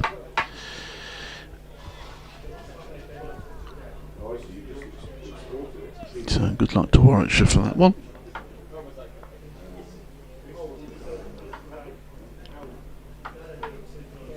Waits on his way in again. And just stopped the ball dead, did Chris Wokes with that one. Got in behind it. Fell to his feet. Roderick came in, completed the fielding. So another dot ball. Good solid stuff this from Matt Waite. Good pick-up he's been for Worcestershire. It's part of that engine room, really. 7, 8, 9 and 10. They've been good with bat and with ball this year. In he comes then. And pushed into the onside. Fielded at cover. He's getting plenty of work as well. Almost completed his 18th over here.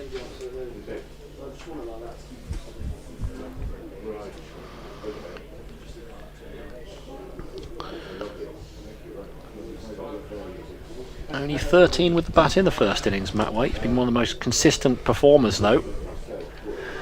For this side, you feel that if Worcestershire are going to get over the line, he's going to have to contribute rather more than that. I think it's going to be a tough old ask. In comes Waite again then. And driven away through the covers. Fielded out in the deep, and it's going to be kept at 1. Not a bad ball, but it was a lovely drive. Good bit of fielding in the end as well. It's Allison out there.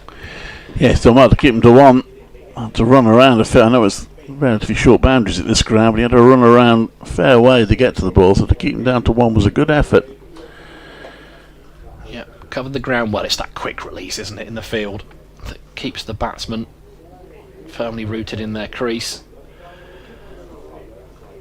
So, solid stuff from Matt Waite. 18 overs, 1 for 38. That's pretty miserly stuff. 228 for 7 is the score. And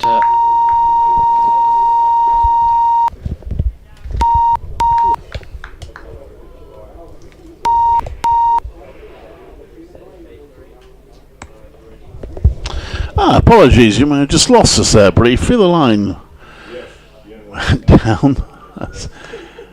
That one's pushed out to the offside. There's no run. So what was Jonathan saying about the technical affairs? I had a few of those during the course of my career. I'm a bit more chilled out about them these days, John. But yes, I don't know why that happened. We suddenly heard a rather ominous tone that told us the line was down. But we're back with you now, hopefully.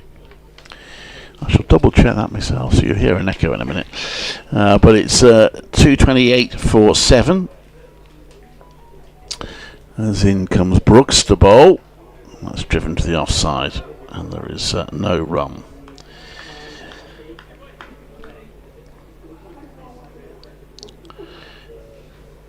Oh, there we are. Yes, we're there. Good. 228 for 7.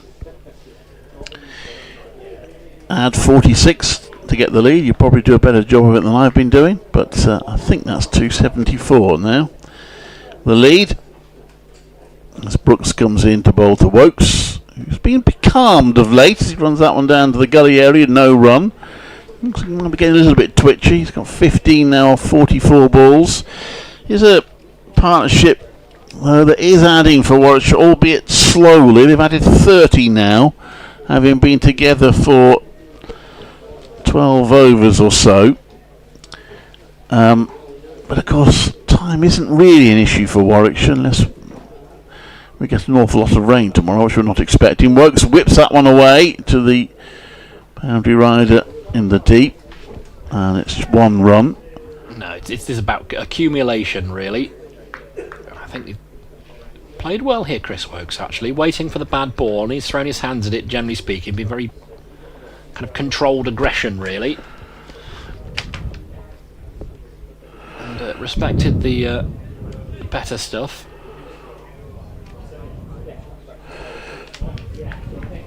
And the new ball for Worcestershire, you feel like it's going to be really crucial if they can't make it count with that.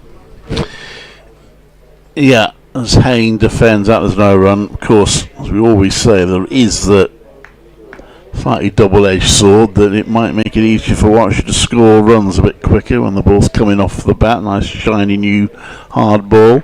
But it is available in 7 deliveries time. So this might be Brooks's last over.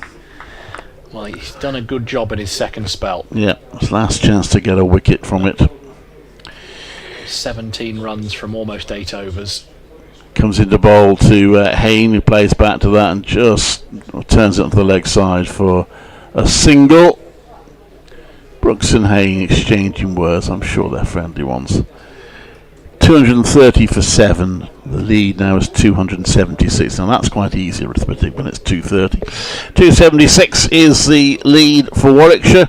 So already, really, Worcestershire certainly going to be chasing a lot more than they would have wanted to. But then again, you do sometimes conditions can get a little easier. Not much sign of that, but maybe if it slows down a bit, it might. Well, Tom Taylor's coming back into the attack. I imagine this is going to be one with the old ball to get his eye in. I'd wager we see Jacob Duffy return from the other end shortly. But Taylor it will be. 15 overs he's bowled, 1 for 40. Glamorgan face a tense run chase at Cardiff. They will need 8 to beat Middlesex. In comes Tom Taylor. Straight this one, dropped into the leg side, quick single taken, and taken easily. You had me there, Clive, you suckered me in. Middlesex all out for 235, 6 for 53 for Matthew Kuhneman, who I can't say I've come across. He's an Australian. Slow left arm. He's taken 6 wickets for Glamorgan there. I'll be dancing in the streets of Colwyn Bay tonight, looks of things.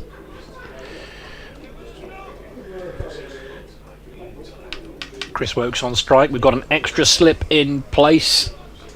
So it's Nichols at first and Rob Jones at second. In comes Tom Taylor. There's a solid push into the extra cover region.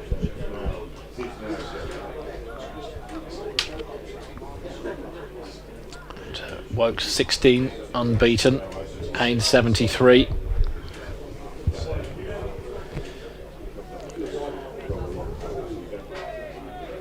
As the sun continues to shine here, you can still see the blustery wind, but it's a beautiful sight nonetheless. In comes Taylor, chipped in the air.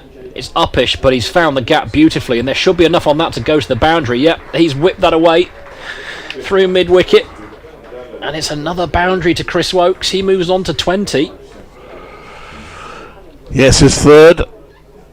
And a useful contribution from Wokes, and more frustration for Worcestershire. It's the modern game, of course. You can have a team 7 wickets down. You're a long way from bowling them out. Used to be. You have them 7 down. The opening batters will already be thinking about batting any moment now. The game has changed. Taylor in and punched down the ground. More runs here. That's going to run away for 4 as well. Back-to-back boundaries here. See, I'm not sure, but if Tom Taylor's taking the new ball, I'm not sure about this having 1 over with the old ball first to loosen up. You need to be ready from the start. I don't know. It's gone for 2-4s now from it. Well, he's been expensive from the Diglis end actually this afternoon. It's the second time he's started a new spell from there with back-to-back boundaries. In he comes again. How can he respond? And, watchful Chris Wokes drops that into the offside. Fielded at cover. I think he's more effective from the other end, but I think that will be the preserve of Jacob Duffy. I'm not against him having an over with the old ball if he bowls well. I mean, it's one of those, isn't it? Yeah, I don't really see the point in pounding him for 6 deliveries with the old ball when he's about to take the new one, but then I'm not a captain and I know nothing, genuinely. In comes good looking drive down to wide mid-off, a stumbling stop, but an effective one nonetheless, and no runs taken. But it's another good over for Warwickshire with those crunching drives from Chris Wokes. He's a good cricketer. He's a very likeable chap as well, Chris Wokes, and he's doing a really good job for his side. Umpires just asked Jacob Duffy, "You taking the new ball?" I think Jacob Duffy said to him, "I don't know, ask the captain." So he's asked the captain, who confirms yes, they are taking the new ball. As you can hear, Jacob Duffy is going to take it, and he has been the top wicket taker in the innings. A little spell where he was a bit expensive in his endeavour to get wickets, and that of course is the danger. If there's a bit of extra pace, the ball can fly off an edge and go to the boundary. There is a fielder at third for that eventuality, but he's 3 for 48 off 16, so it's 3 and over, which doesn't sound bad, but in the context of the match that's relatively high. And he'll be bowling to Sam Hain, who's on 73. Just the 2 slips in place for Hain, who lets that one go. Good pace. Well, he bowls a wicket-taking delivery more often than anyone else in this Worcestershire side, I think, and that'll be the thinking with it. But you're right about the economy. The thing is that he was miserly last night, but he's got it nearly 4 and over today, which is the tricky bit. He's veered a little bit too much onto leg stump at times, but he has taken a couple of wickets.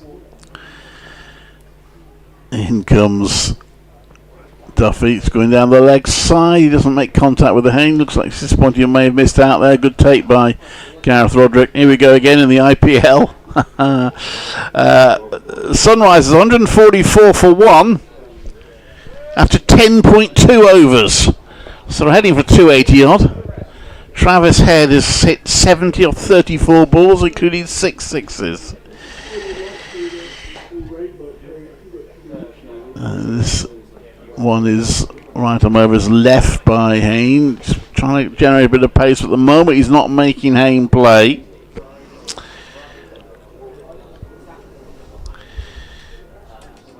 And, Worcestershire needing this new ball to see this innings off as quickly as possible.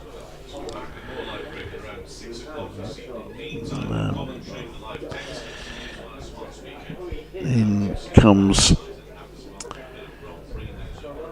Duffy, and this time he does make Hain play, but Hain defends it well down the pitch for no run. And still a bit of a breeze blowing across the ground, sun disappearing behind clouds. Intriguing contest. You felt Warwickshire have had the edge really for most of it, ever since that. Well, certainly after that third wicket partnership of the first innings, it was turned around at one point. Perhaps you'd have said Worcestershire were ahead. Perhaps at the end of the first day, as that's clipped through mid-wicket for a single by Hain, when they had bowled Warwickshire out for 227 and managed to get to the close of that first day without the loss of any wickets. Yeah, I think it was 54 did they put on at close. Yeah, it did feel like that, just because the momentum was with them. And I thought Warwickshire, they didn't bowl well in that little session on the first day. Two full and 2 straight, and they made the necessary adjustments, and I think the consistent quality that Warwickshire have shown is the difference at the moment. This one is defended back. There's no run.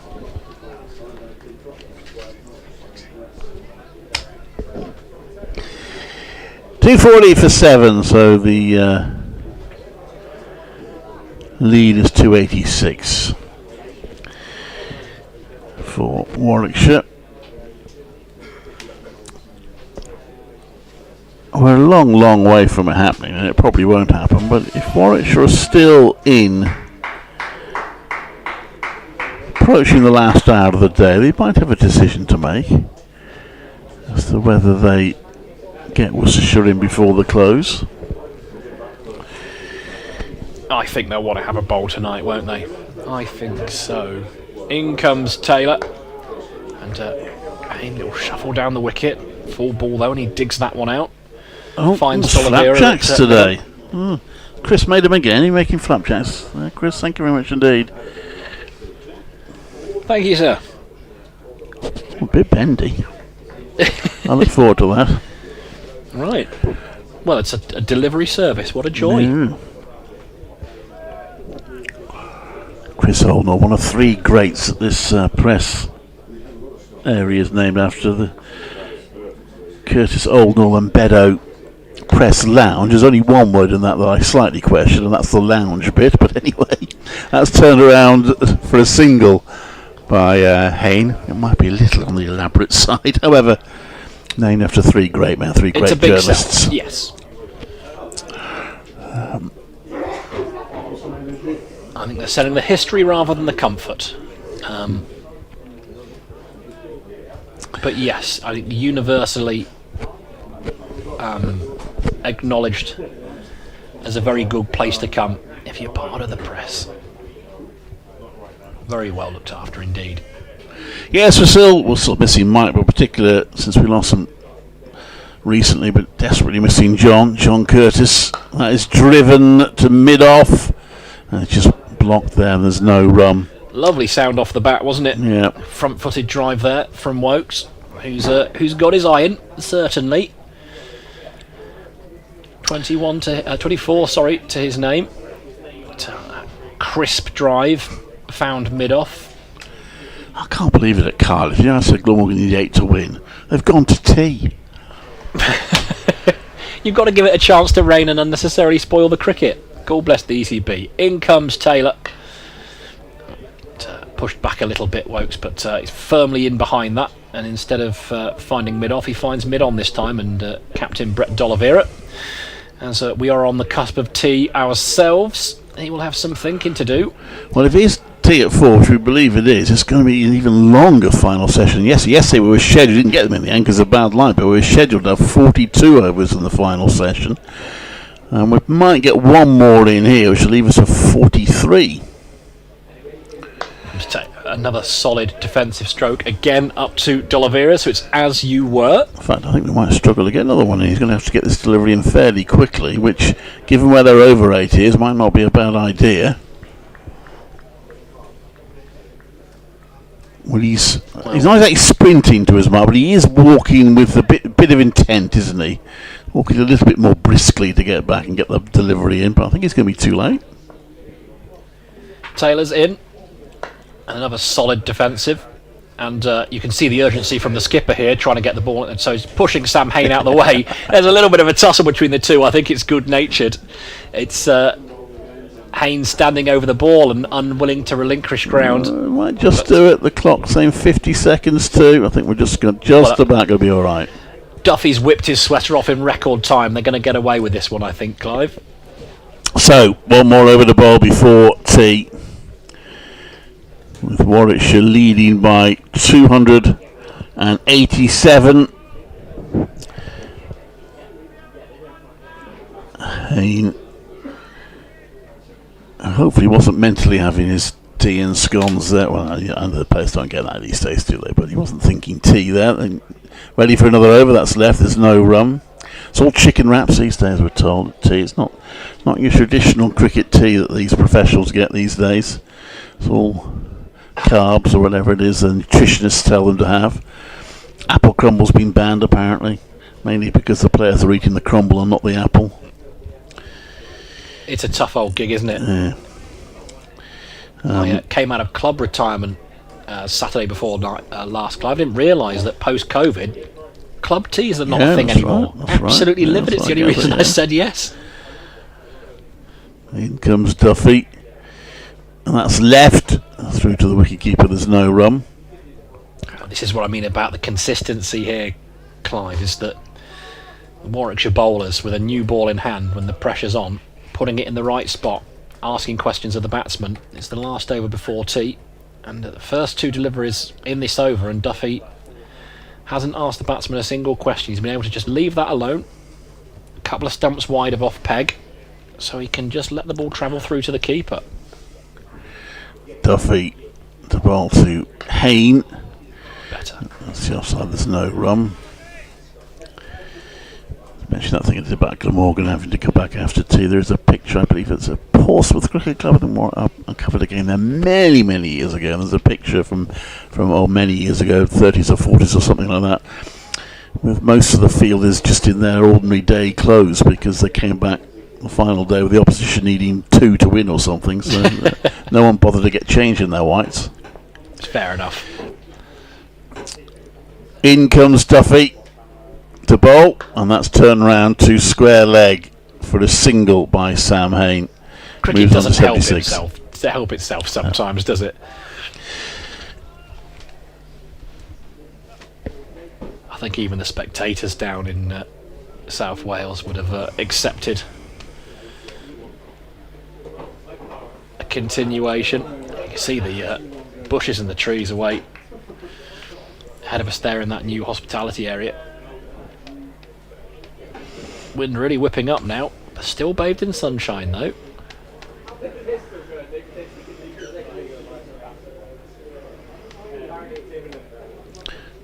In comes Duffy, and Wokes gets his head out of the way of that one. And has that been taken by Roderick? It has. That's a brilliant take. That was not signal wide. There have been a couple that have been signal wide for being too high. That must have been pretty high because Roderick was high up in the air. He did really well to grab that with one glove and prevent it going through to the boundary for byes.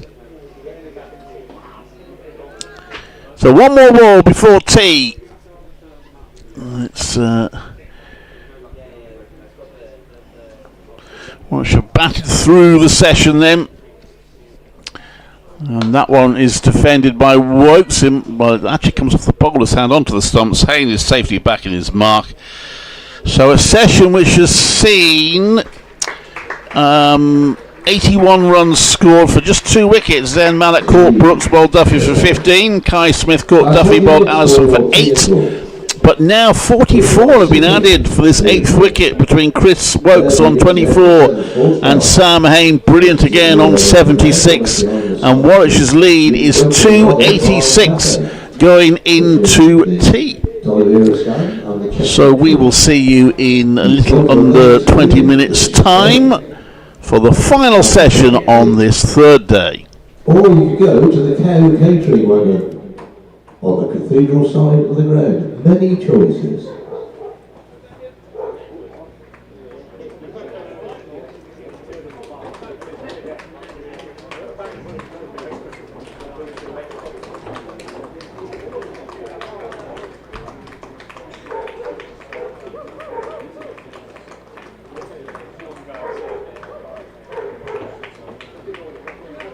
In the county championship, a result mentioned earlier, Somerset have beaten Durham by 7 wickets, Sussex beat Hampshire by 9 wickets. At the Oval, Essex 388 for 6 leads Surrey by 326 runs. At Headingley, Yorkshire 46 for 1, and Nottinghamshire having declared on 393 for 8. Yorkshire need 417 more to win. Middlesex have been bowled out for 235 by Glamorgan at Sapphire Gardens. Middlesex lead by 7 runs. So they're all out for 235, they lead by 7 runs, facing a hefty defeat, it would seem.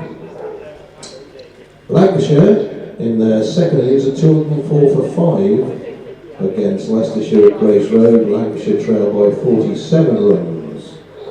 At Northampton, Gloucestershire 379 for 8, reply to Northamptonshire's 469 all out. At the racecourse at Derby, Kent in their second innings are 48 without loss. They still trail, or they still need, 213 runs to avoid the innings defeat.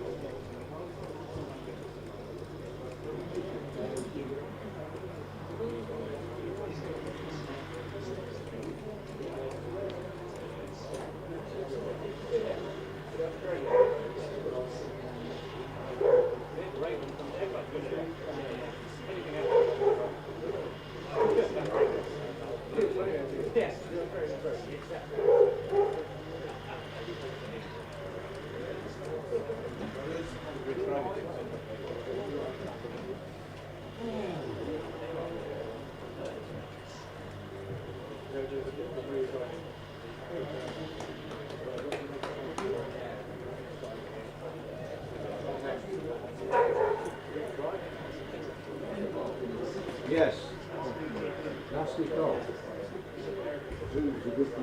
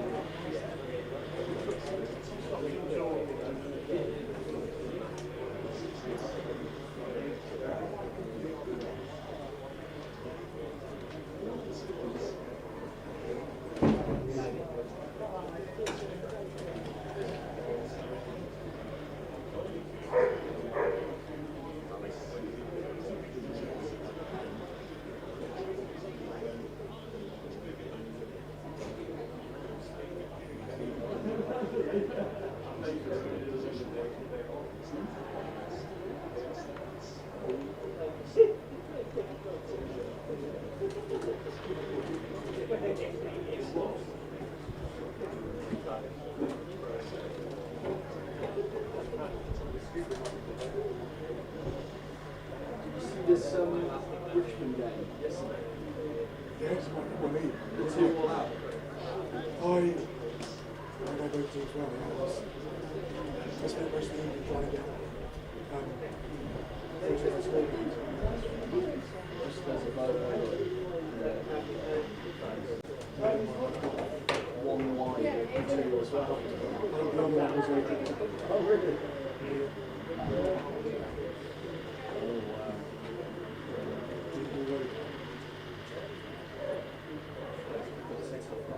426 on the ball as well. So he played the pitch. I'll have it too.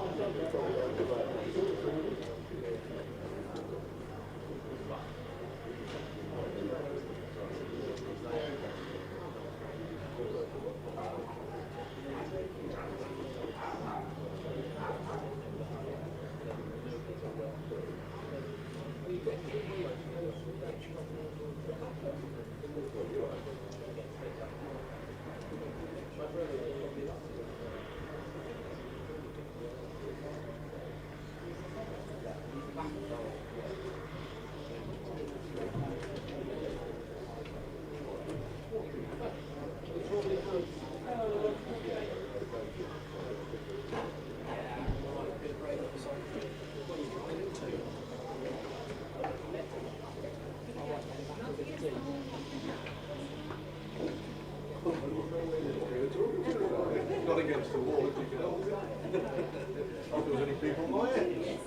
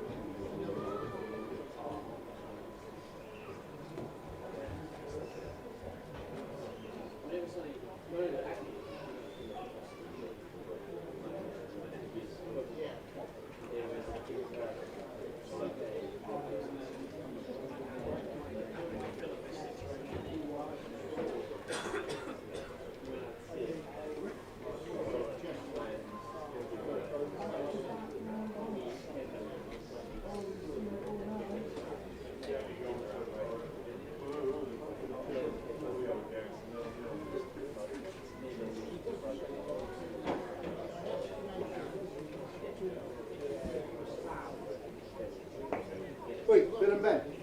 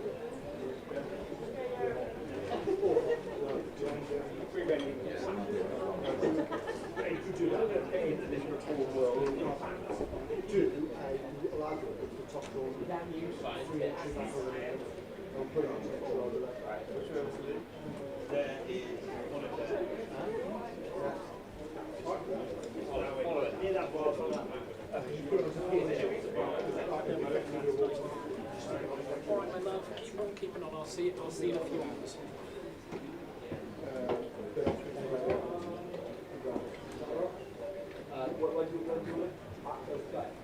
We'll announce it when it goes I can exclusively report that there is a small amount of cake left in the ladies' pavilion, which will be closing at 4:30.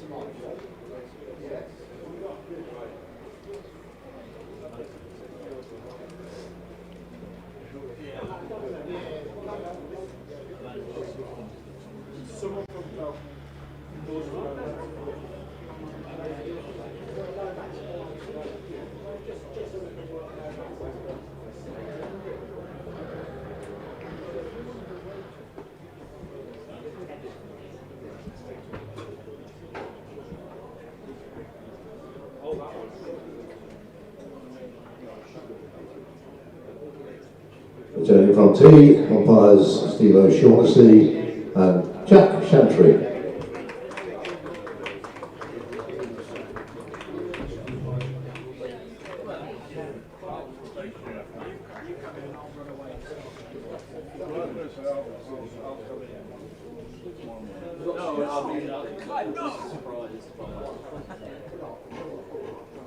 Brett Oliveira heading out ahead of the Worcestershire team.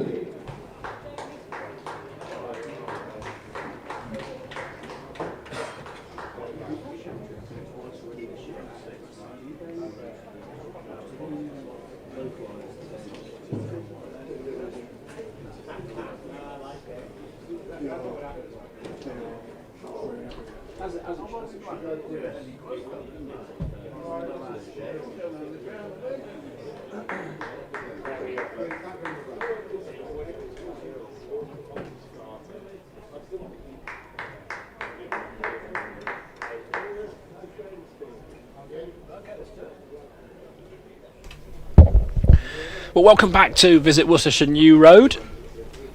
The Worcestershire players have made their way onto the playing surface. The batsmen on their way out as well. Current score, Warwickshire 242 for 7. That's a lead of 288. 3 wickets still for Worcestershire to get before they think about batting again. We've had 83 overs, which means we've had 3 overs of the new ball. Unsurprisingly, D'Oliveira, Worcestershire captain, agreed to take the new cherry at first available. And I have to say, those 3 overs before the tea interval weren't quite asking enough questions. But, Clive Egan has made way. Kevin Houser's joined me in the commentary box. Hello, sir. How are you?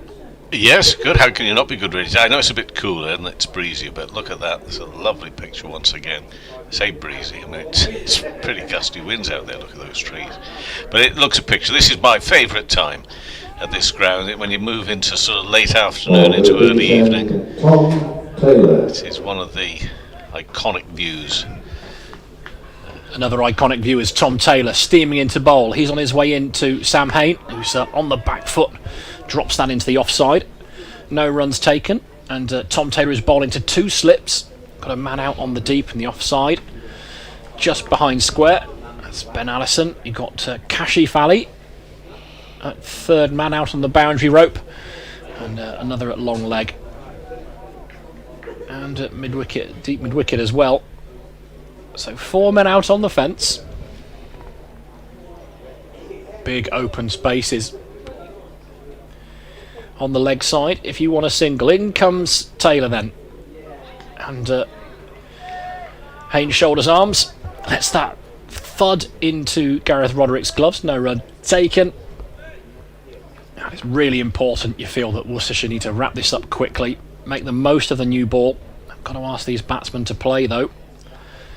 But Sam Hain just feels like he's playing a different game to everybody else. 86 in the first innings, 76 not out here. He's taken 161 balls, but he's shown he can go quickly when he wants to. Different gears today. In comes Taylor again. And again, offers no stroke. And, Taylor just not been quite as accurate or effective from the digless end today. I'm sure we'll see Jacob Duffy take the overs from the new road end, sorry.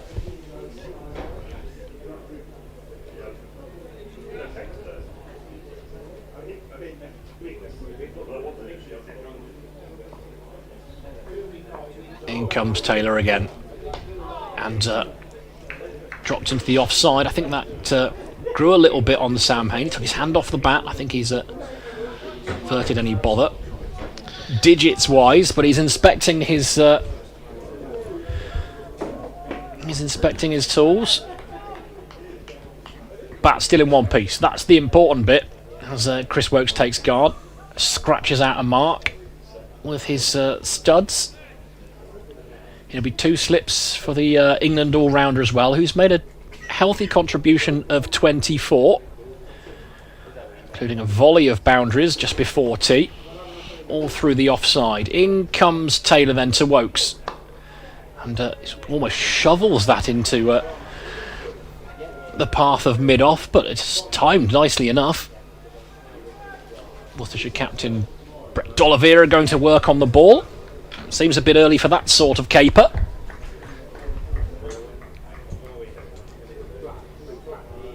Straightened him up quite a bit there. Got to a little bit too early. Certainly we've had variable bounce and we've had some bruises inflicted over the last couple of days.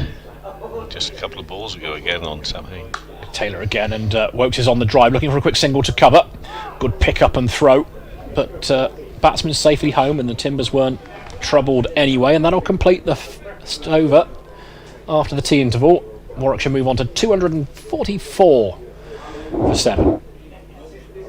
So a couple of results today already in Division 1 of the Championship, with victories for Somerset over Durham by 7 wickets and Sussex with that 9-wicket victory over Hampshire. Now Somerset are on a bit of a roll. I think it's their third win on the bounce.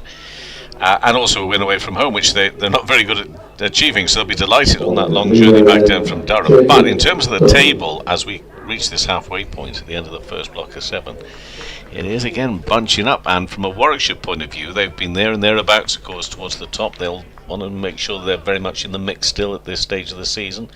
Worcestershire, another win for them, which would, if they were to get a victory here, be 2 wins on the spin. So much riding on this, what remains of today, and there are 42 overs remaining today and tomorrow as well. So it's Duffy in and bowls and driven, lovely, glorious, and that's beautiful, that from Chris Wokes. We've seen Wokes at his best. I mean, obviously just a little bit slow to get going with his bowling. That's understandable. A couple of nights ago he's not played for such a long period of time, but the bowling yesterday was just exquisite, and now the batting's looking pretty special as well. He moves on to 29 and Warwickshire to 248 for 7. So we're looking at a situation where Worcestershire are all on at the moment, really, because this lead already is at 294 runs, and it's Duffy head down from the New Road end, in and bowls into the pads there of Wokes, and that might have caught a bit of a fleshy part because he's jumping around a little as though it might have done. Yeah, it gives a feel of slightly missing thigh pad, doesn't it? It's caught him, but it's a lovely cover drive, wasn't it? Classic Chris Wokes, when he's on form, driving through the offside between extra cover and point. I think it might have, just might have hit a bit between the pad and the thigh guard there. There's not a lot of space there, so how it found its way through, but it did. Wokes is on 29, next ball bowled, and he flicks that away. A little gingerly, but he's got the way of fine. It's going to be 4 runs. That's another 4 in this over. So Warwickshire getting on with it post tea here on day 3. And the score moves to 252 for 7 now, and Wokes is on 33. Yep, 2 straight from Duffy. It's been the theme of things today. He has found wicket-taking deliveries. 2 he's taken today, both in the first session. But we found in those efforts to try and break this partnership, again, veering 2 straight, and Wokes is too good a player to miss out on that.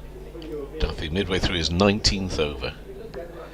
And that's edged and out of, there's only 2 slips, but it's well wide of them and high. There is a fielder down there at third, so it's a single to the total. Wokes looks as if it's still stinging him from that delivery a couple of balls ago, but he does manage to get through to the other end for 1. And he takes his score to 34, and Warwickshire up to 253 for 7, so a lead of 299 runs, all on here now for Worcestershire. They've really got to work so hard. They do need these wickets, quite clearly they need them, but they've got quality men out there of Warwickshire in the middle at the moment, and that's in the form of Sam Hain, and he again just works that away fine on the leg side. It'll go through for 1. Just wait for confirmation. That came off the bat. It did. So Hain moves his score to 78, and Warwickshire up to 254 for 7 now. Terrific from Hain again. I mean, that first innings post lunch when he came out and was attacking, he's sort of taking it back on what really did look quite tricky conditions with that knock. It's been a different knock, this one, moments of fortune, but I have to say just quality again from Sam Hain. It's Wokes who's on strike now, and again that gets up, and this time it rings him on the glove. So he's going through it out there at the moment, is Wokes. This isn't exactly what he was looking for on his return. It's been a painful over, but he's got some runs as well. Struck in pain, runs being scored. It's a battle of a sort out there. Warwickshire 255 for 7.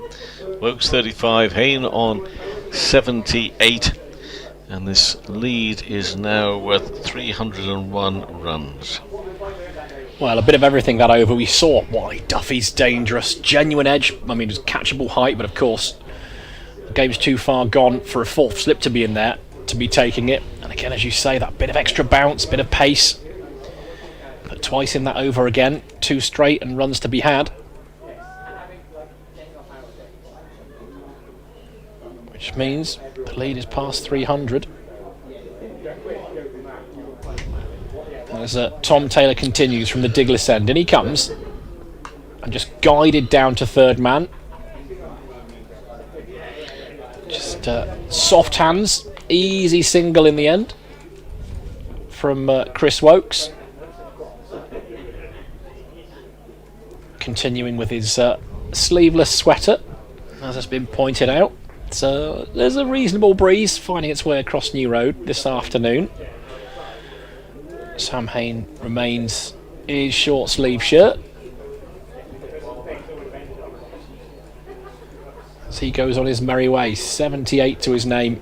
Tom Taylor is on his way in. Good forward press, dropped into the offside. Chris Wokes is quick off the marks. They take a single. Charlie Allison's Charlie Allison's got himself a century. Brother Ben out in front of us right now, but Allison's his maiden first-class century, 100 not out. So a terrific afternoon for him, and for certainly one half of the Allison family. He's batting down the order today, isn't he? He's been tried at the top of the order, and is he 5 today?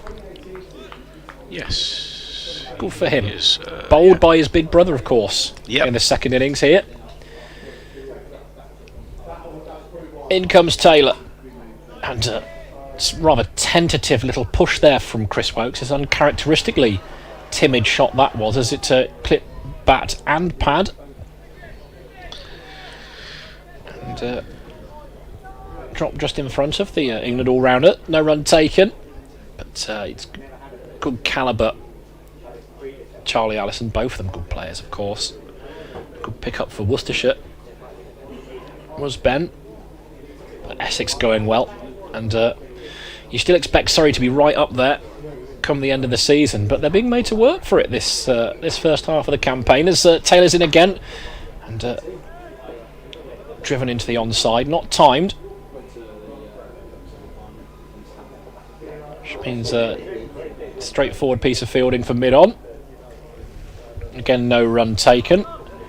And Warwickshire will be pleased with this little passage of play just after tea. A few boundaries, then reset. Taylor still bowling to 2 slips. Henry Nichols in there, New Zealand batter, and Rob Jones, who had a sharp chance to take Hayne. This was dabbed into the leg side, and they'll take a single as Ethan Brooks retrieves the ball from mid-wicket. Yeah, the ball was just a bit too close to cut. It was off Matt Waite, and Sam Hayne. Thick edge that just flew to Rob Jones. Slip. Hit him in the chest. Couldn't quite control it. Since then, more than 50 runs added subsequently. And it feels like Warwickshire, with Wokes and Hayne, they're slowly taking this game away from Worcestershire. Can Tom Taylor do something about it? And he comes. Last ball of his 19th over. It's a crisp drive to mid-off for no run. Positive in his footwork, Sam Hayne. Been quick to pick up length as well. In his watchful innings of 79, Wokes 37. And the score is 258 for 7.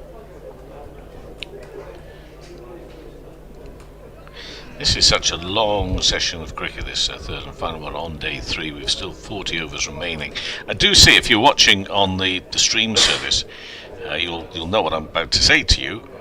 There's free entry tomorrow, Bank Holiday Monday, but if you're listening on the BBC Sport website and app, maybe a smart speaker as well. You perhaps won't know that, so free entry to the ground tomorrow. Good stuff. Duffy in now and bowls and goes back into the onside, so Wokes will dash through for a single. He takes his score to 38, and the pressure and the runs continue to pile on here. Warwickshire 259 for 7. It is a breezy day, but a beautiful day looking out over there. I mean, I don't want to speak too early, as I say, with so much cricket still to be played today, but bearing in mind what was talked of weather-wise over the last couple of days in terms of the forecast, we might have got away with it again today, which is terrific stuff. 259 for 7, and Hayne is on strike. He's on 79. Duffy bowls to him outside edge down towards third. He'll get another single. So it's nothing extravagant, this. It's just a slow way to just say we're on top. The Bears on top over the Pears in this Midlands rivalry. Great contest between these two counties, of course. But the optimism that Worcestershire would have had coming into this following the victory over Essex hasn't disappeared. Game's not over. But they're on the wrong end of it at the moment. A long way behind. 260 for 7, and once again it's Wokes back on strike. He's on 38. Doesn't go forward defensively to that, but it's quite a solid push into the offside to D'Oliveira doing the fielding out there. Extra cover. That score, by the way, I mentioned Allison with that century is now 104 not out for Essex against the defending champions. Essex at 410 for 6. It's a lead, 348 runs, which is quite the lead. We were listening to commentary earlier today, and they were saying there, the commentators, you do need around about the 350 mark, but that now is looking quite the work for Surrey, and this one is driven. That's lovely. Shot. Beautiful from Wokes on the onside of straight, and that's going to be 4 more runs. He's quickly got back into it. As I say, 1 or 2 painful blows along the way, but he's looking so good for his 42 not out, and Warwickshire is 264 for 7. And Duffy, he's taken 3 wickets. Has a bit of a smile on his face, but I imagine he's not best pleased what's happening at the moment. He's looking for his own personal wicket number 4, again driven, similar sort of area, doesn't get the timing quite right on that occasion. Shadows a shot as if to say, well, maybe I should have been playing that one on the offside of straight, not the onside. But again, it'll go down and do a little bit of work on the surface, because there are 1 or 2 that are shooting through. Some of them getting up and banging him either on the fleshy part of his leg or sometimes on the glove. But Wokes is on 42, and Duffy, final ball of the over. It's a shorter one, and it flies out there towards wide second slip, and it's 264 for 7 then. Wokes on 42, Hayne on 80. A lot of cricket left today, and with the score as it is at 264 for 7, it's a lead of 310 runs.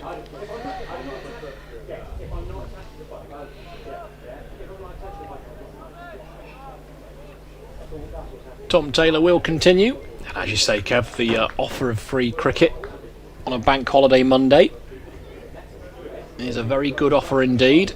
You have to say Worcestershire are right up against it, but anything can happen. 2 catchers in comes Taylor, and just worked into the leg side. Plenty of real estate for Sam Hayne to find. He's just taken an easy single to deep mid-wicket. So we've got a kind of regulation first slip, and then Rob Jones has come into a... Well, we'll see where he ends up. I'd say it's almost like a 5th slip come gully, isn't it?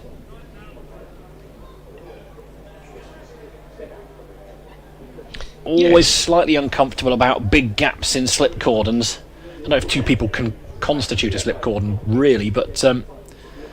No, I'd say I might go more gully on that one now. Edged and gone! What a good grab that is, just off the deck. And Tom Taylor sees Chris Wokes away. Well, So Chris the Oakes is umpires- staying there, so yeah, actually did it the umpires carry? are going to confer. Did it carry? And the important thing is, did he get a nick? He's Yes, he got gonna the walk. nick, and yes, it carried. And Chris was just waiting for confirmation of that. He's a man of good temperament, wasn't he? It was a good take in the end, just off the shoelaces. Yeah, his hands are underneath that. Henry Nichols at first slip. 42. Really good grab, but a really important innings as well. So Chris Woakes departs, but he's done a fantastic job for his side. He sees the ask for Worcestershire batting last well clear of 300 now.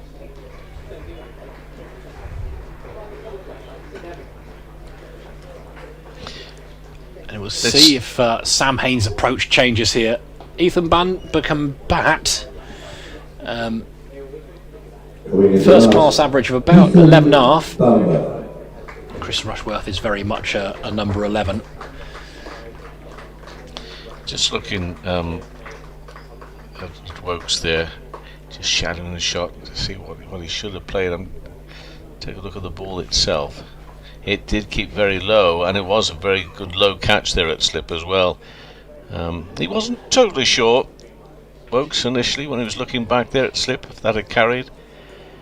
But I'm also, and not getting ahead of myself here, hopefully, but I'm just thinking this could be a very tricky time for Worcestershire later on to come out and bat here, because we've still got 38.4 overs.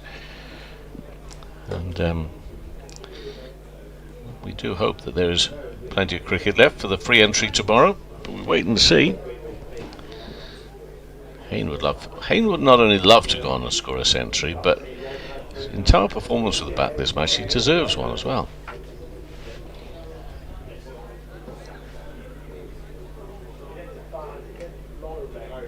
Well, in terms of the value of the runs he scored, there will be centuries he's scored, you know, that won't be as impactful as this 80, or the 80 in the first innings. We have 3 slips. In comes Taylor to Ethan Bamber, who's solidly in behind that, takes a single quickly as Sam Hayne calls him through. And Ben Allison's frustrated by that. 2 men in the ring. And third slip, Ethan Brooks is heading all the way back out to deep mid-wicket as Sam Hayne's on strike. Taylor has his second. 2 for 57 for him, halfway through his 20th over. Duffy's got 3 for 57. Very miserly last night, but although he picked up 2 wickets today, he's been going at almost 4 and over. A mix of wicket-taking deliveries and at times just a little bit straight. In comes Taylor again, 2 catches. Hayne just works that into those big open spaces on the leg side, and it's an easy single for him, which brings Bamber back on strike.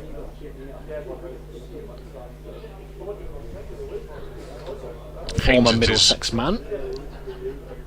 Hayne is at his no-nonsense best in this game.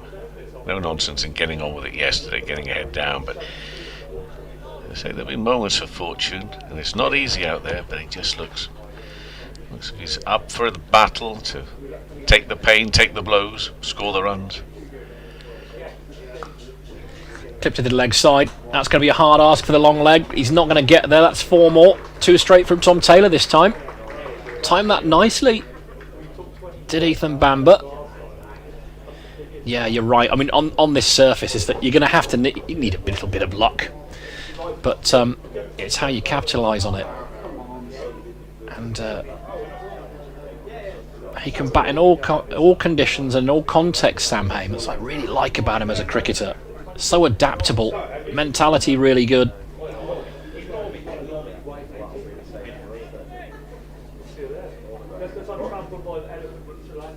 Taylor in once more.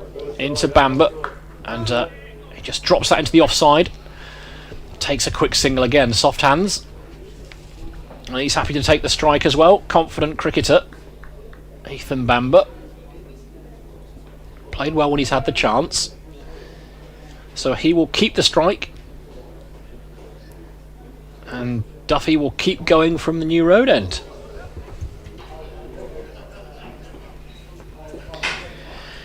Yeah, we're in this point of a game where Warwickshire already, bearing in mind the conditions, look to be in such a strong position. The game's going to take a natural course. The forecast tomorrow, how is that looking? We talk about the fact there's free entry to get in tomorrow. Is that going to play any part? Well, we'll see. But Duffy, is this Duffy going to continue here? It is, from the new road end. And he's going to come in and bowl to Bamber. Fresh out there, Bamber. Does well to work that with a yell of no to Hayne at the other end, onto the onside. Let's take a look at that weather forecast as it's shaped up. But, you know, they've predicted pretty much doom and gloom over a couple of days, and it's not materialised. There's a 60% chance of rain in Worcester tomorrow. Again, it's going to be fairly breezy. Take a look at morning, afternoon and evening in the moment. Next ball bowled, a play at that, and that's flown through. Well, thrown to the keeper. It's sort of behind this pillar. What happened on earth to that? I need to look at that again, because the keeper is right behind the pillar in front of me. So if I can have a look on the replay, because that looked it's a bit bizarre. Let's have a look, see what happens. Kept a little low, and it's and just he's sort of bounced parried right it. in front. Yeah, and he's parried it back up towards the batter. He stays laying out there, thinking what did happen. 272 for 8. Next ball bowled and pushed, and that's going to be runs. I don't think it's going to have the legs. It won't have the legs to go to the boundary out there through extra cover. Shouldn't do. Come back for 2. They ran the 2 quickly, but not quickly enough to turn that into a 3. And it shouldn't have been a 3, but they were quick for those first 2 runs. So Bamber is on 8, and Warwickshire at 274 for 8 now, which is a lead of 320. So it's tomorrow. The forecast is for rain, actually more later in the day, maybe in the afternoon, then into the evening, but not in the morning. Now he's hooked that one away, but it's straight to the fielder behind square on the lake side. Put plenty into that, and he's only got a single for it on a shorter pitch delivery. So Bamber moves to 9 and takes the score up to 275 for 8. And that's a lead of 321. So the weather tomorrow, it is forecast to rain, but much later in the day. And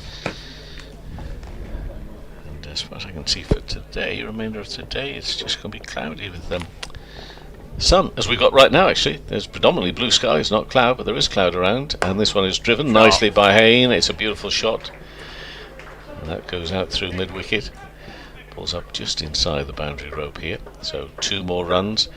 So they're busy out there at the moment. They're finding the gaps, and there are plenty of them. The fielders are well set back, especially Hayne, of course. He's finding those gaps and the running. I'm really impressed with this pair, actually. Plenty of energy and good communication between them. Hayne has moved his score to 84, not out. 170 deliveries for this innings of his so far at 277 for 8. And Duffy's bowling his 21st over, 3 for 72. This over so far has cost 5 runs. He's got 1 ball remaining, and he wants to make this one a wicket-taking delivery. And he now comes in away to our left hand side, right arm over the wicket, punched with a weight because it's been driven with some certainty, but straight to the fielder. So no run, 277 for 8, and that's a lead of 323. Bamber on 9, Hayne on 84.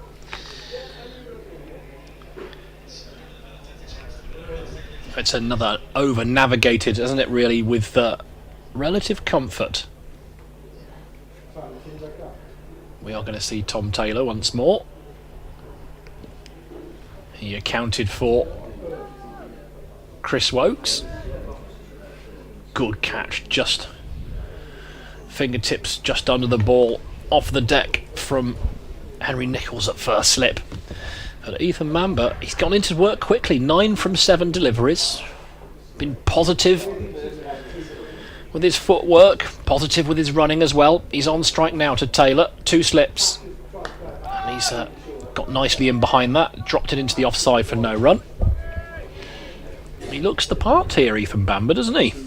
He's a very good cricketer. I don't think he lost his way at Middlesex, but he's he had a terrific career there. But he's found a certain zest in the move now to Warwickshire.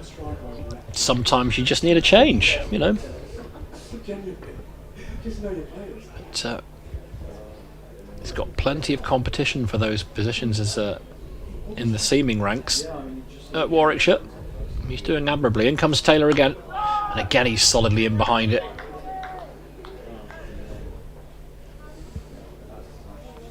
Nice clear, crisp shout of no as well.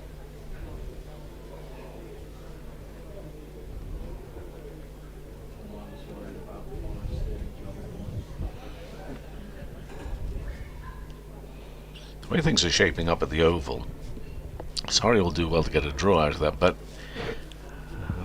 the commentators were not suggesting that pitch really had become flat at all. 422 for 6, 360 in front, Essex. Taylor in again, wrapped on the pad, big shout. Umpire unmoved.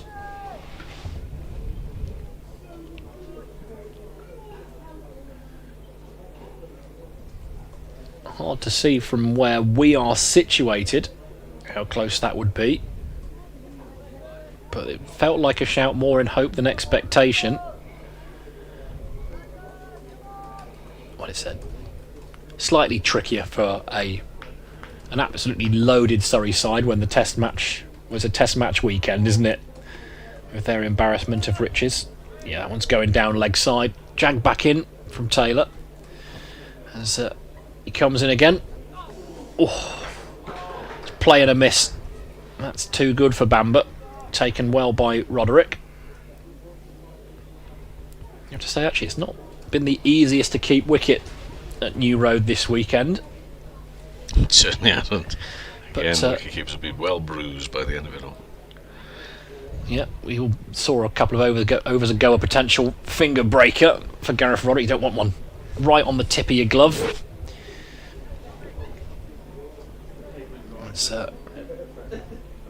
Taylor is on his way in once more. And a good leave in the end from Bamber. Did think about it, but lifted his bat out the way, left it be. And the score remains 277 for 8.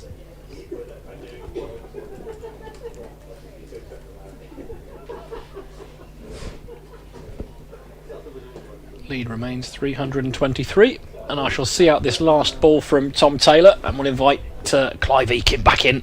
He's got to accept your invitation though, so let's see if he does. Well, we'll find out in just a moment. Taylor's in, and just dropped into the leg side, and Brett D'Oliveira completes the fielding, and that'll end Tom Taylor's 21st over, and it is 277 for 8. There's movement from the great man. Thanks to Jim. A bit more from Jim Dale later on.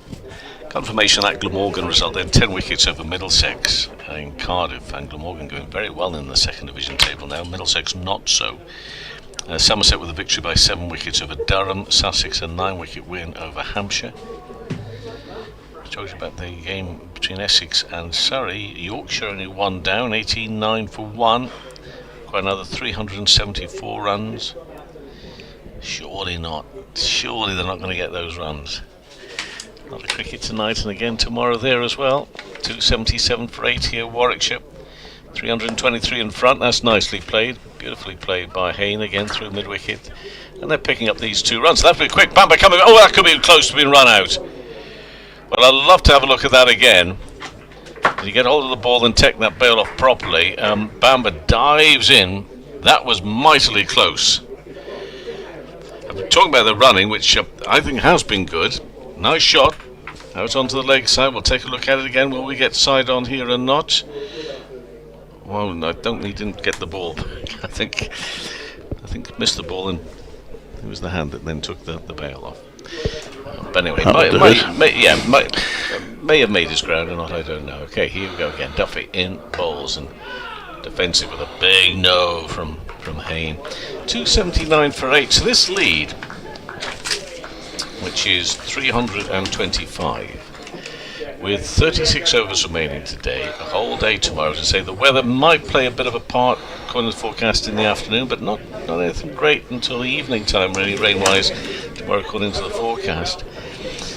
At what point do Warwickshire think that actually we will offer a declaration? I still think it's the natural game at the moment, but they'll have to be mindful of that. Next ball bowled, and that's clipped away nicely by Hayne for 1. He will take his score to 87 and 280 for 8 now, so that's 326. I mean, I can't see with Hayne sitting there on. Well, I was going to say that. I don't think that's not going to happen, no. Of course. But I mean, if he gets to the 100 and on beyond that, because this I mean, Warwickshire batted very well, but they're only up at 280 here.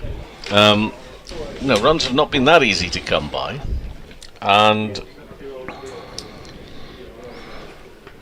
you just think that this lead already is too big, surely. So, do they need that many more? Next ball is bowled, and this is a shorter ball. Oh, and he's bat straight onto the stumps, and he's gone. Swung around. I think a great catch was taken there as well. I think it's all happened out there. But just take a look at this again, Clive, on the replay. It is a great catch for the wicketkeeper. He's got it right on across there, but take a look at Bamba's bat here. Swings across. He doesn't realise behind him at that stage what's happened, but a terrific catch. So we just ignore what's happened with the bells and the stump and say, what a stunning catch. Did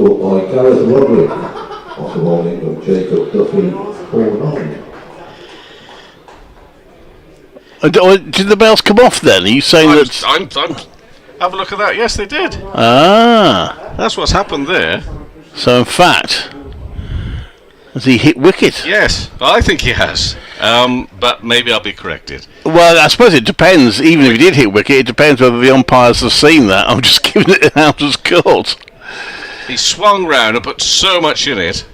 So he was already thinking, that's it, I'm gone. And so was my attention. And it was a superb catch. Are you going to go and tell Gareth Roderick that he doesn't get the catch after that? No.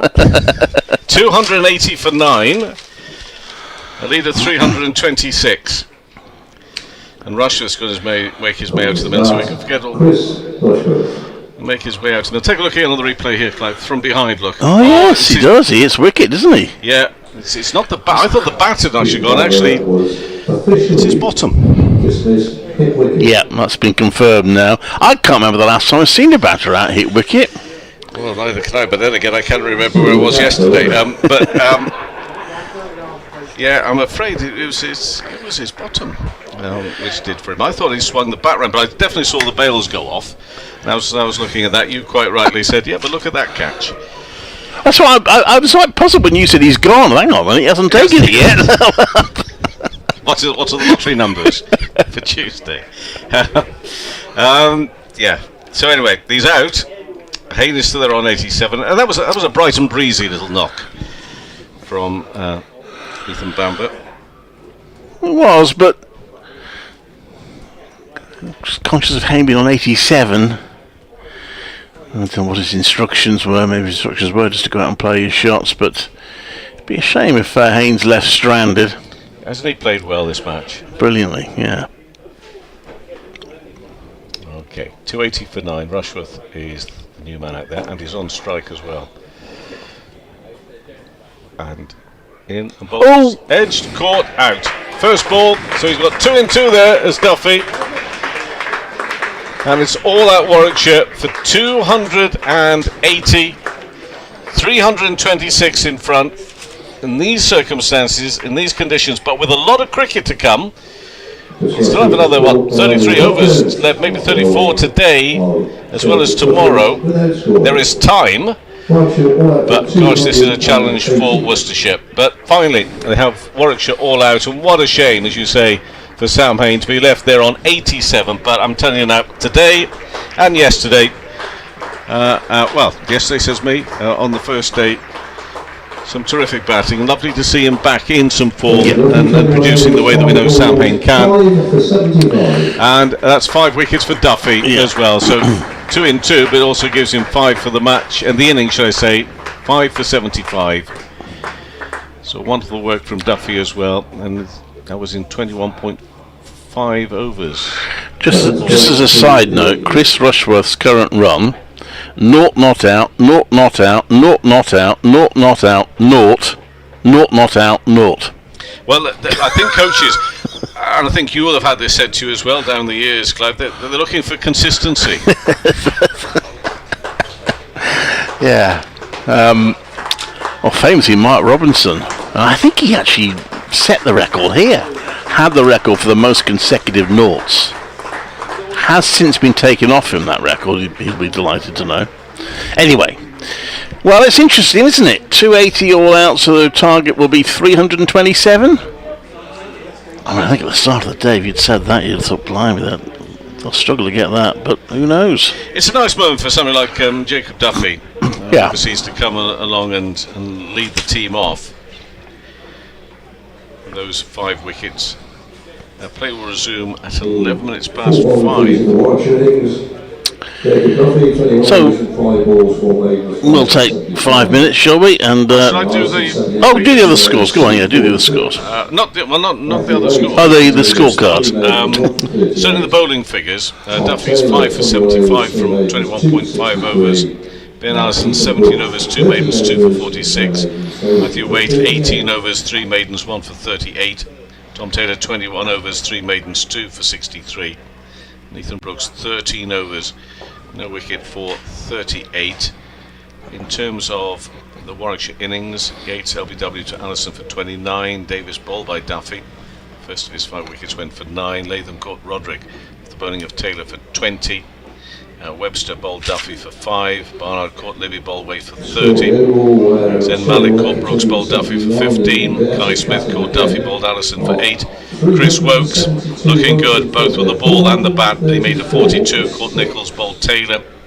Bamber hit wicket for 9. Rushworth caught Jones, bowled Duffy without scoring. There were 4 no balls, 2 wides, 8 byes, 12 leg byes of 90.5 overs, 280 all out, 327 runs in front Warwickshire at the end of their second innings. We'll be back to see how Worcestershire get on in their run chase in around about 5-10 minutes from now.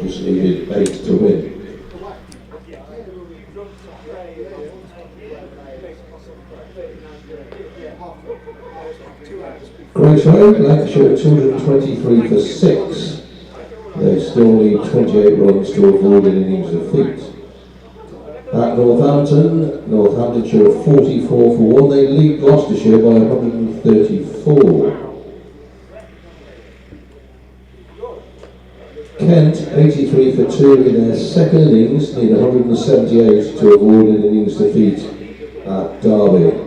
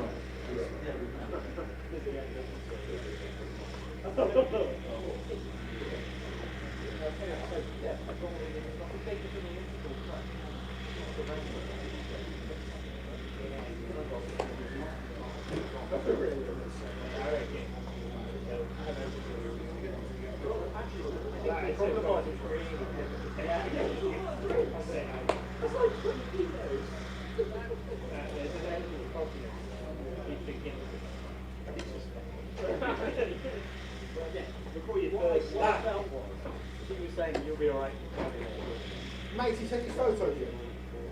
Yeah. Send me the link. I love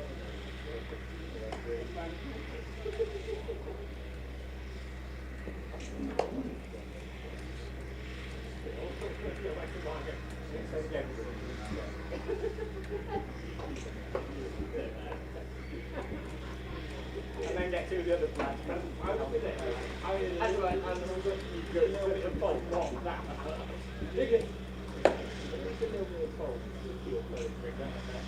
Yeah, but we haven't met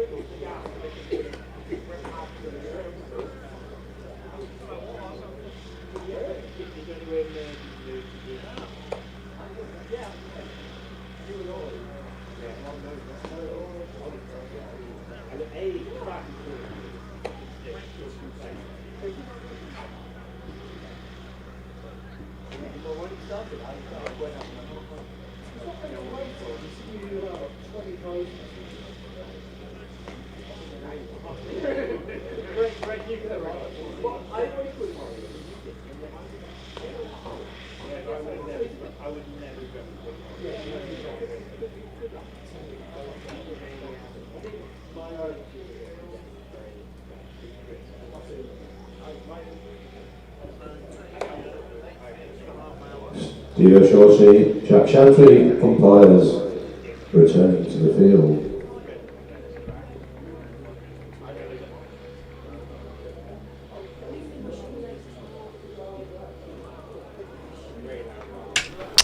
Welcome back to New Road. If you're wondering why it's all been silent for the last few minutes, it's because we're in between innings.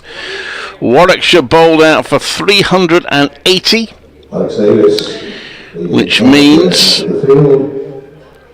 Worcestershire will need 327 to win. He is fielding as 12th man for Warwickshire. And Dan Mosley's on us, well spotted by in a tight huddle, so he's done well to spot that, Brad, is that Dan Mosley's out there.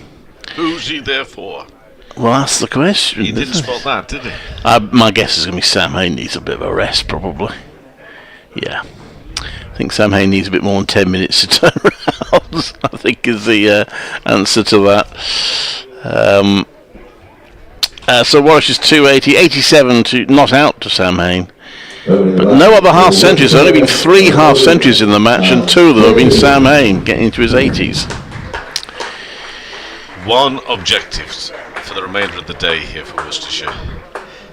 I was going to say lose as few wickets as possible. I mean, they've just got to make sure that there's no more than 1 goes down for me by the close. They do well to keep it down to 1 in I know they will. 33 overs. Mind you, we did say that at the end of the first day, and they did manage it. They got to the end of the first day with that loss. 50 odd in no time. Yeah, and that but was. They can't play that like that now. Well, they certainly won't have the attitude to play that now, will they? That might maybe ease the way to go. Jacob Duffy 5 for 75. I must mention that innings as well. Earning the bowling from the Dickerson. Chris Woods, this is where Worcestershire have been a little unlucky that they're up against Chris Woods for what well be his only county championship match of the season. Chris Wokes. That is the argument that people are putting forward as to why it doesn't matter if teams don't play each other twice in a season. That there's a lottery that as two of you might meet. I don't buy it myself. I still think home and away is really important, but we've rarely, if you look over the years, I know, rarely had it. I know. You sounded like Sophie had a Baxter then for a minute. Where's my nose? Met her on the dance floor.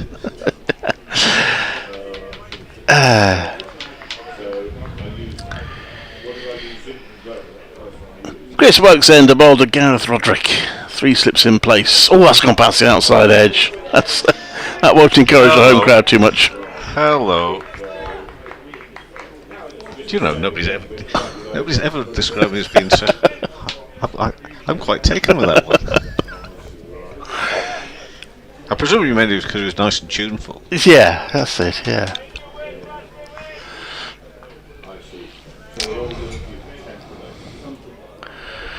In comes Wokes.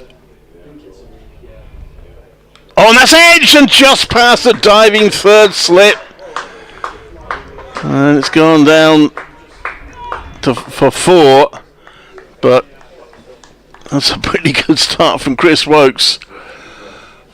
4 runs ticked off for Worcestershire.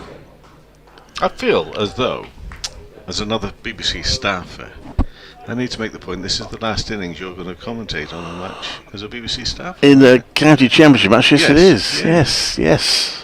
Thank you. I did think about walking around. I did walk around the game. I thought I might do Emily Blofeld and wave at everybody, but you didn't. No one seemed to notice me. So Wokes is in, and that's gone past the outside edge again. Goodness me.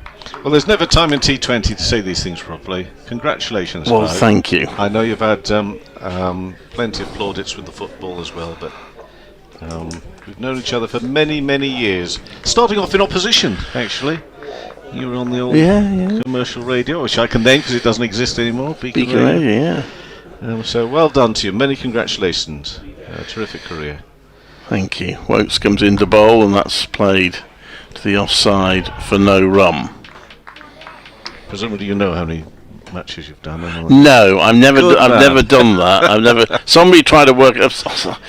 Anthony was a good friend of the radio station actually, and is a bit of a statter. I don't mind me saying so. He actually tried to work out the stats. It didn't take into account the fact I have missed a few matches per season, but he included the wins and losses. I got fearful stick on social media. Oh, because you lost so many games. Yes, it was my fault. Chris Wokes comes into bowl, and that's pushed out to point. There's no run. So, just the staff, we hope to hear and see plenty more of you, obviously, within the game at a point, at some point, and doing whatever. But yeah, BBC staff. How many years with the BBC staff? 36. Wowzers. Great stuff. I got my vouchers for my long service award. Did you? Good man. Yeah. I won't say how much. But. No. Wokes comes into bowl to Roderick. He's wrapped him on the patch. He's appealing as Wokes, but not out is the call. That one seemed to keep a bit low. Roderick may have got his front foot outside the line. And this is where it would have started. It's all started here, yeah. I kept winning county championships. I won it with Worcestershire here, the first year, covering them. And a few years later I went over to Yorkshire, won it with them. Yes, you did. I having previously won it with Warwickshire, and then I won it with Warwickshire again, so I take full credit for all these. Wokes comes into bowl, and that's played to mid-on, and it's got through, and Roderick will get 4 runs for that, through long on for 4. So actually it's a pretty expensive over. They're won by tonight at this rate, Worcestershire. 10 without loss. After 1 over. It's similar, I guess, to the first innings. I'd just be a little bit fearful. Because whilst we did applaud the start that was made, I can't remember how many overs they had to face, actually. But it was about 22, I think. Right, okay, so it was quite a lot. But that did unravel the following morning, didn't it? It did. Quickly, so there's time for that good, strong, quick start and to unravel. So I'd like it, from a Worcestershire perspective, to have something a little steadier, maybe. But it is Wokes and Rushworth to open up, and this is a challenge because both of them bowled so well. in the first innings. Remember, Worcestershire were all out for 181 first time round. A big target to chase here now. They're 10 for no wicket. Roderick and Libby are the not out pair. The opening pair here for Worcestershire. And there are 3 slips going down for Rushworth, coming in from the New Road end. His right arm in and bowls up onto his toes and punched away very nicely. That's going to be 4 runs. They are off and running behind the square. There's plenty of space out there. Maybe a bit of a loosener, but still all the same. 4 more to the total. And Worcestershire, I don't quite buy Clive's, they'll have it finished by tonight, but they are rattling along here. And Libby, with his first ball faced, has got himself a boundary. And it's 14 for no wicket. Hasn't quite got the same incentive, Chris Rushworth, to rattle the team out as quickly as possible as he had in the first innings. He was desperate to get into the change room so he could watch his beloved Sunderland in the playoff final at Wembley. So he turns now. He's away to our left-hand side as he runs in past the umpire, in and bowls. Again, Libby onto his toes. Sharp bowling, and therefore your defence has got to be really alert and keen. And be prepared to cry a little when it hits you hard, somewhere, either fleshy or on the glove. You just know that ball is going to cause you a little bit of grief before the end of the day, if you're out there for long enough, and that's certainly obviously the objective for the Worcestershire pair. Target of 327. Once again, Rushworth is coming in to bowl to Jake Libby, the Worcestershire opener, and that's low past the off stump. He's happy to leave it go by, and that is one of the demons out there. It's the bounce. Can you be certain? Can I just read out a message which has appeared on the chat line on the stream? I think that's okay for me to do that, isn't it? And some of them I wouldn't. But I'm going to do that in a second. As Rushworth, as long as it doesn't disappear off my screen in the meantime. 14 for no wicket. Rushworth in and bowls defensive. Okay, let's get to this. No run there. This is from somebody called Ian Robb. We'll miss you, Clive. Been with us and the Bears for a long time. And yes, I remember you on Beacon Radio Sport. It shows the state. Goes on to bemoan the fact that you don't get too much sport on independent radio anymore. For that, Ian, we hold no responsibility, my friend. The old days of Pat Foley and Clive, we remember them all well, Clive. We really do. Yeah. And you'll move. So you moved to Hereford and Worcester from Beacon? I did, yeah. Okay. Here comes Rushworth in and bowls. Oh, back the LBW appeal. Look to the umpire, not out. Oh, that's mightily close. Did he get an inside edge on this? That really forced him back. It's Libby, the batter in question. And I'll take a look on the replay here now to see this one. Going down, surely. I think that's... You're making strange noises. Well, presumably that's what the umpire felt. Yeah. And I'm not a great fan anyway of us looking at replays. Well, I do too, just to see what happens. I know. But if, okay, Rushworth in and bowls, and that sits up and taken high. Well, there you go. That had a bit of everything in it, that over from Chris Rushworth, and we're going to get plenty more of it as well. Worcestershire, 14 for no wicket. At the end of that over, 4 runs coming from it, but there was so much more to it, those 6 deliveries. Roderick on 8, Libby on 4. Yes, I mean, of course we look at the replays and we discuss them, but and I thought actually that looked a pretty good shout, but, whenever the DRS is on TV, I nearly always get it wrong, so... 14 without loss. Yeah, Beacon Radio, that was a long time ago, but... Just give a bit of Speedway for them. Worked at Wolverhampton Speedway. Sad to see them gone. Speedway's disappearing from the West Midlands altogether now, which is... very sad, given how strong it was when I first started. Chris Wokes comes into bowl, and that's played to mid-off. There's no one. We used to cover Cradley, Heath and Wolves. And there was the Coventry Bees as well, and lately the Birmingham Brummies. By the end of the season, as I understand it, they'll all be gone. Which is great show. I know that people are working very hard to get Coventry back at some point. Some guy in bed says, all the best, Clive. Enjoy your retirement. Well, he's not retiring. Nonetheless, thank you for the sentiment. Appreciate exactly. it. Wokes comes into bowl, and that's driven and is stopped by Wokes off his own bowling. No run. That's some nice messages. I didn't know such things existed on the streaming. Most that I've seen.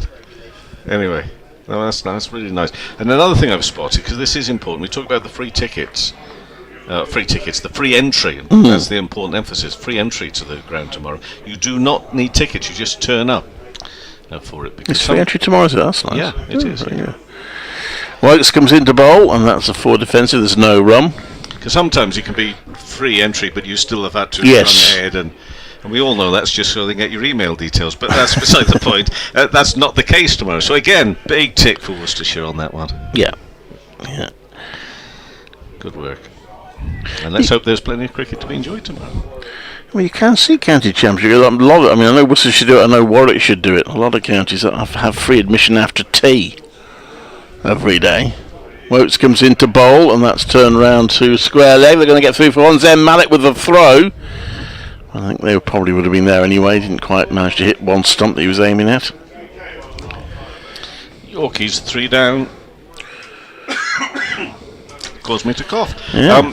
So that's all of a sudden not looking so good for them. And it's Lythe, it's Milan. Big wicket, he's gone for only 12. Nottinghamshire doing well there. Yorkshire still need another 329 with 7 wickets standing. They'll be hoping for clear weather tomorrow at Nottinghamshire, won't they? Make sure they can finish that off. Wokes comes in, and that's left. It's taken by Alex Davies behind the stumps.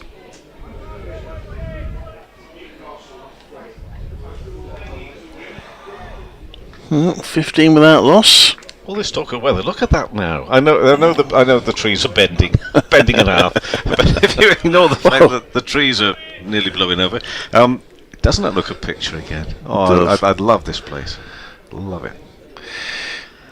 Wokes comes into bowl, and that's left. There's no run. When I was walking around the ground, I went onto that new structure, which has appeared since I was last here.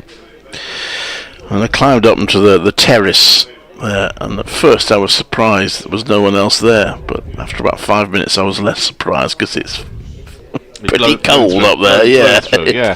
Having said that, there's a few people who sat there now. Yeah. It's a very good view from there.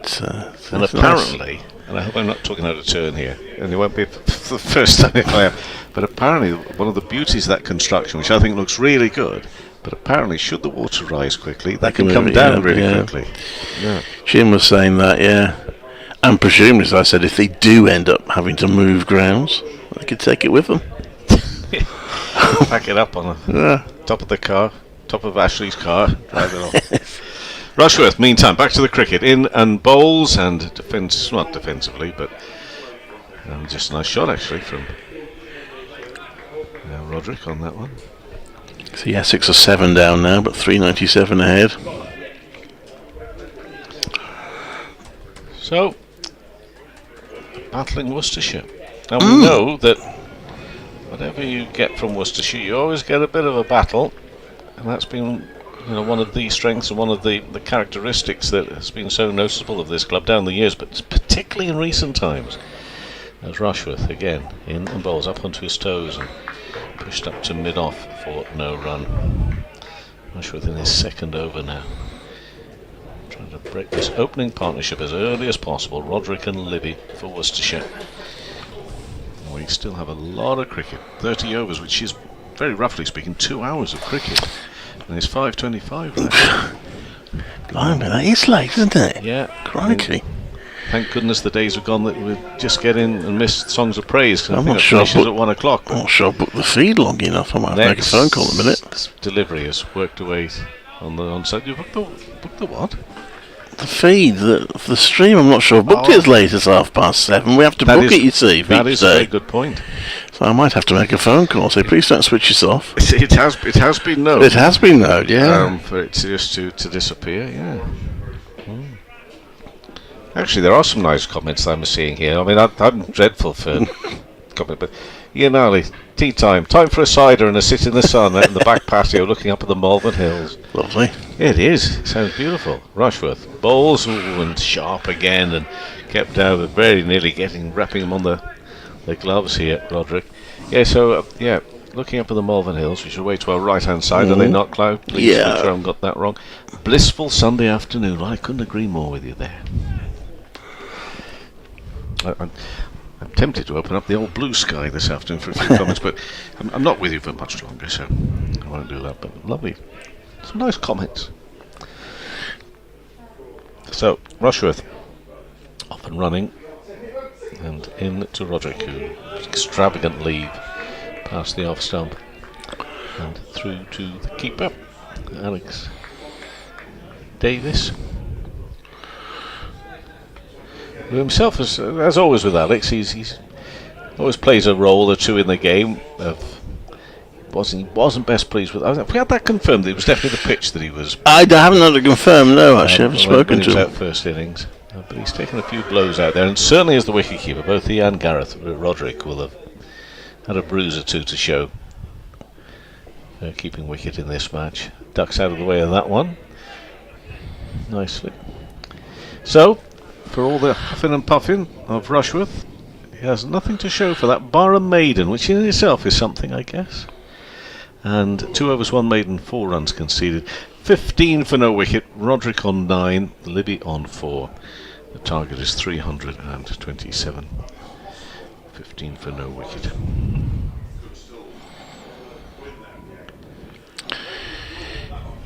Wokes removes his jumper. Worcestershire looking to beat Warwickshire at the county championship for the first time in 25 years.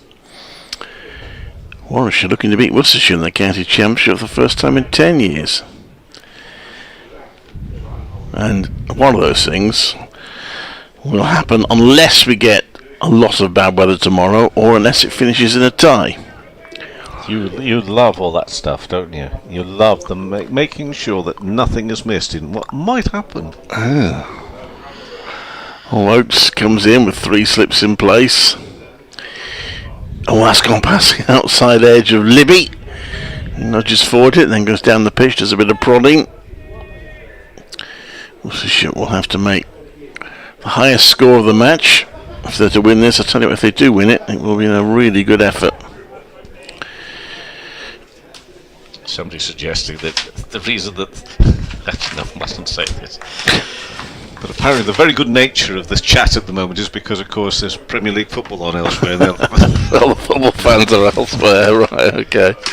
That one is got past the outside edge again. There's no run. Mustn't be snooty. 15 without loss.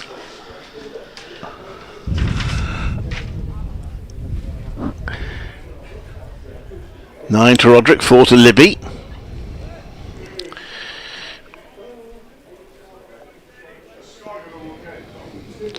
And Wokes comes in. 4 slips in place now. As he bowls to Libby, who manages to run that past the slip cordon. Open face to the back, keeps it down. Hasn't got it all the way, and he'll just get 2. Moves on to 6, 17 without loss. Noah Thane is out for Essex. He made a 50. But Allison is still... Oh no, he's just gone, beg your pardon, I just talked him out. Allison Corden bowled by Clark for 140, so now Essex at 471 for 8, leads side by 409 runs. If there is a team that could chase that down... Well, yes.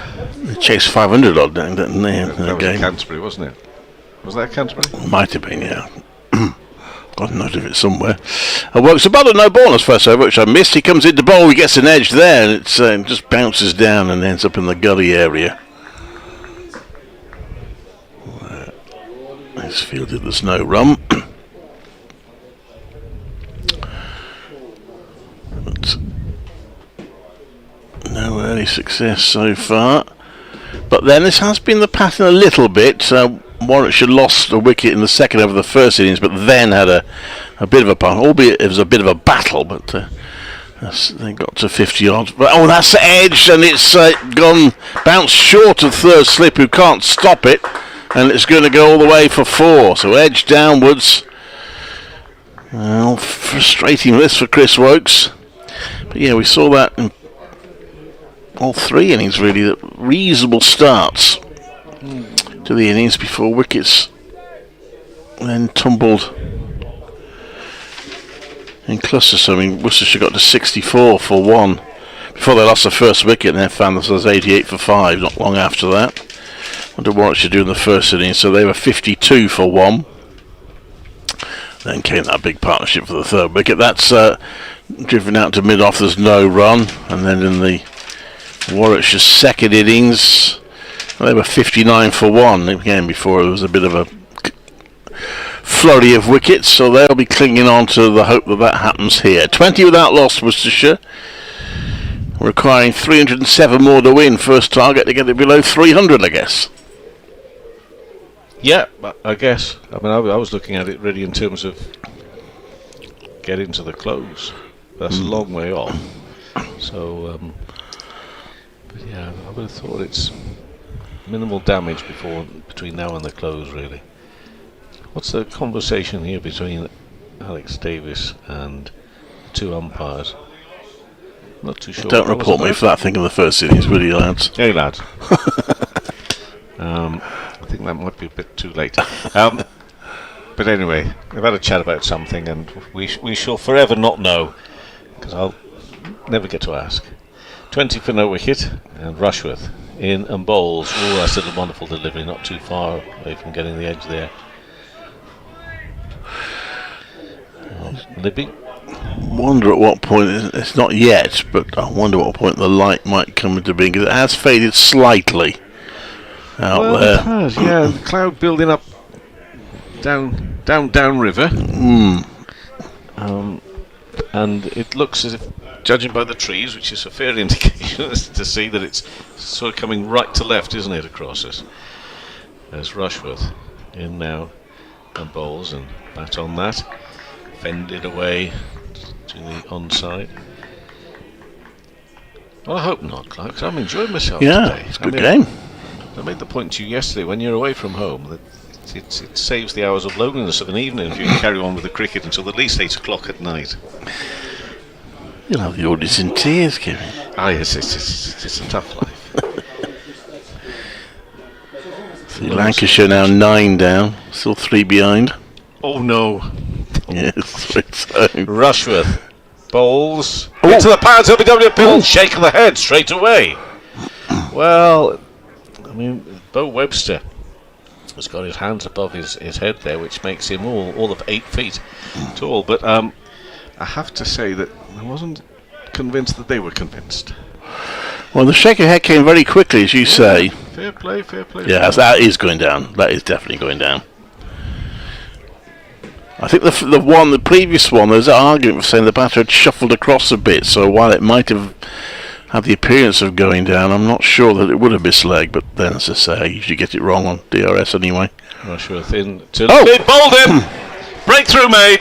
Libby's gone for 5, Worcestershire 20 for 1, and Rushworth, who has been causing trouble, every delivery and event out there, and the event we've just seen is the opening wicket, the first wicket in this Worcestershire chase, big target, and well, he's played over the top of that and into the stumps. It's the off stump, which has sort of been bent back as well. So it's 20 for 1, and Rushworth takes a wicket in his 3rd over. His 5th wicket of the match, yeah. No doubt about that one. Might have keep, I mean, he has pitched it up, but so maybe it didn't keep low. Maybe just a little bit of shape away. Henry Nichols comes in. Well, that's a big breakthrough for Warwickshire.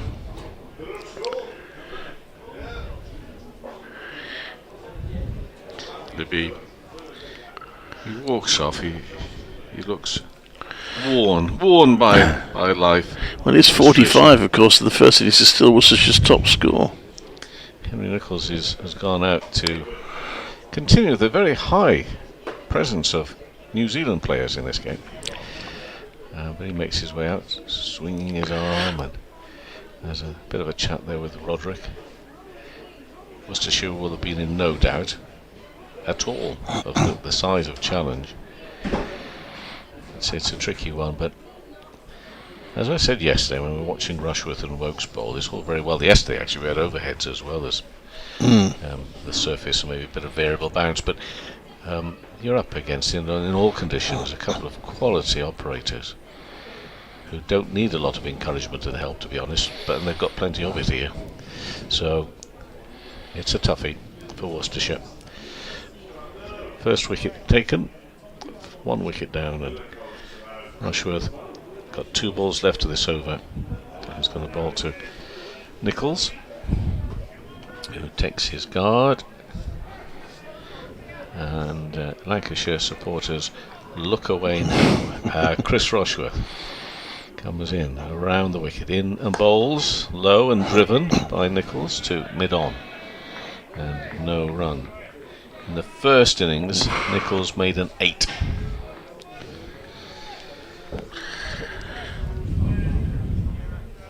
By the way, okay, if you've looked away now, Leicestershire have beaten Lancashire by an innings and 3 runs. Lordy, lordy, lordy. It's despite a century from Keaton Jennings. Yep. Rushworth round the wicket, down the leg side, diving to his right. Davis does well actually to get across to stop that from flying away. So that's 20 for 1, and Rushworth takes a wicket there. He's bowled 3 overs, 2 maidens, 1 for 4, so it's a wicket maiden as well from Rushworth, who, again, not wishing to repeat myself from what I said in the first innings, just delighted for Rushworth to see him back out there, and from an individual perspective, he'll be feeling a lot better about life, and as you say, quite a good weekend for him. Yes. For this football club as well. Worcestershire 20 for 1. He had someone just sort of on the field after the end of every over. He'd come down, and someone would let him know what was going on the football. But he, be his dad, I don't know. His dad. But anyway, he was keen to get the food. Leicestershire, I have to say, we're halfway through the season. They're going to have a big lead, aren't they? At the top, they get maximum points from that game. I thought you were going to tell me they're already promoted. Not quite, but already promoted before the end of May.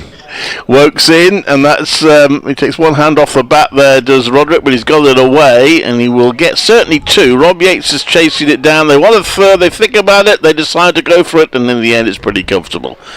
3 runs to Roderick, who's made a good start. Yeah, I reckon Leicestershire, what will they be? 139, they'll be 42 points clear, probably. It will depend on whether, if Derbyshire win, that gap will be a bit less. But even so, that's a significant gap halfway through the season. Typical coach's comment the other day as well, Alfonso Thomas. We haven't played our best cricket yet. Yeah. No such thing as perfection, Alfonso. And a brief spell, of course, with Warwickshire in the T20. I loved him as a bowler. Oh, he gave it everything, didn't he? He put on a show to the point where I'm afraid we called him the Great Alfonso. I'm not too sure he liked it really, but he was with affection. Works round the wicket in the bowl, and that's played out to the offside by Nichols, so he is off the mark with 2. So the runs are still coming for Worcestershire. And Chris Wokes has actually been quite expensive. 25 for 1. 27 overs scheduled left in the day, including this one.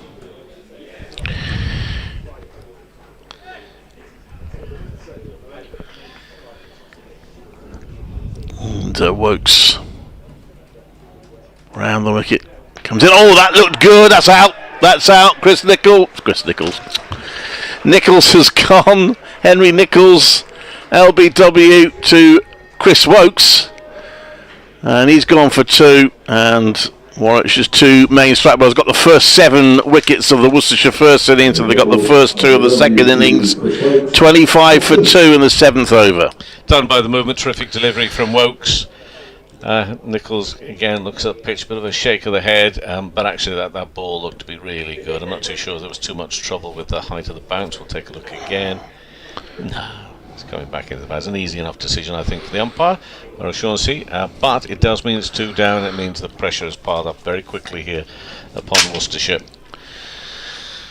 And yeah, it's no great surprise that this was going to be a torrid time in the sense of difficulty, size of challenge, and job ahead of Worcestershire. They were hoping that somehow, with a bit of good fortune and maybe Wokes and Rushworth not able to get themselves going properly quickly. Well, Wokes House, as Clive mentioned, with 3.5 overs gone for 21 runs, but it is Chris Wokes, and that's really unlikely to carry on in terms of seeing the runs, and already you're looking at this with some concern from a home side perspective. Yeah. And maybe even a tingsy bit of concern for those who are looking forward to free admission tomorrow. 27 overs left in the day. Well, they can get down now, I believe. Well, they could, yes, they could get him free now, that is true. But Kashi Valley is walking to the crease. Gareth Roderick gives him some pointers. He's got 3 balls of this Wokes over potentially to face.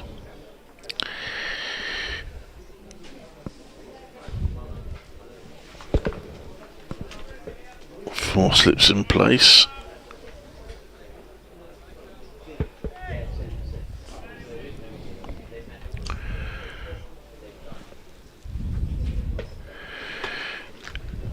And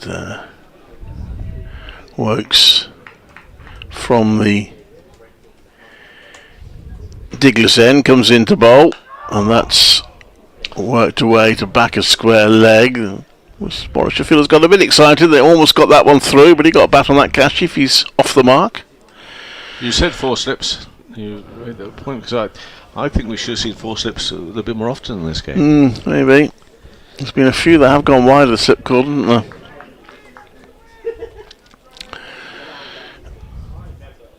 Well, what a shame Nottingham Forest are losing 1-0.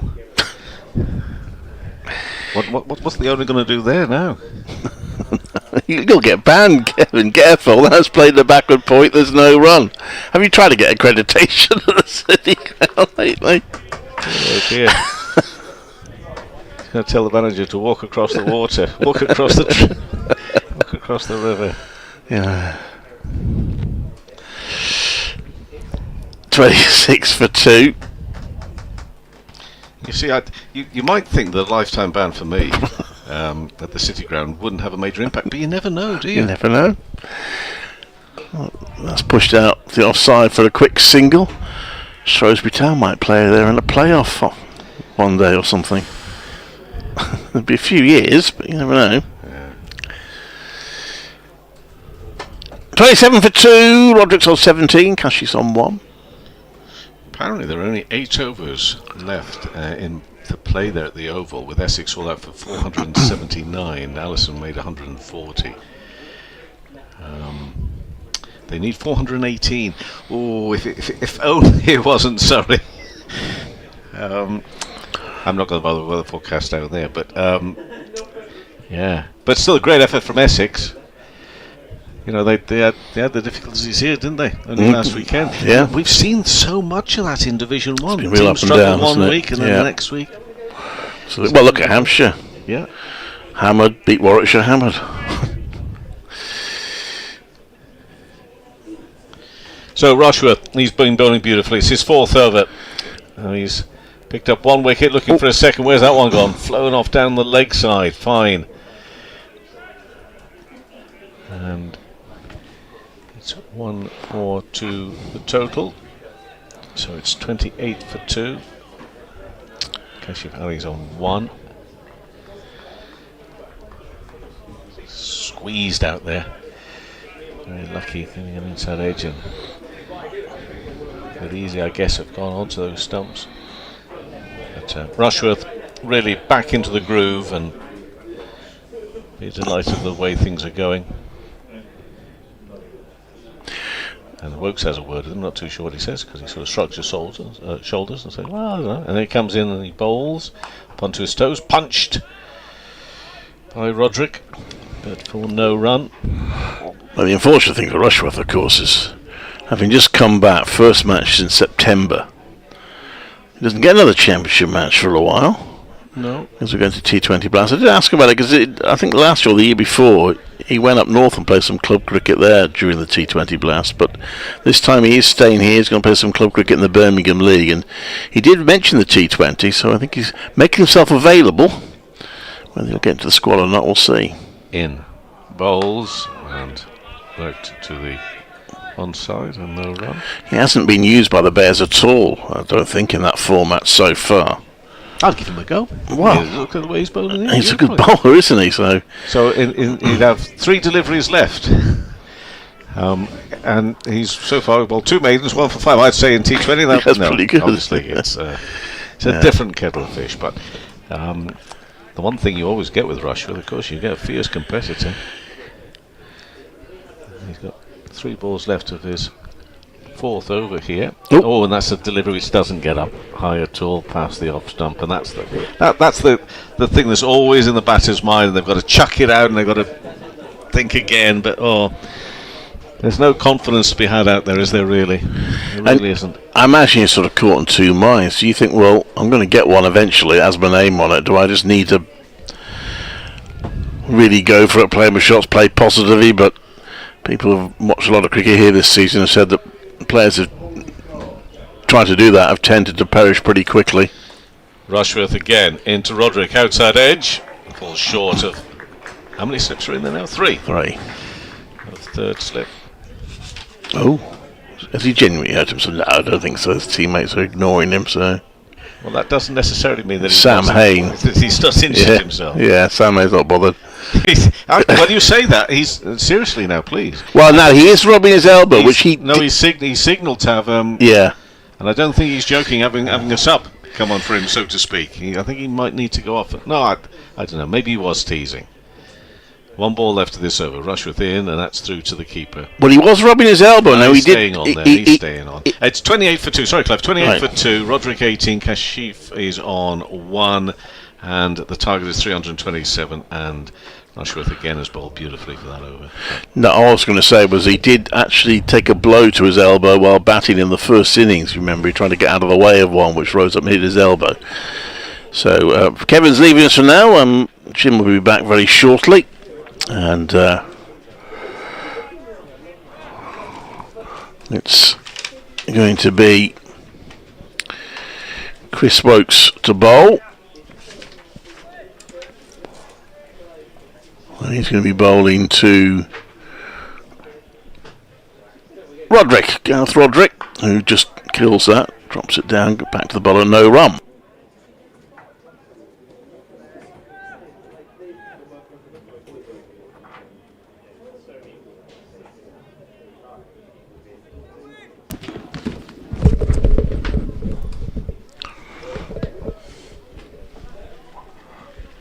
And 28 for 2.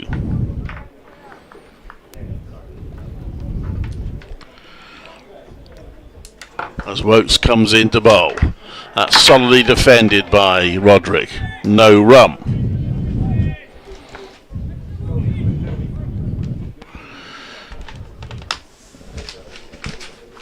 We've still got 25 overs, including this one, scheduled for the day. Whether the light allows for that. It's okay at the moment.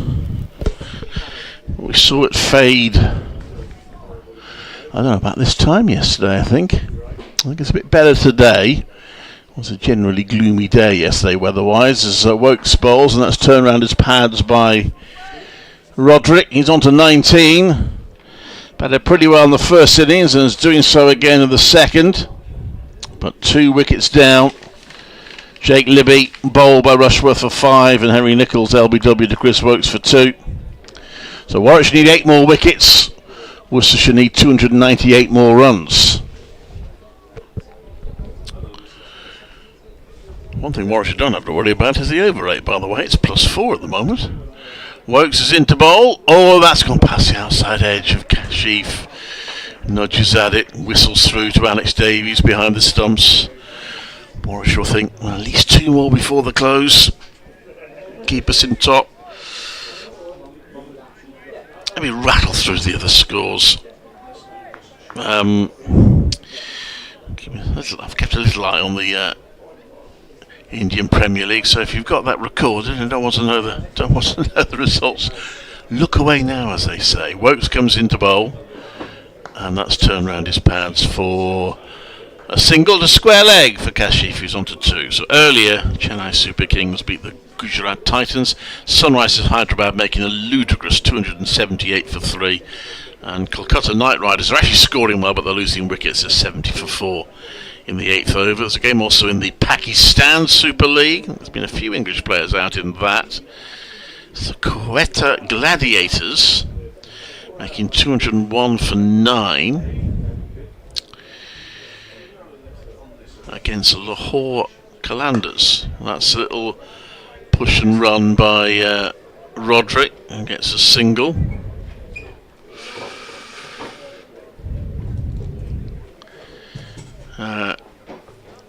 And in the one-day international, Ireland are chasing a revised target of 363 in 46 overs. There's been a lot of rain there, and they're finding it tough going chasing a very big target. They're 98 for 3 in the 18th over against West Indies in Dublin. County Championship, we already know. Somerset have beaten Durham, Sussex have beaten Hampshire. Surrey are chasing 418 to win. They are 2 without loss against Essex in the closing stages of the day's play there. Yorkshire still going well. It could still go either way. Headingley must still be favourites, I would think. Yorkshire 151 for 3, chasing 463 to win. We know in the second division, Glamorgan have beaten Middlesex and Leicestershire have beaten Lancashire. Northants 98 for 3. Gloucestershire actually declared just after the bonus points finished on 379 for 8 to concede a 90-run first innings lead. Northampton 98 for 3 now, leading by 188. Kent following on, Derbyshire making inroads, but it's hard work. Kent 122 for 3, trail by 139. Chris Rushworth bowls, and it's worked out into the onside by Roderick again. He's gone through for a good single, comfortable single. Just looking at the second division table now that Glamorgan have won. So they're on 97 points. Leicestershire, they're on 139 points. So Leicestershire 42 points clear. That will be less if Derbyshire manage to win their game, which looks like it will finish tomorrow. Middlesex down the bottom half of the table on 70 points, and Lancashire and the third from bottom at the moment. Could be worse by the end of all the games on 66 points. That's pushed out to the offside for no run. Good news for Lancashire. Yes, there's no third division. It's 32 for 2. Tough times for Lancashire at Old Trafford.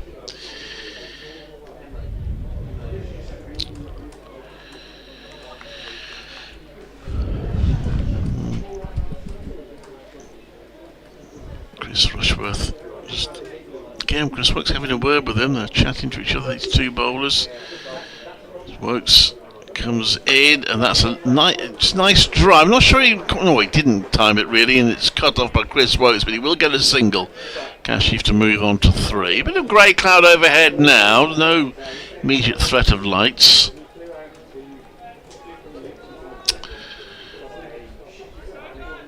As Rushworth marches back to his mark.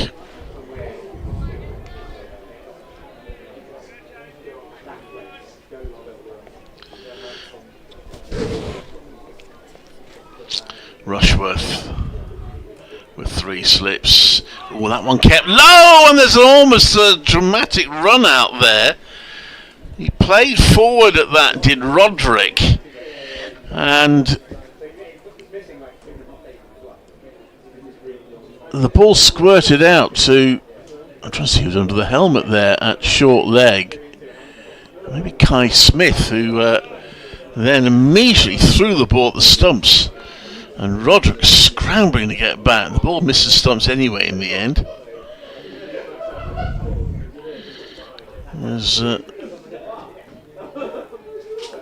He takes a little step out of his... he takes a little step up the crease, which is one reason why the umpire would have said not out to the LBW. Too much you'd have to have guessed that, I guess.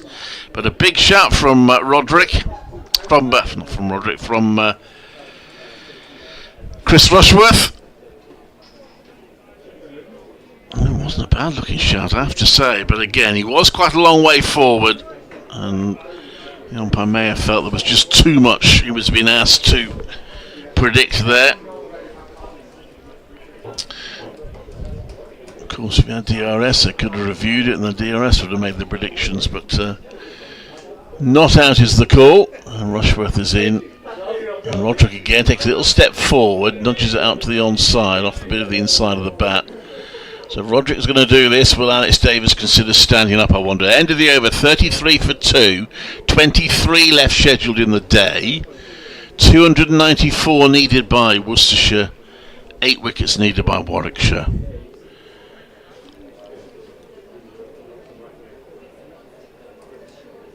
And what's been a really good contest throughout. There's never been much in it. I've always felt for maybe all but the closing stages of the first day, you felt that Warwickshire were probably a little bit ahead. Their batting collapse in the first innings, followed by Worcestershire's good start in their first innings, was the one time when perhaps Worcestershire might have looked to be ahead. For the rest of it, feel Warwickshire had been ahead, but never that far ahead. Chris Wokes comes into Kashif, who works it out onto the offside, and that's a well called run, called by Roderick on the non-striker's end. Thanks to Chris and to Stevens, that say sports reports at night on 5 stars. And it's now 34 for 2. They have been busy between the wickets. Worcestershire, they're scoring at a decent rate, which you feel they have to. They can't afford to get bogged down, really. Have to keep trying to score, however difficult that is, and they are scoring at a decent rate at the moment. 34 in one ball over 10 overs. And in comes Chris Wokes to bowl to Roderick. Short. Roderick pulls it and pulls it really well. There's a trap there on the mid-wicket boundary, but he didn't hit it round as far as that and hit it down to the ground. He's got 4 runs. So Roderick's on to 25. He's going well. And Worcestershire are 39 for 2. Needing a big partnership at some point, you feel, to put a bit of pressure on Warwickshire. You'll feel they're still the team most likely here. Jim Dale has rejoined us. As in comes Wokes. Well, that one's going to be again shuffled forward there, Roderick. But he ended up playing quite high on the bat and taking his glove off his bat. Umpire's asked him if he's alright. He is. I don't think it actually hit the glove. I think it just jarred his hand a bit. We have seen a few gloves hit, a few hands hurt. Nothing. Don't think anyone's actually broken anything, or at least it's not been immediately obvious that they have. No one's actually had to go off. But there have been a few bruises out there. So in comes Wokes again, and that's pushed to mid-off for no run.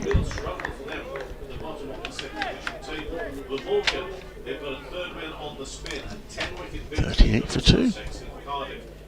Roderick going along nicely.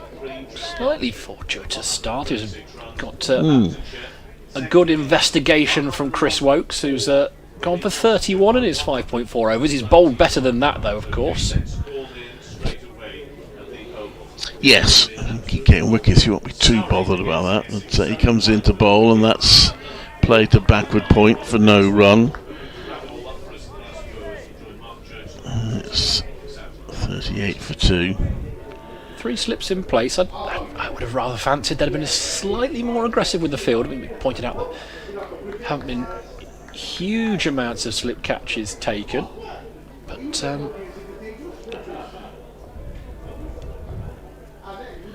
Warwickshire in the ascendancy, certainly. Wokes to Roderick, who defends that. To the offside, there's no run. Ian Westwood, the Warwickshire head coach, has just emerged, hands in pockets to walk around the ground. From a Warwickshire opening bat. Assistant coach last season. Dave Bradley just confirming that he's free entry tomorrow. 38 for 2. It could be a cracking finish tomorrow, just depending on how the rest of today goes.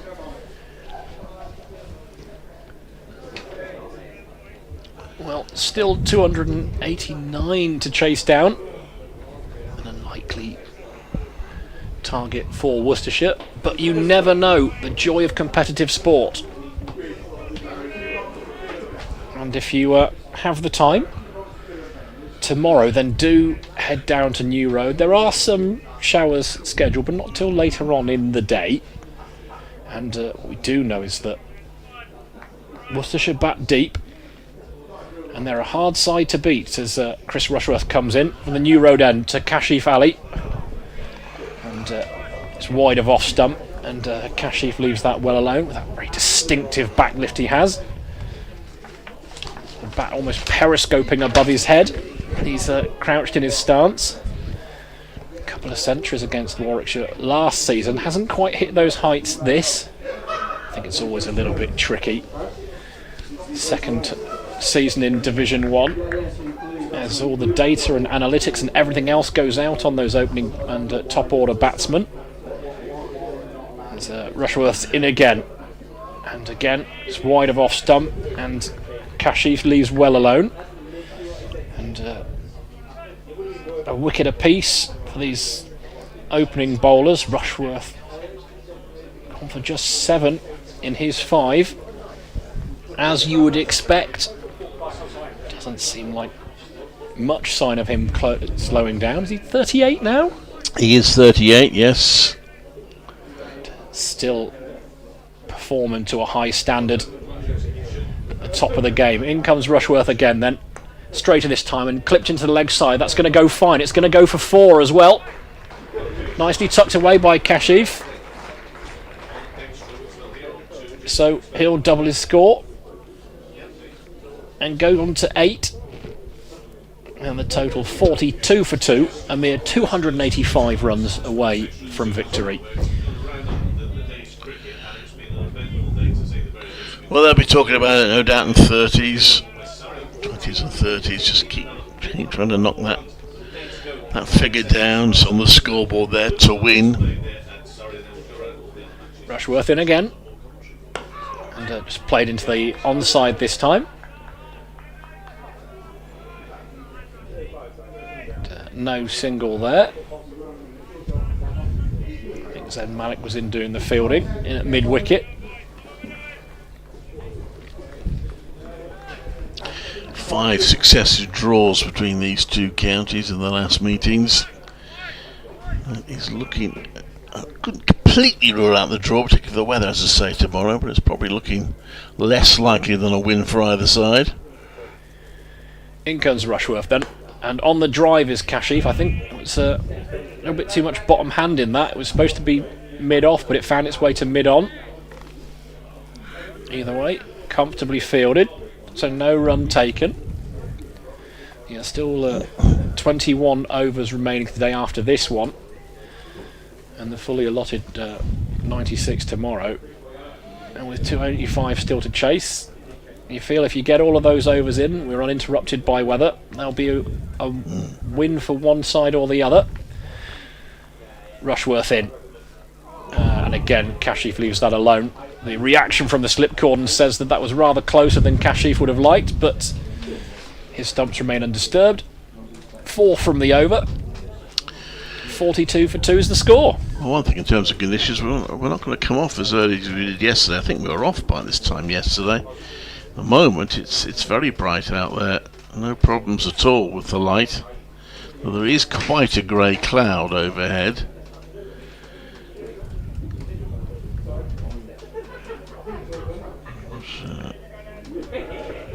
Chris Wokes is going to continue. So his 7th over. Rushworth's bowled 6 so far. So the two bowlers have got 7 wickets between them in the first innings. Doing all the work at the moment. Again, just 3 slips in place. Wokes is bowling to Roderick. And he's appealing for an LBW, which he won't get. Did it come off the bat? We'll soon find out, because he's taken a single. And apparently it did come off the bat, because a run has been awarded.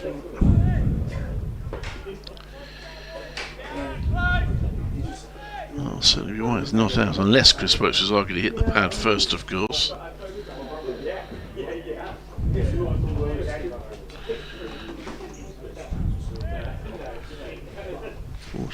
40 for 2. So Chris Wokes comes into bowl. And that's pushed out the offside. There's no run. Again, it didn't look a bad shout, but it must have just brushed the inside edge on the way. I think it might well have been out if it hadn't. However, 43 for 2.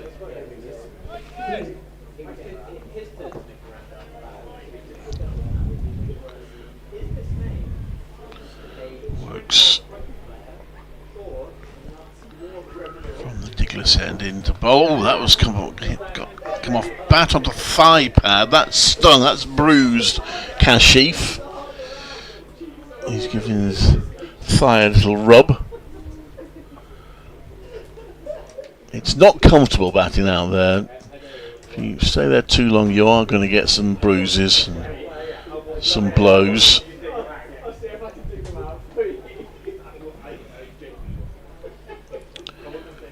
Wokes. Kashif Ali. It's a good battle. That drives it nicely, but Wokes stops it with his hand. No addition to the score. And the two teams, as all the counties do, of course, go into T20 blast mode after this. Not much time to prepare for that. Wokes into bowl. And Kashif defends back to him. There's no run. There are always big games, the two games between these two teams.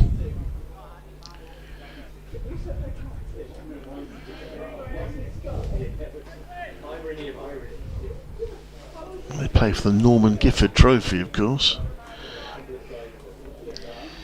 For each T20 meeting between the two sides. It's County Championship they're concentrating on now. Wokes bowls and he leads forward to that. Kashif plays it to mid on. Another over seen off by Worcestershire. They'll be beginning to count the overs to the end of the day. 20 to go. 43 for 2. They need another 284 to win.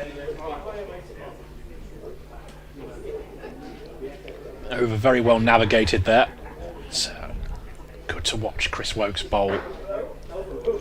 Elegant, smooth action, travelling through the popping crease. Good to have him back on the county scene, playing cricket, getting himself fit. I'm sure Worcestershire fans probably would have rather he came a game later than he has. Effective with the ball, effective with the bat earlier on as well. Made a useful 42. Saw some of those familiar offside drives.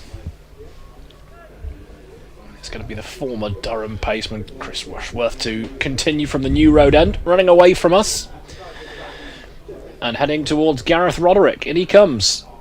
That's a flowing drive, a pretty looking drive as well, straight to the man at mid-off. It means there'll be no run, so that man Chris Wokes can go to work on the ball. Plenty of chirp out there. 20 overs to go. There's plenty of time for Warwickshire to make inroads. There's also plenty of time for Worcestershire to start working away at this total to win. Rushworth in again he comes. Oh, it's just beaten the outside edge. It's good work as well behind the stumps. Smooth movement. Ball taken, bails whipped off.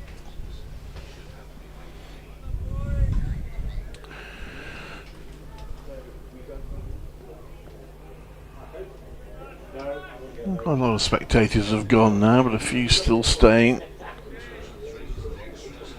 During a pleasant if cool evening. Rushworth in again. And it's just defended into the offside for no run. Rather stoic Gareth Roderick. He's there on 26. And Worcestershire, if they're going to get close, it's about batting in partnerships and about telling contributions. Building partnerships was a real problem for them in the first innings. And it's been a similar start in the second, but they'll look to build as Rushworth's into Roderick, and that's beaten the outside edge as well. Keeper up to the stumps.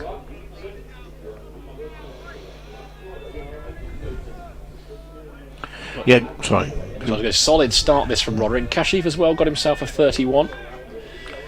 Looking to get himself back into form in the Red Bull stuff.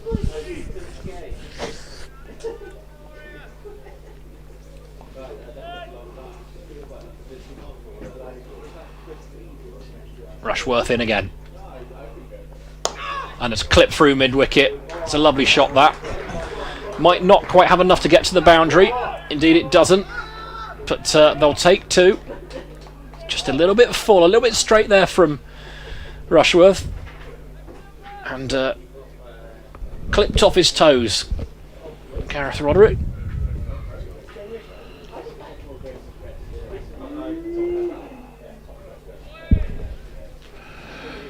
So the total moves on to 45 for 2.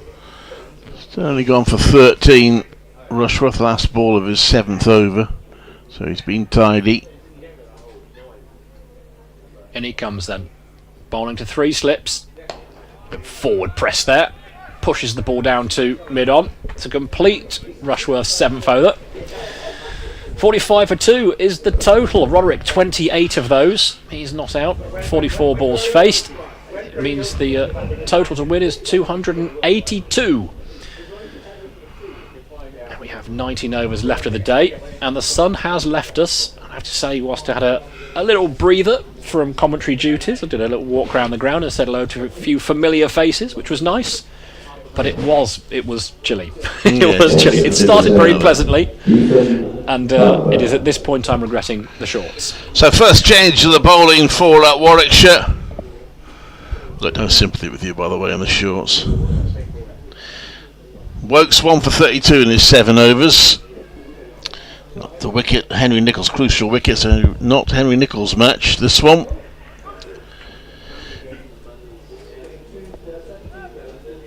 And Ethan Bamber will be bowling to Kashif Ali with, so there's 3 slips. And that one's left. Take away Alex Davies.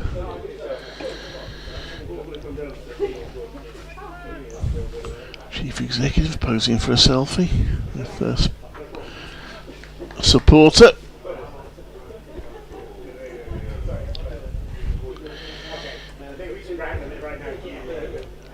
So, Bamber, who has been frustrated in this game so far. That one is driven to mid-off. There's no run. I don't think he's bowled badly at all, but he hasn't been able to translate that into wickets. Done for 42. So he's going for less than 2.5 and over, but not any wickets in that first innings. Can he strike in the second? Warwickshire's top wicket taker this season. It's in. And that's left by Kashif. Through to Alex Davies.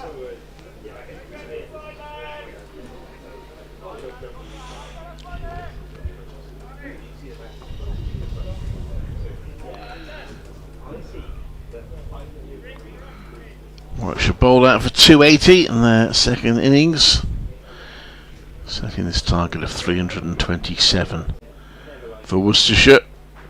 Oh, that's a wild swing and a miss there from Kashif Ali. He rehearses a much better shot, but that was a right almighty swing at the ball, and he missed. No run. Yes, there was a bit of a tempt to that, wasn't it? And he had no right to get anywhere near it. He's in again, Bamber. to bowl, and this time he just opens the face of the bat and runs it past the slip cordon for a single. Takes him on to 9, 46 for 2.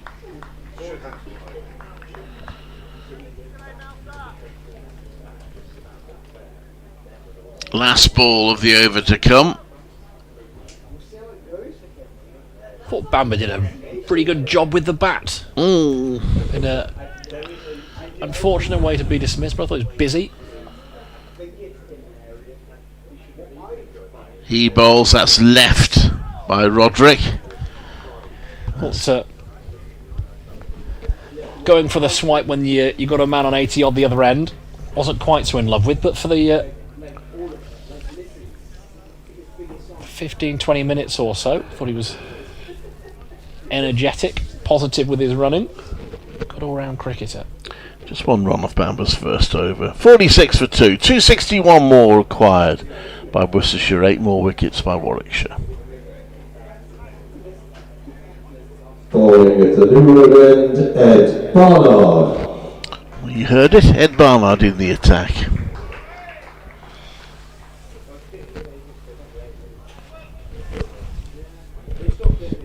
With a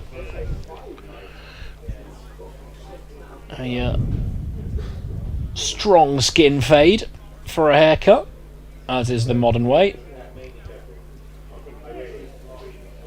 Effective all-round cricketer. So in comes Barnard.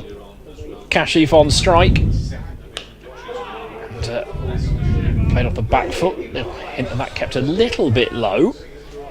But, Kashif plays that out into the offside without any peril.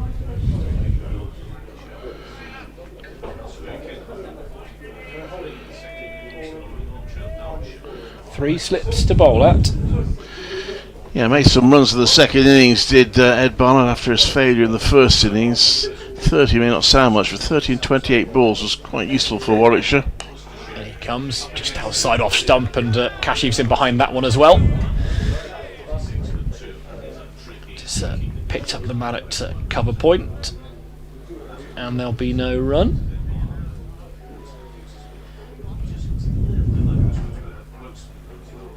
Out the middle of the bat, that. And Kashif is one that likes to feel bat on ball. In comes Barnard again. And offers a shot there, and I think he's genuinely beaten the bat. Oohs and ahs from the slip cordon. Just probing away outside off stump here.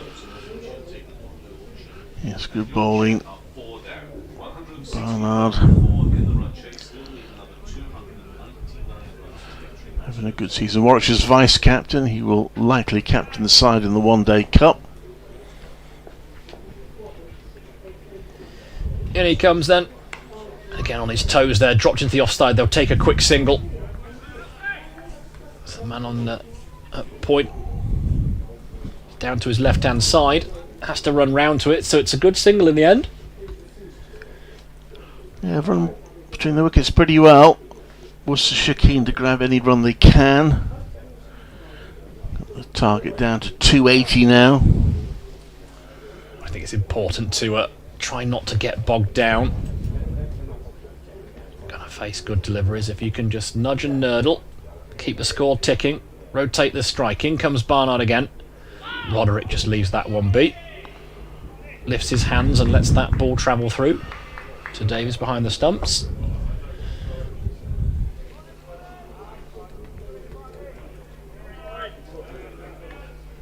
One ball left of Barnard's fast over.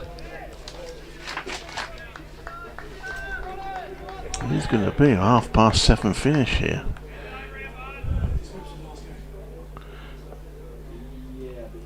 And in he comes once more as Roderick moves down the wicket.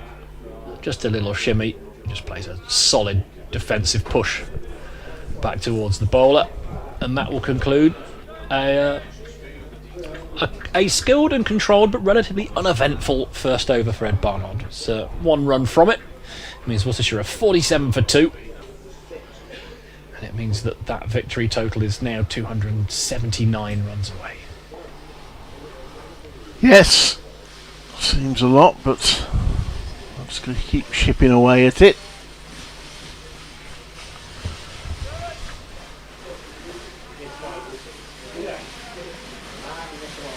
Ethan Bamber bowls, and that's driven to mid-on for no run.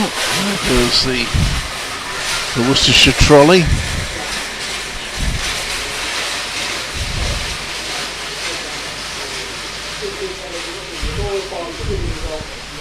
It's empty, whatever it normally carries.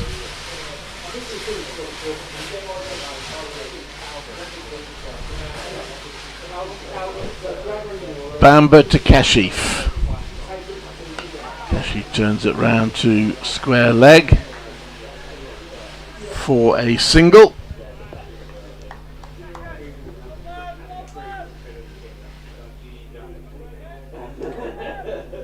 .48 for 2, Worcestershire.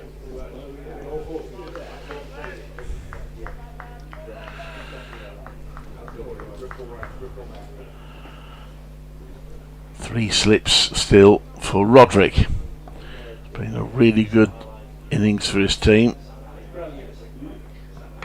He's wrapped on the pads. There's the appeal for LBW by Bamber, but it is answered in the negative. I think that's Steve O'Shaughnessy over there.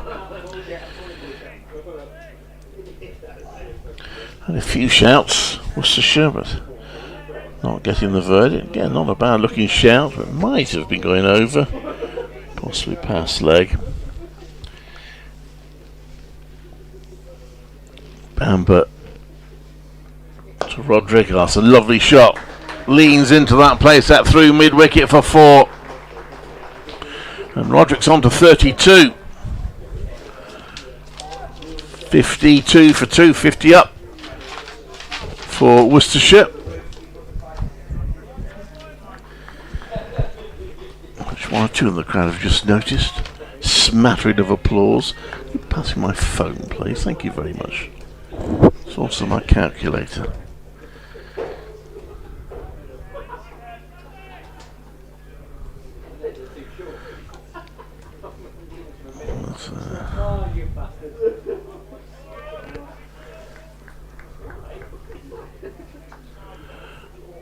In comes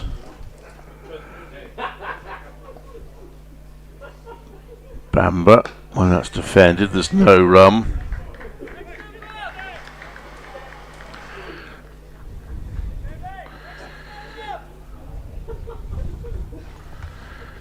It's 52 for 2.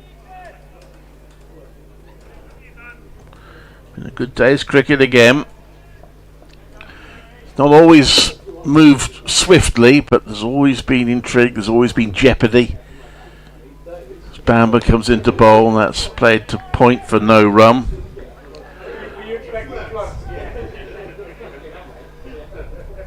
Well, we've seen 11 wickets, haven't we?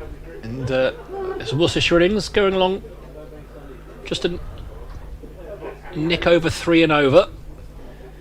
We saw this afternoon, towards the end of the Warwickshire innings, things moving on a little bit quicker. Was rather slow going for the most part this morning.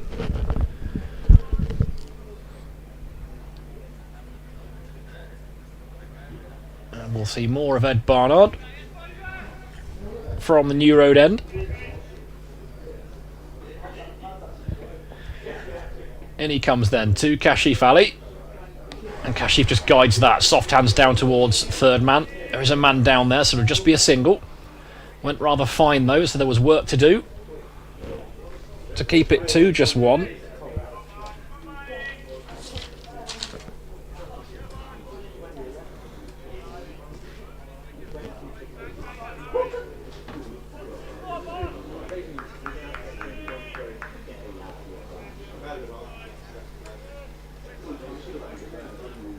As Clive said, important runs with the bat. Can he make an impact with the ball? In comes Barnard again then.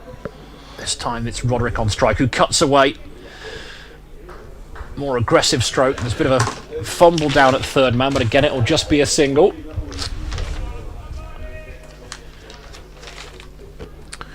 So they trade singles in Barnard's second over. First up, you've been doing some number crunching. Well, just the first 50's coming 101 balls, which for the most part is quite quick in the context of this match. There have been a couple of little spurts of run scoring, but that's above average in terms of pace of scoring. So Kashif plays that into the offside.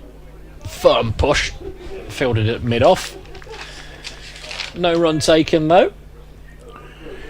Being watchful for his 12, 35 balls faced thus far. And from Worcestershire perspective this evening, it's about batting time, waiting for the bad ball, and slowly chipping away at this total. In comes Barnard again, and offers a bat there.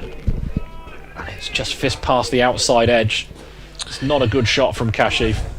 When it was 53 for 2, there's a little part of me that was hoping that suddenly it would get very dark and the players would come off, because that would have meant all 3 days the match would have ended with a team on 53, which would have been a nice statistical quirk, but sadly hasn't happened.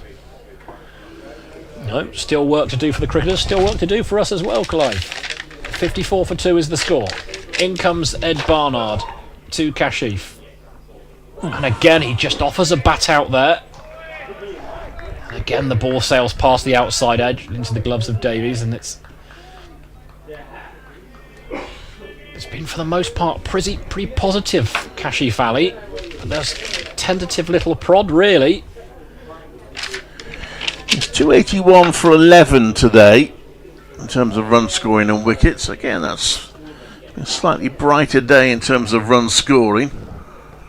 Wickets continue to fall fairly frequently. Barnard in again, and it's taken on the pad there. Don't know if there was a bit of inside edge there. It looked a bit high anyway. Either way, stifled start of an appeal, but that will conclude the over. And Barnard had the better of Kashif a couple of times there. Couldn't induce an edge though, so Ali is still there on 12 not out. Roderick 33 not out. 54 for 2 the score. 273 to win. Those are the vital statistics. As we have 15 or so overs, 15 overs left in the day. A little bit murkier now as the cloud cover spreads across the ground.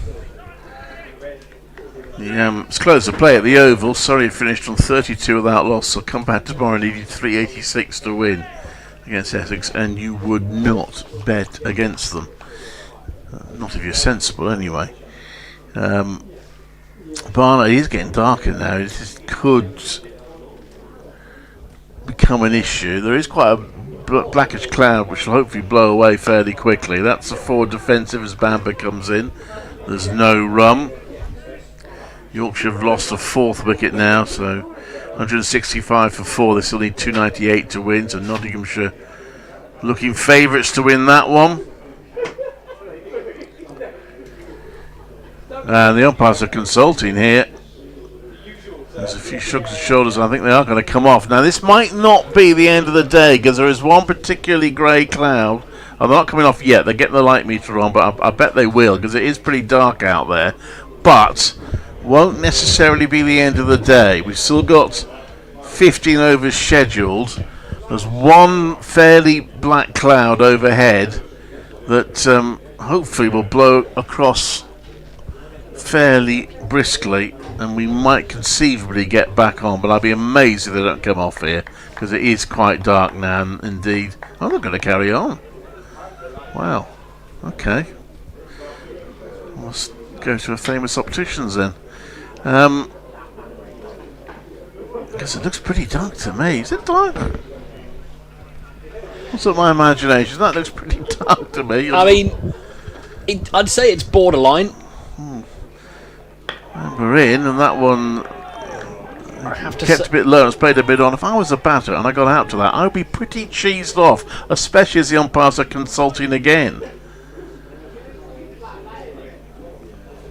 Well, as you say, Clive, this is a big, thick grey cloud that's above us at the moment, but it's not quite so bad away to our right-hand side where the incoming weather is. Yeah, they're coming up. You know what? I think because they have to go by the light meter reading they did last time. I reckon they must have just put the light meter in the one bright spot out of the square because they are now coming off. And I'll tell you what, I'm glad that Gareth Roderick survived that last ball. He'd be absolutely seething now if he got out to it. But anyway, it's we all come off. As I say, it's not necessarily it for the day.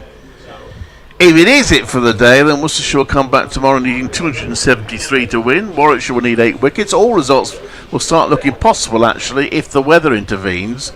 Get a full day's play, and I'm sure we'd get a result. But if we've got a bit of rain, then Worcestershire might at some point think, well, let's just hang on.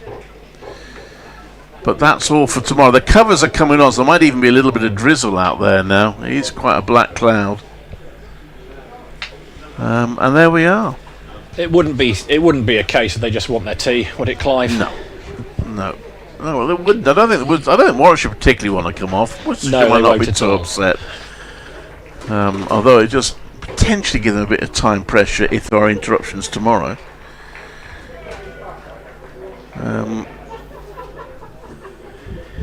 So there we are.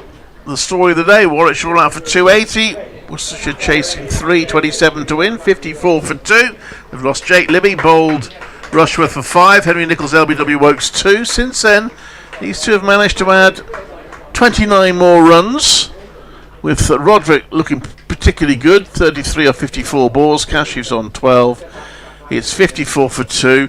There are other games going on if you want to tune into some of those on the BBC website, but it's not beyond the bounds of possibility that we'll come back here, so obviously we'll hang around, though there is a bit of rain there now, and most of the crowd are going home, but we won't, so we will be back if they resume. Otherwise we'll see you tomorrow just before 11 for the final day of what has been an intriguing match, Jim.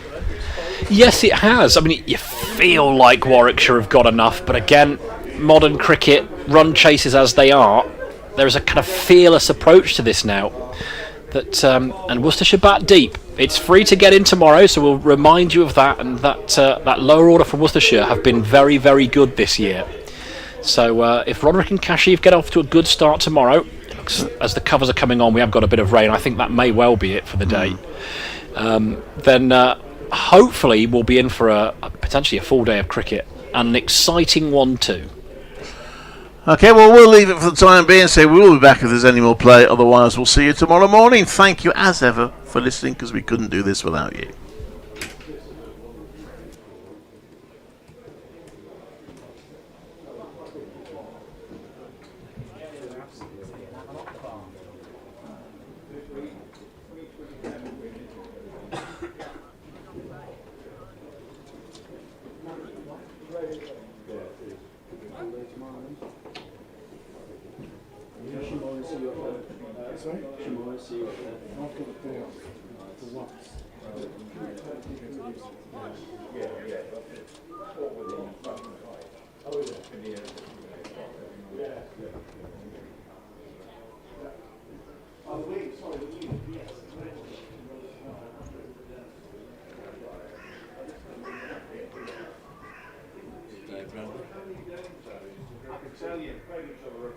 No, they haven't.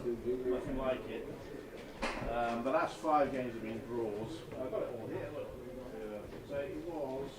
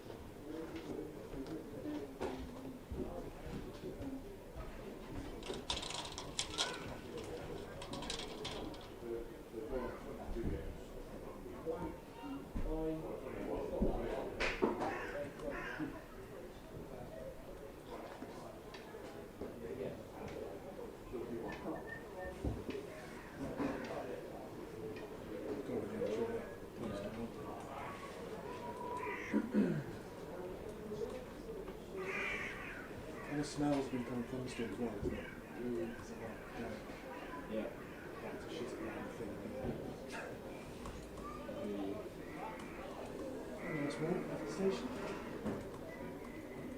would you get back from there?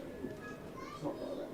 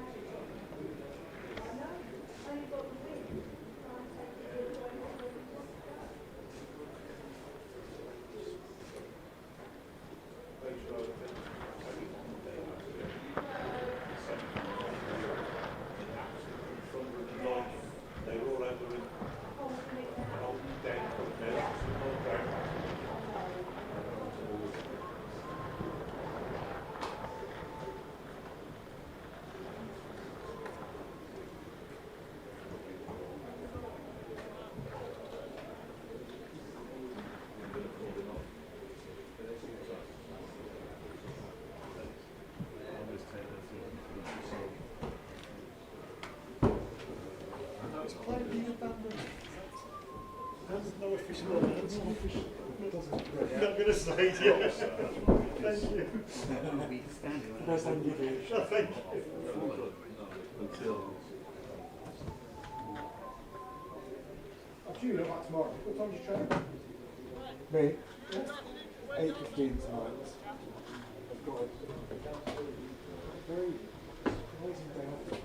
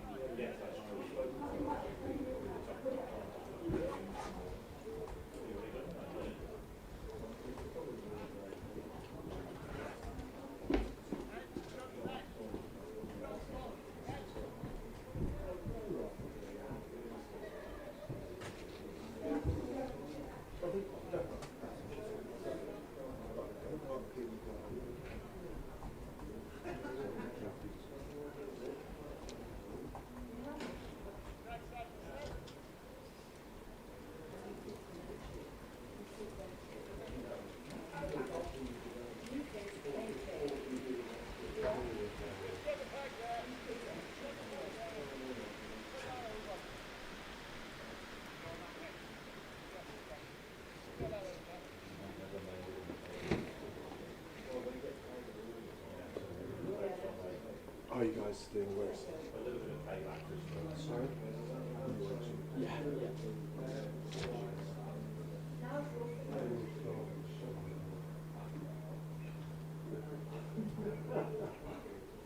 He's the Lions squad, but not this one.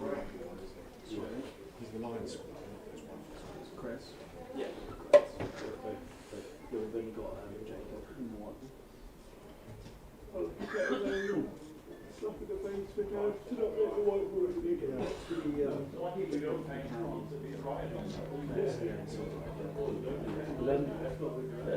There's chance in I suppose at 150 it was a very happy sign of what was to come.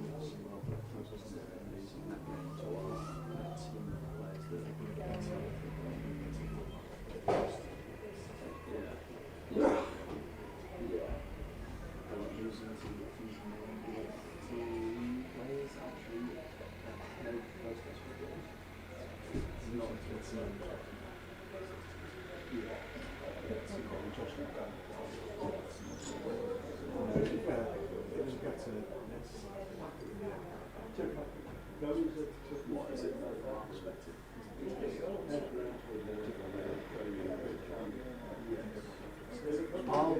Sorry, the whole tours. Sorry, yeah.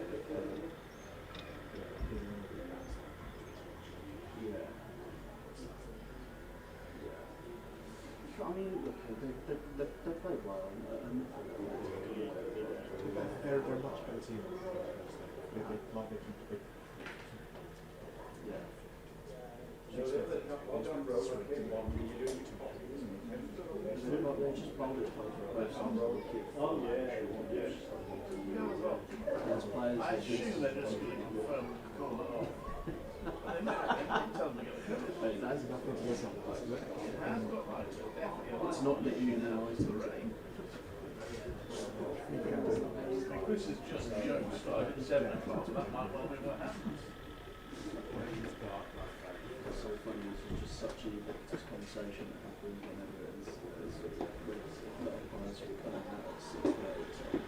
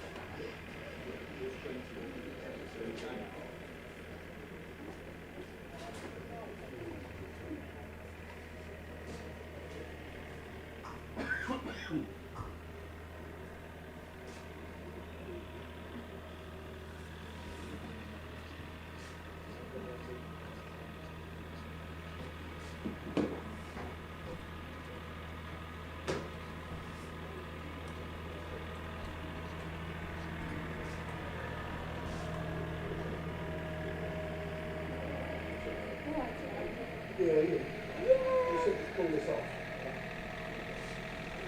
Too cold.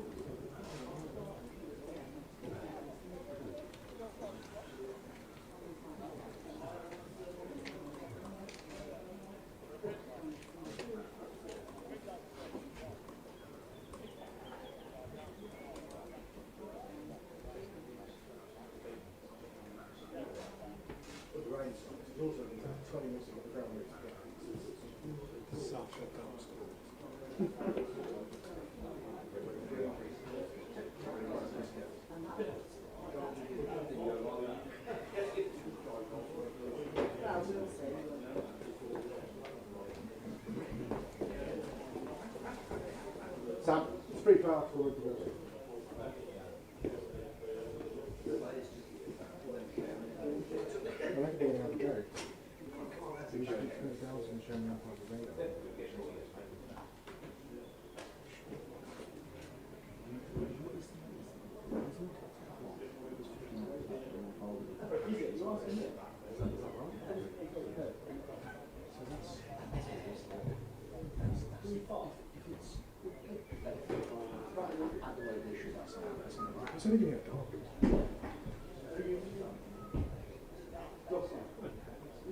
Okay, that is where we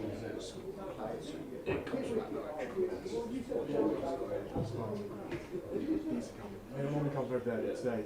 Yeah, it was like, yeah, you see, that's the ones that just passed over us. They're going to come back this way. So many people just like sitting in the conversation. It's really like talking about it.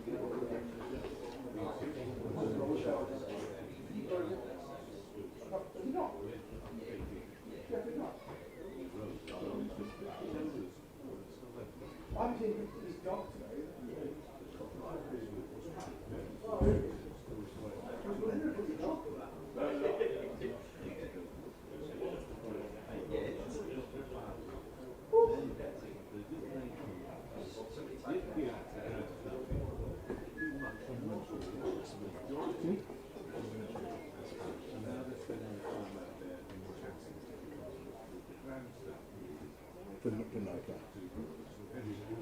I mean, we all know it's going to be dark by the time first group's gone. However, they're not doing that. They're actually making the technical comment.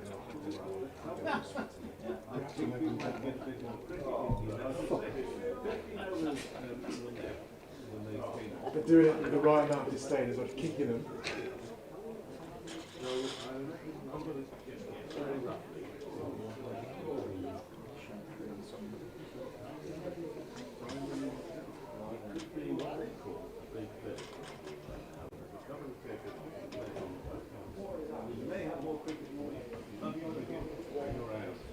Anyway, so that's the situation here on day 3 of 4.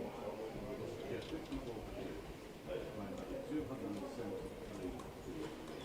Now, as I think all competitions, He's getting upset, Josh.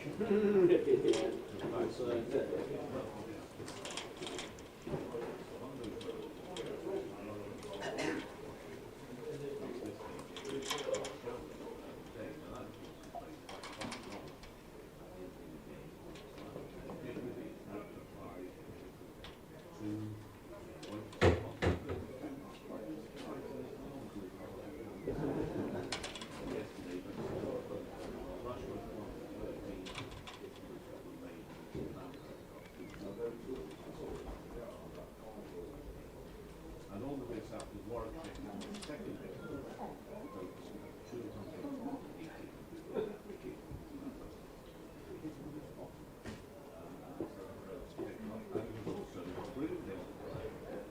The same shot, so 20 shots, and then what I thought was going to hit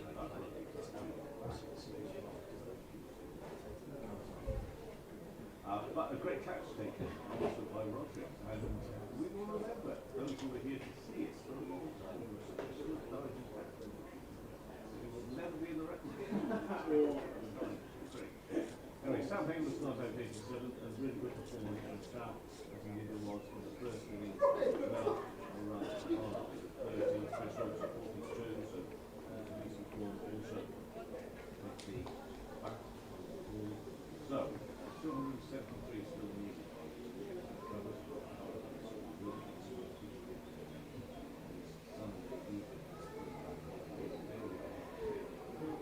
We have got things to talk about in terms of moving down the score point, so let's just do that. Let's concentrate on those other games which are still ongoing, although they're at their closest play, both in Division 1. We've been following that game that leads over the last half an hour or so, so we know about that one at 176.5.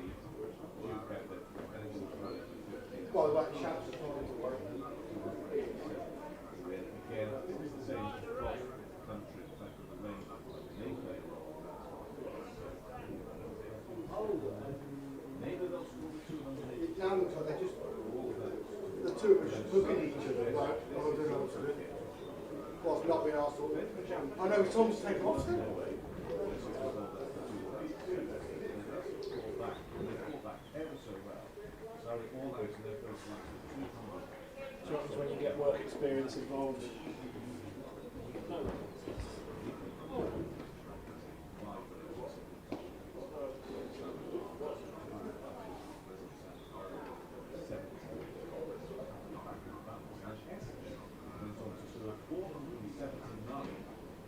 Play will resume at 7 with 5 overs remaining in the day. 7 5 overs remaining in the day.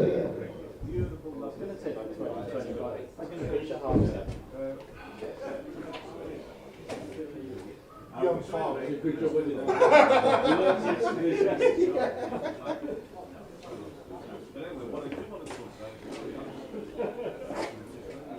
Have you filed, Jeffrey? Not yet, no. I didn't tell you.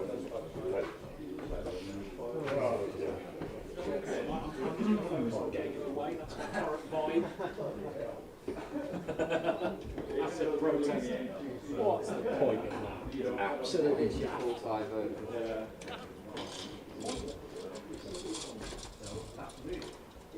By 10, everyone knows by 10 past 7,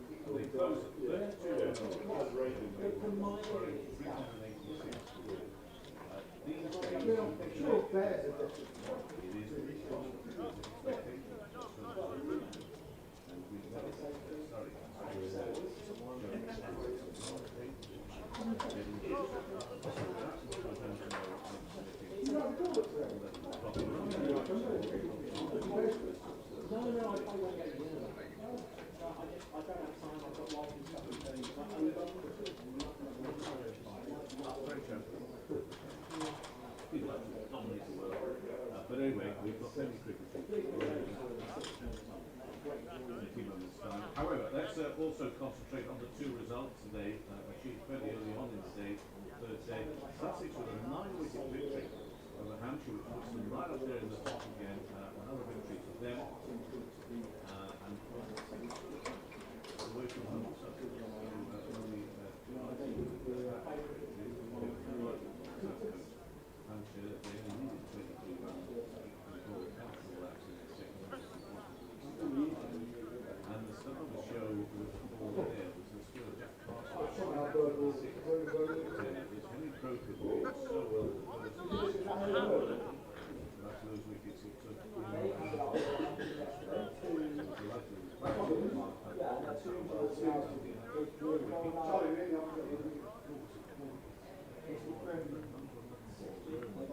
Anyway, took them a quick session.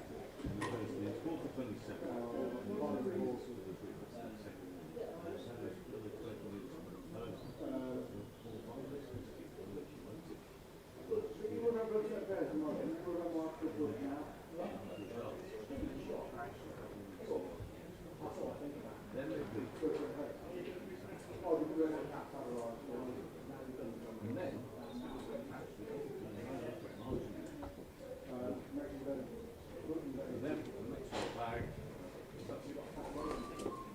And the third winner on the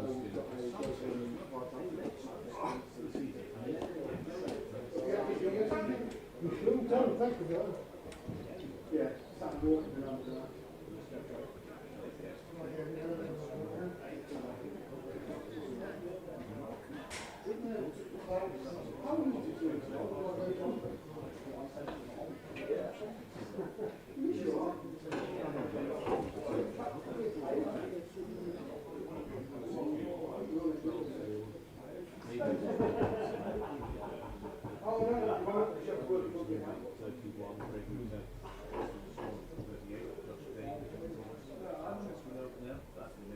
What? Oh no, she's going to be back a month. This should be your first pack.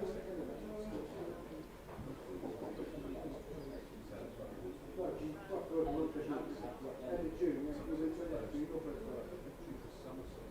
your words anywhere. That's normal.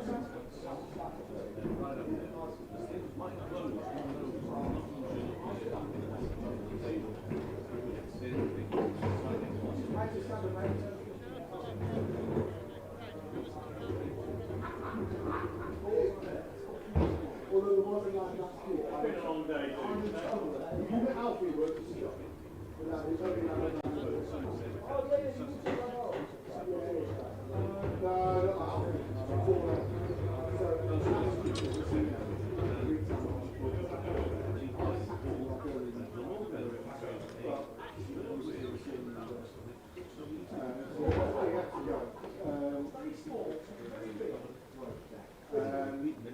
then I kind of this album in like September,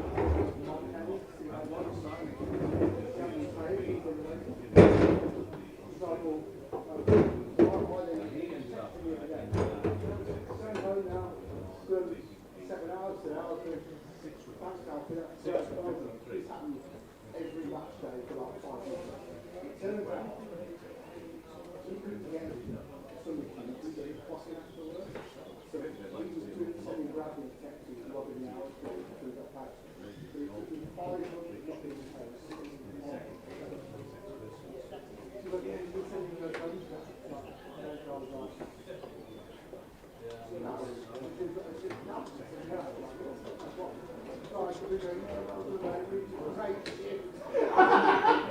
You got your section for a review. yeah, well done, mate. Appreciate it. It's been a brother's missing one. All summer.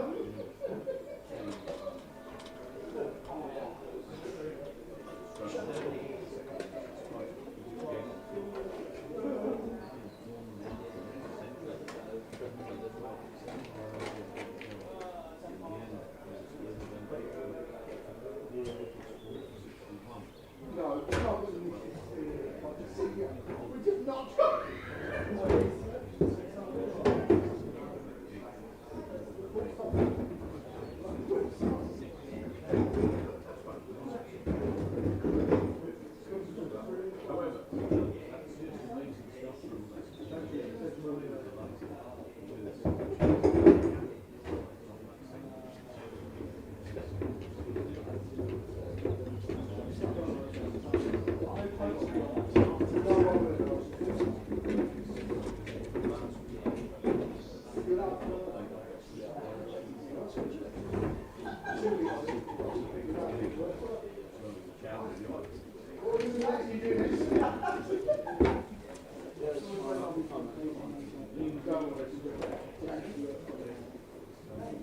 Yeah, what do you get?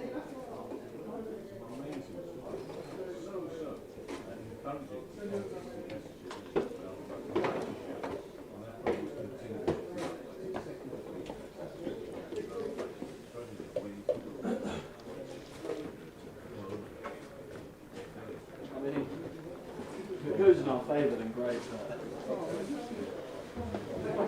They've got absolutely nothing to gain and everything to lose, haven't they? If they just wiggle, watch just wiggle one out. I just think a black cloud will come over again just at 9 minutes past 7. Yeah. They probably will. I think this could really shut them up. Okay, those are players.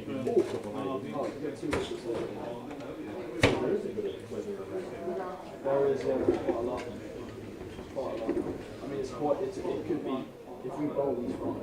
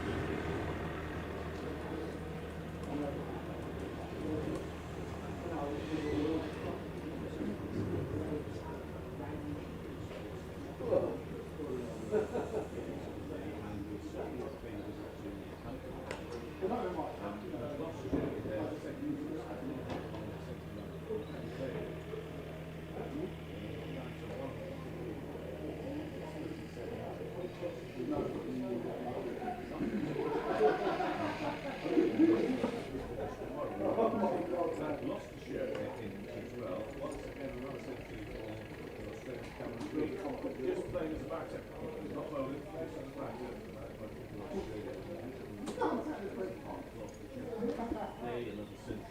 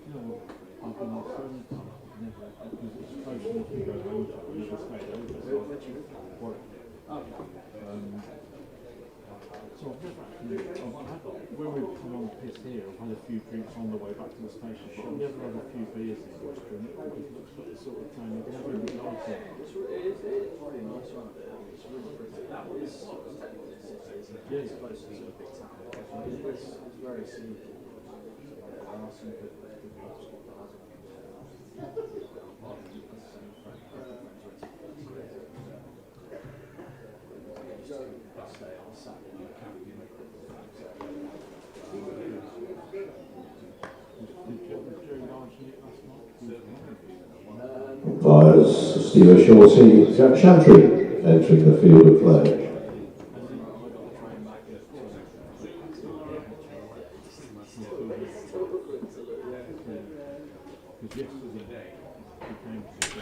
Well, I wasn't expecting that as the song goes. Oh, hang on, we're disconnected.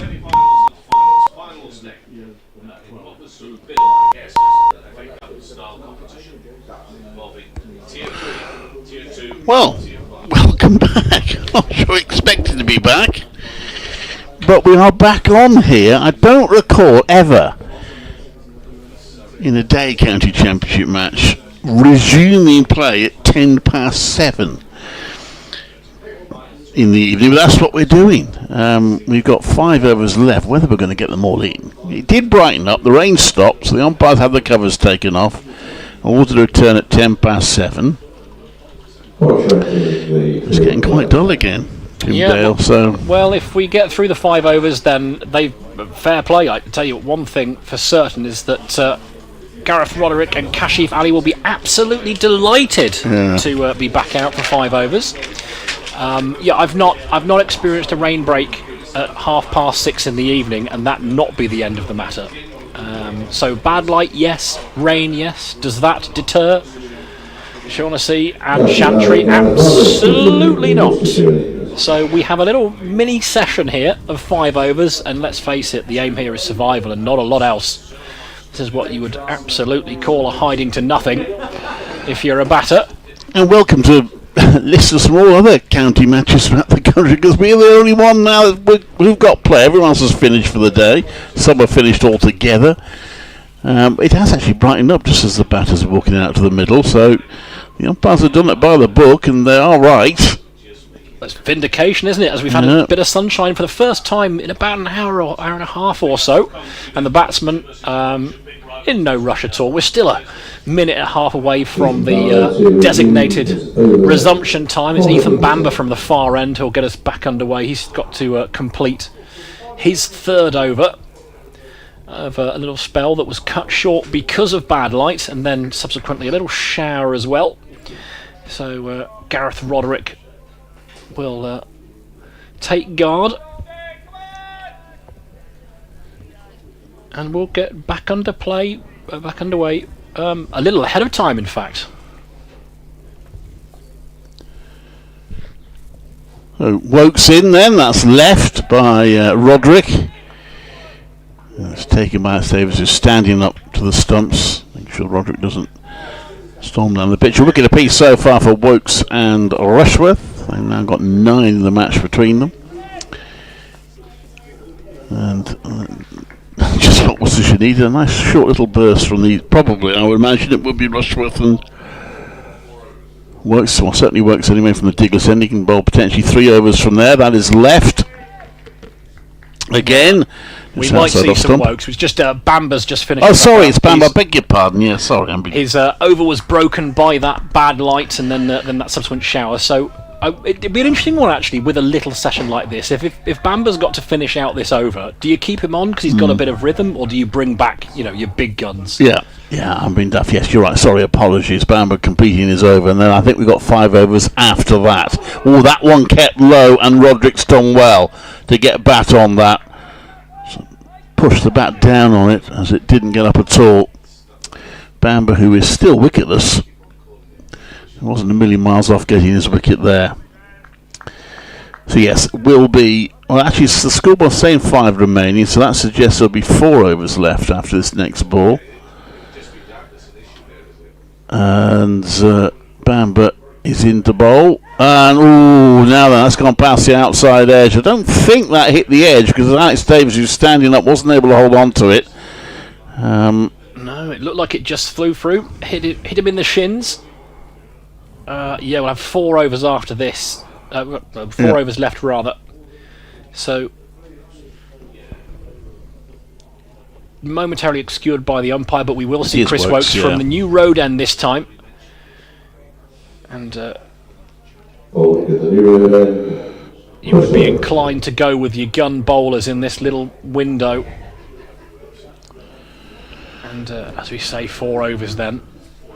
And we've lost cricket to bad light. So in a lot of ways the umpires are vindicated. It was a gutsy move because there was a bit of back and forth between the ground staff and the umpires. That's a good effort from any spectators who stayed. There's not many. Most have gone. A few might have fallen asleep and subsequently woken up to find more action. But Chris Wokes is on his way in. 1 for 32 so far. Bowling to Kashif, and Kashif on his toes just defends that into the offside. No run taken. Little expensive, Chris Wokes, but as Clive mentioned earlier, the run total doesn't matter hugely. It's about taking wickets, putting pressure on what's been a relatively fragile middle order for Worcestershire this season. But with attacking fields and a new ball, it does travel. In comes Wokes again. Kashif, and he's feeling for that outside the off stump. It's fizzed past his outside edge and thudded into the keeper's gloves. He was doing that a little bit to Ed Barnard just before we went off. Just a tentative push outside off stump, which is going to get him into trouble sooner rather than later. Before that little spell, he was a lot more proactive, much more positive with his footwork. In comes Wokes again, running away from us. And it's just dropped into the leg side. Think about a single, but thinks better of it. Good fielding. But mid-wicket prevents the single being taken. So, several dot balls on the bounce. It's bright sunshine now. Just the shadow of the New Road stand on this bottom portion of the pitch. Shadows elongating as we're pushing towards 7:15 here. In comes Wokes again. And it's solid. In behind that is Kashif Ali. Back to the bowler. And right now, from a Worcestershire perspective, the runs don't matter at all. It's all about keeping those wickets intact for what will be an interesting day's play. 273 required, 8 wickets in hand, Free to get in, of course, so if you're in and around or fancy a trip to Worcester for some free cricket, head our way. In comes Wokes. It's a nice looking drive. Top of the bounce, but straight to that man at mid-off, so no run. So 5 dot balls in a row. But again, Kashif will just look to stay there, I think. Yeah, although if they can score a few runs, that would be a bonus. Got a lot more to tick off. Although it really would depend on the weather tomorrow. I mean, the weather might change their attitude. They might start thinking about saving the game if there's a bit of weather around tomorrow. And just plays that down to third man. Soft hands, open the face a little, takes a single. Well, yeah, you're right. With if we do get the odd shower or two, and we lose more time to the game, then perhaps the draw is back on the table. Either way, it will be an intriguing day's cricket, and it will tell us a little bit more about both sides come the day's end and what their prospects are for the season. Worcestershire really do need to start winning games of cricket. I feel their current position draws aren't really quite enough, but everyone seems to be beating everyone at the moment. Well, I was going to say, I mean, a draw wouldn't be disastrous when you consider some of the teams above them have lost. They will close the gap on a few. Still plenty of time in the season to go. Bamber bowls, that's gone past the outside edge. It's taken by Alex Davies. There's no run. We discussed it yesterday, but would there have been 8 points for a draw? Take 11 points from the match, and when you consider that, you know, Hampshire lost, they got 3 points. Durham lost, I think they got 4. I don't know what's going to happen to Essex yet. Yorkshire may well lose. Well, it was more in reference to the end of play tomorrow, and if it doesn't go Worcestershire's way, then no, but what I mean is a draw wouldn't necessarily be, and that's outside, past the outside edge. No run. A draw here would be a good result. That's what I'm saying. Yeah. I mean, it won't be a draw if we get a full day tomorrow, but if we don't get a full day, then it could be.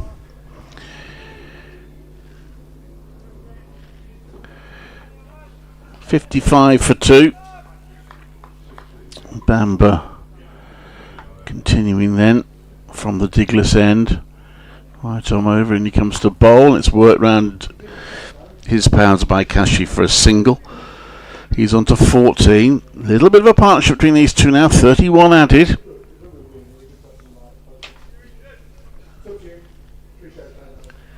Worcestershire only managed 150 partnership in the first innings, and that was for the first wicket. Well, first little question of the session that it is Bamber continuing. So finished out 1 over and keeps hold of the ball. So he'll get a couple.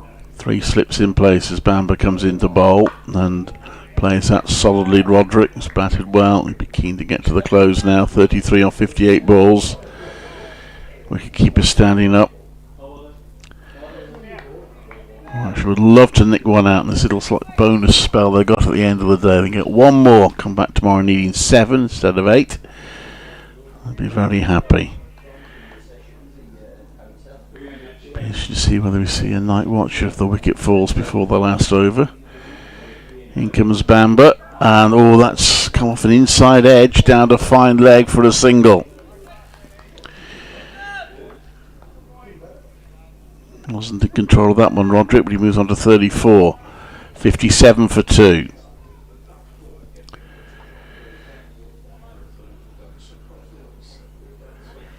So just 2 overs left after this next ball.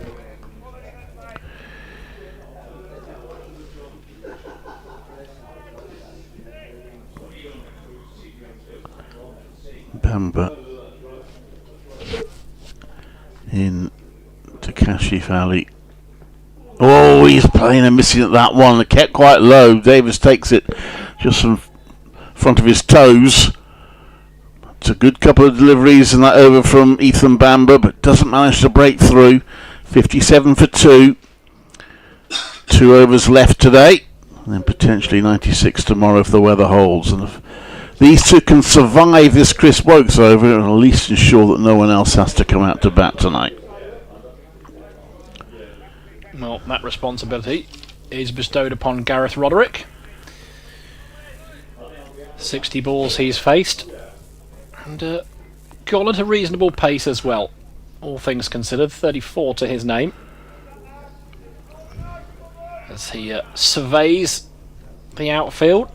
2 men out on the leg side on the boundary. 3 slips in places. In comes Woke, and Roderick just a little stroll up the wicket. And the ball beats him. You've seen it quite a bit today. The batsmen just leaving their crease. Little shimmy up the pitch. Try and negate any late movement.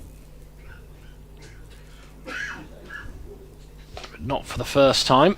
Roderick goes past... Chris Wokes goes past the outside edge.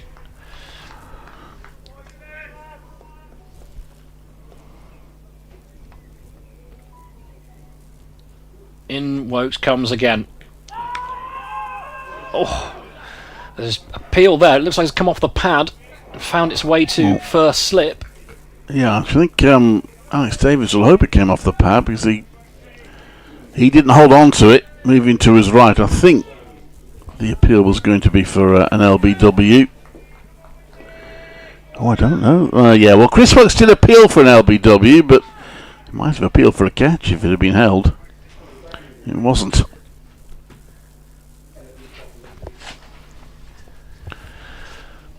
In comes Wokes again. Roderick on strike, and defensive push down the ground on the front foot. Again, he takes a little step forward.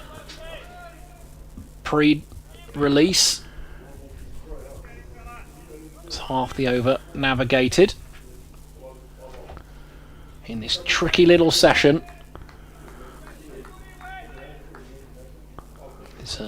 We go past 20 past 7.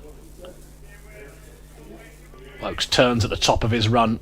Comes steaming in again. Roderick again. They're appealing. There's nothing on it though. He's looking to whip that into the leg side was Roderick. And he just lost his shape a little bit. There was a bit of interest behind the stumps. It wasn't quite convincing enough.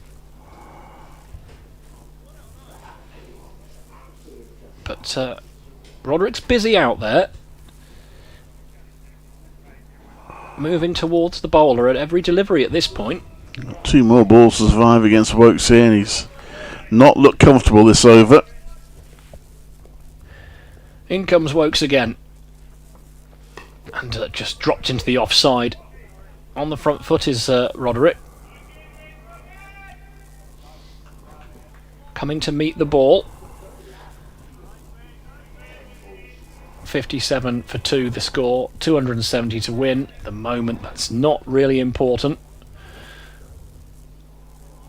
1 ball left of this Chris Wokes over, and then we'll have 1 more from the other end from Ethan Bamber, which will conclude the day. In comes Chris Wokes then.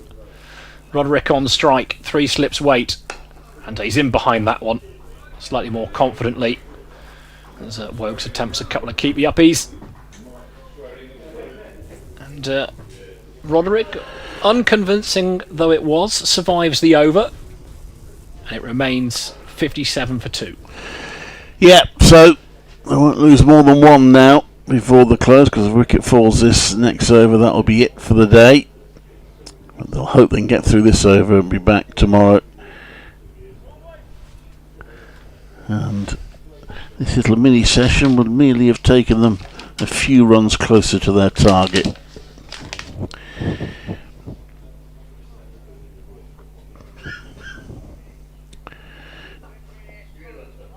So 3 slips. There's also a leg slip in place there as well for Ethan Bamber. One last go today to try and make a breakthrough. The first one is defended by Kashif, plays it to mid-off, no run. And fair play to the 2 solitary supporters over that far end in the D'Oliveira stand, who have stayed for the duration. A couple more smattered around the ground, but many made way back home. Best part of an hour ago now. Bamber in, he just leaves that at the last moment. Kashif, right decision in the end taken by Alex Davies. 4 more balls to go today. The third day of this county championship match. Seen 32 wickets fall so far. 8 more to go. Worcestershire 270 runs away from would be a pretty impressive victory if they can pull it off. Bamber, right arm over, comes in. The ball's edge and just short. I don't think that carried the third slip. Just lands short of him, he just stop it.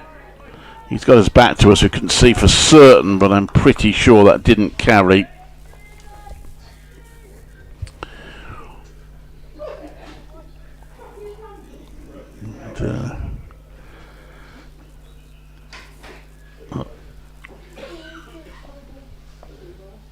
Bamber turns. Unfortunately, the TV picture actually doesn't show third slips. We can't tell. That's played to mid-on. There's no run. I think instinct. I think you're right, Clive. Is the way that it falls back rather than it goes forward. Sam Hain there. But I don't think that one's chance. I'm not sure about the one that came out of Lance Davis' gloves earlier. It might have come off the bat, that one, but we'll never know. They didn't run a run, so we couldn't rely on an umpire's signal. There's an appeal for LBW. Looked pretty high from here, from Bamber. Hit Kashif on the thigh pad. One more ball to see off today for Kashif Ali. And these two now have been together for 16 overs, so it's been a really good effort. And it's kept Worcestershire just about in the game, although they are still very much up against it. So 32 they've added for that as well. It's watchful stuff from Kashif. He's got one more to keep his eye on. There's a short leg in.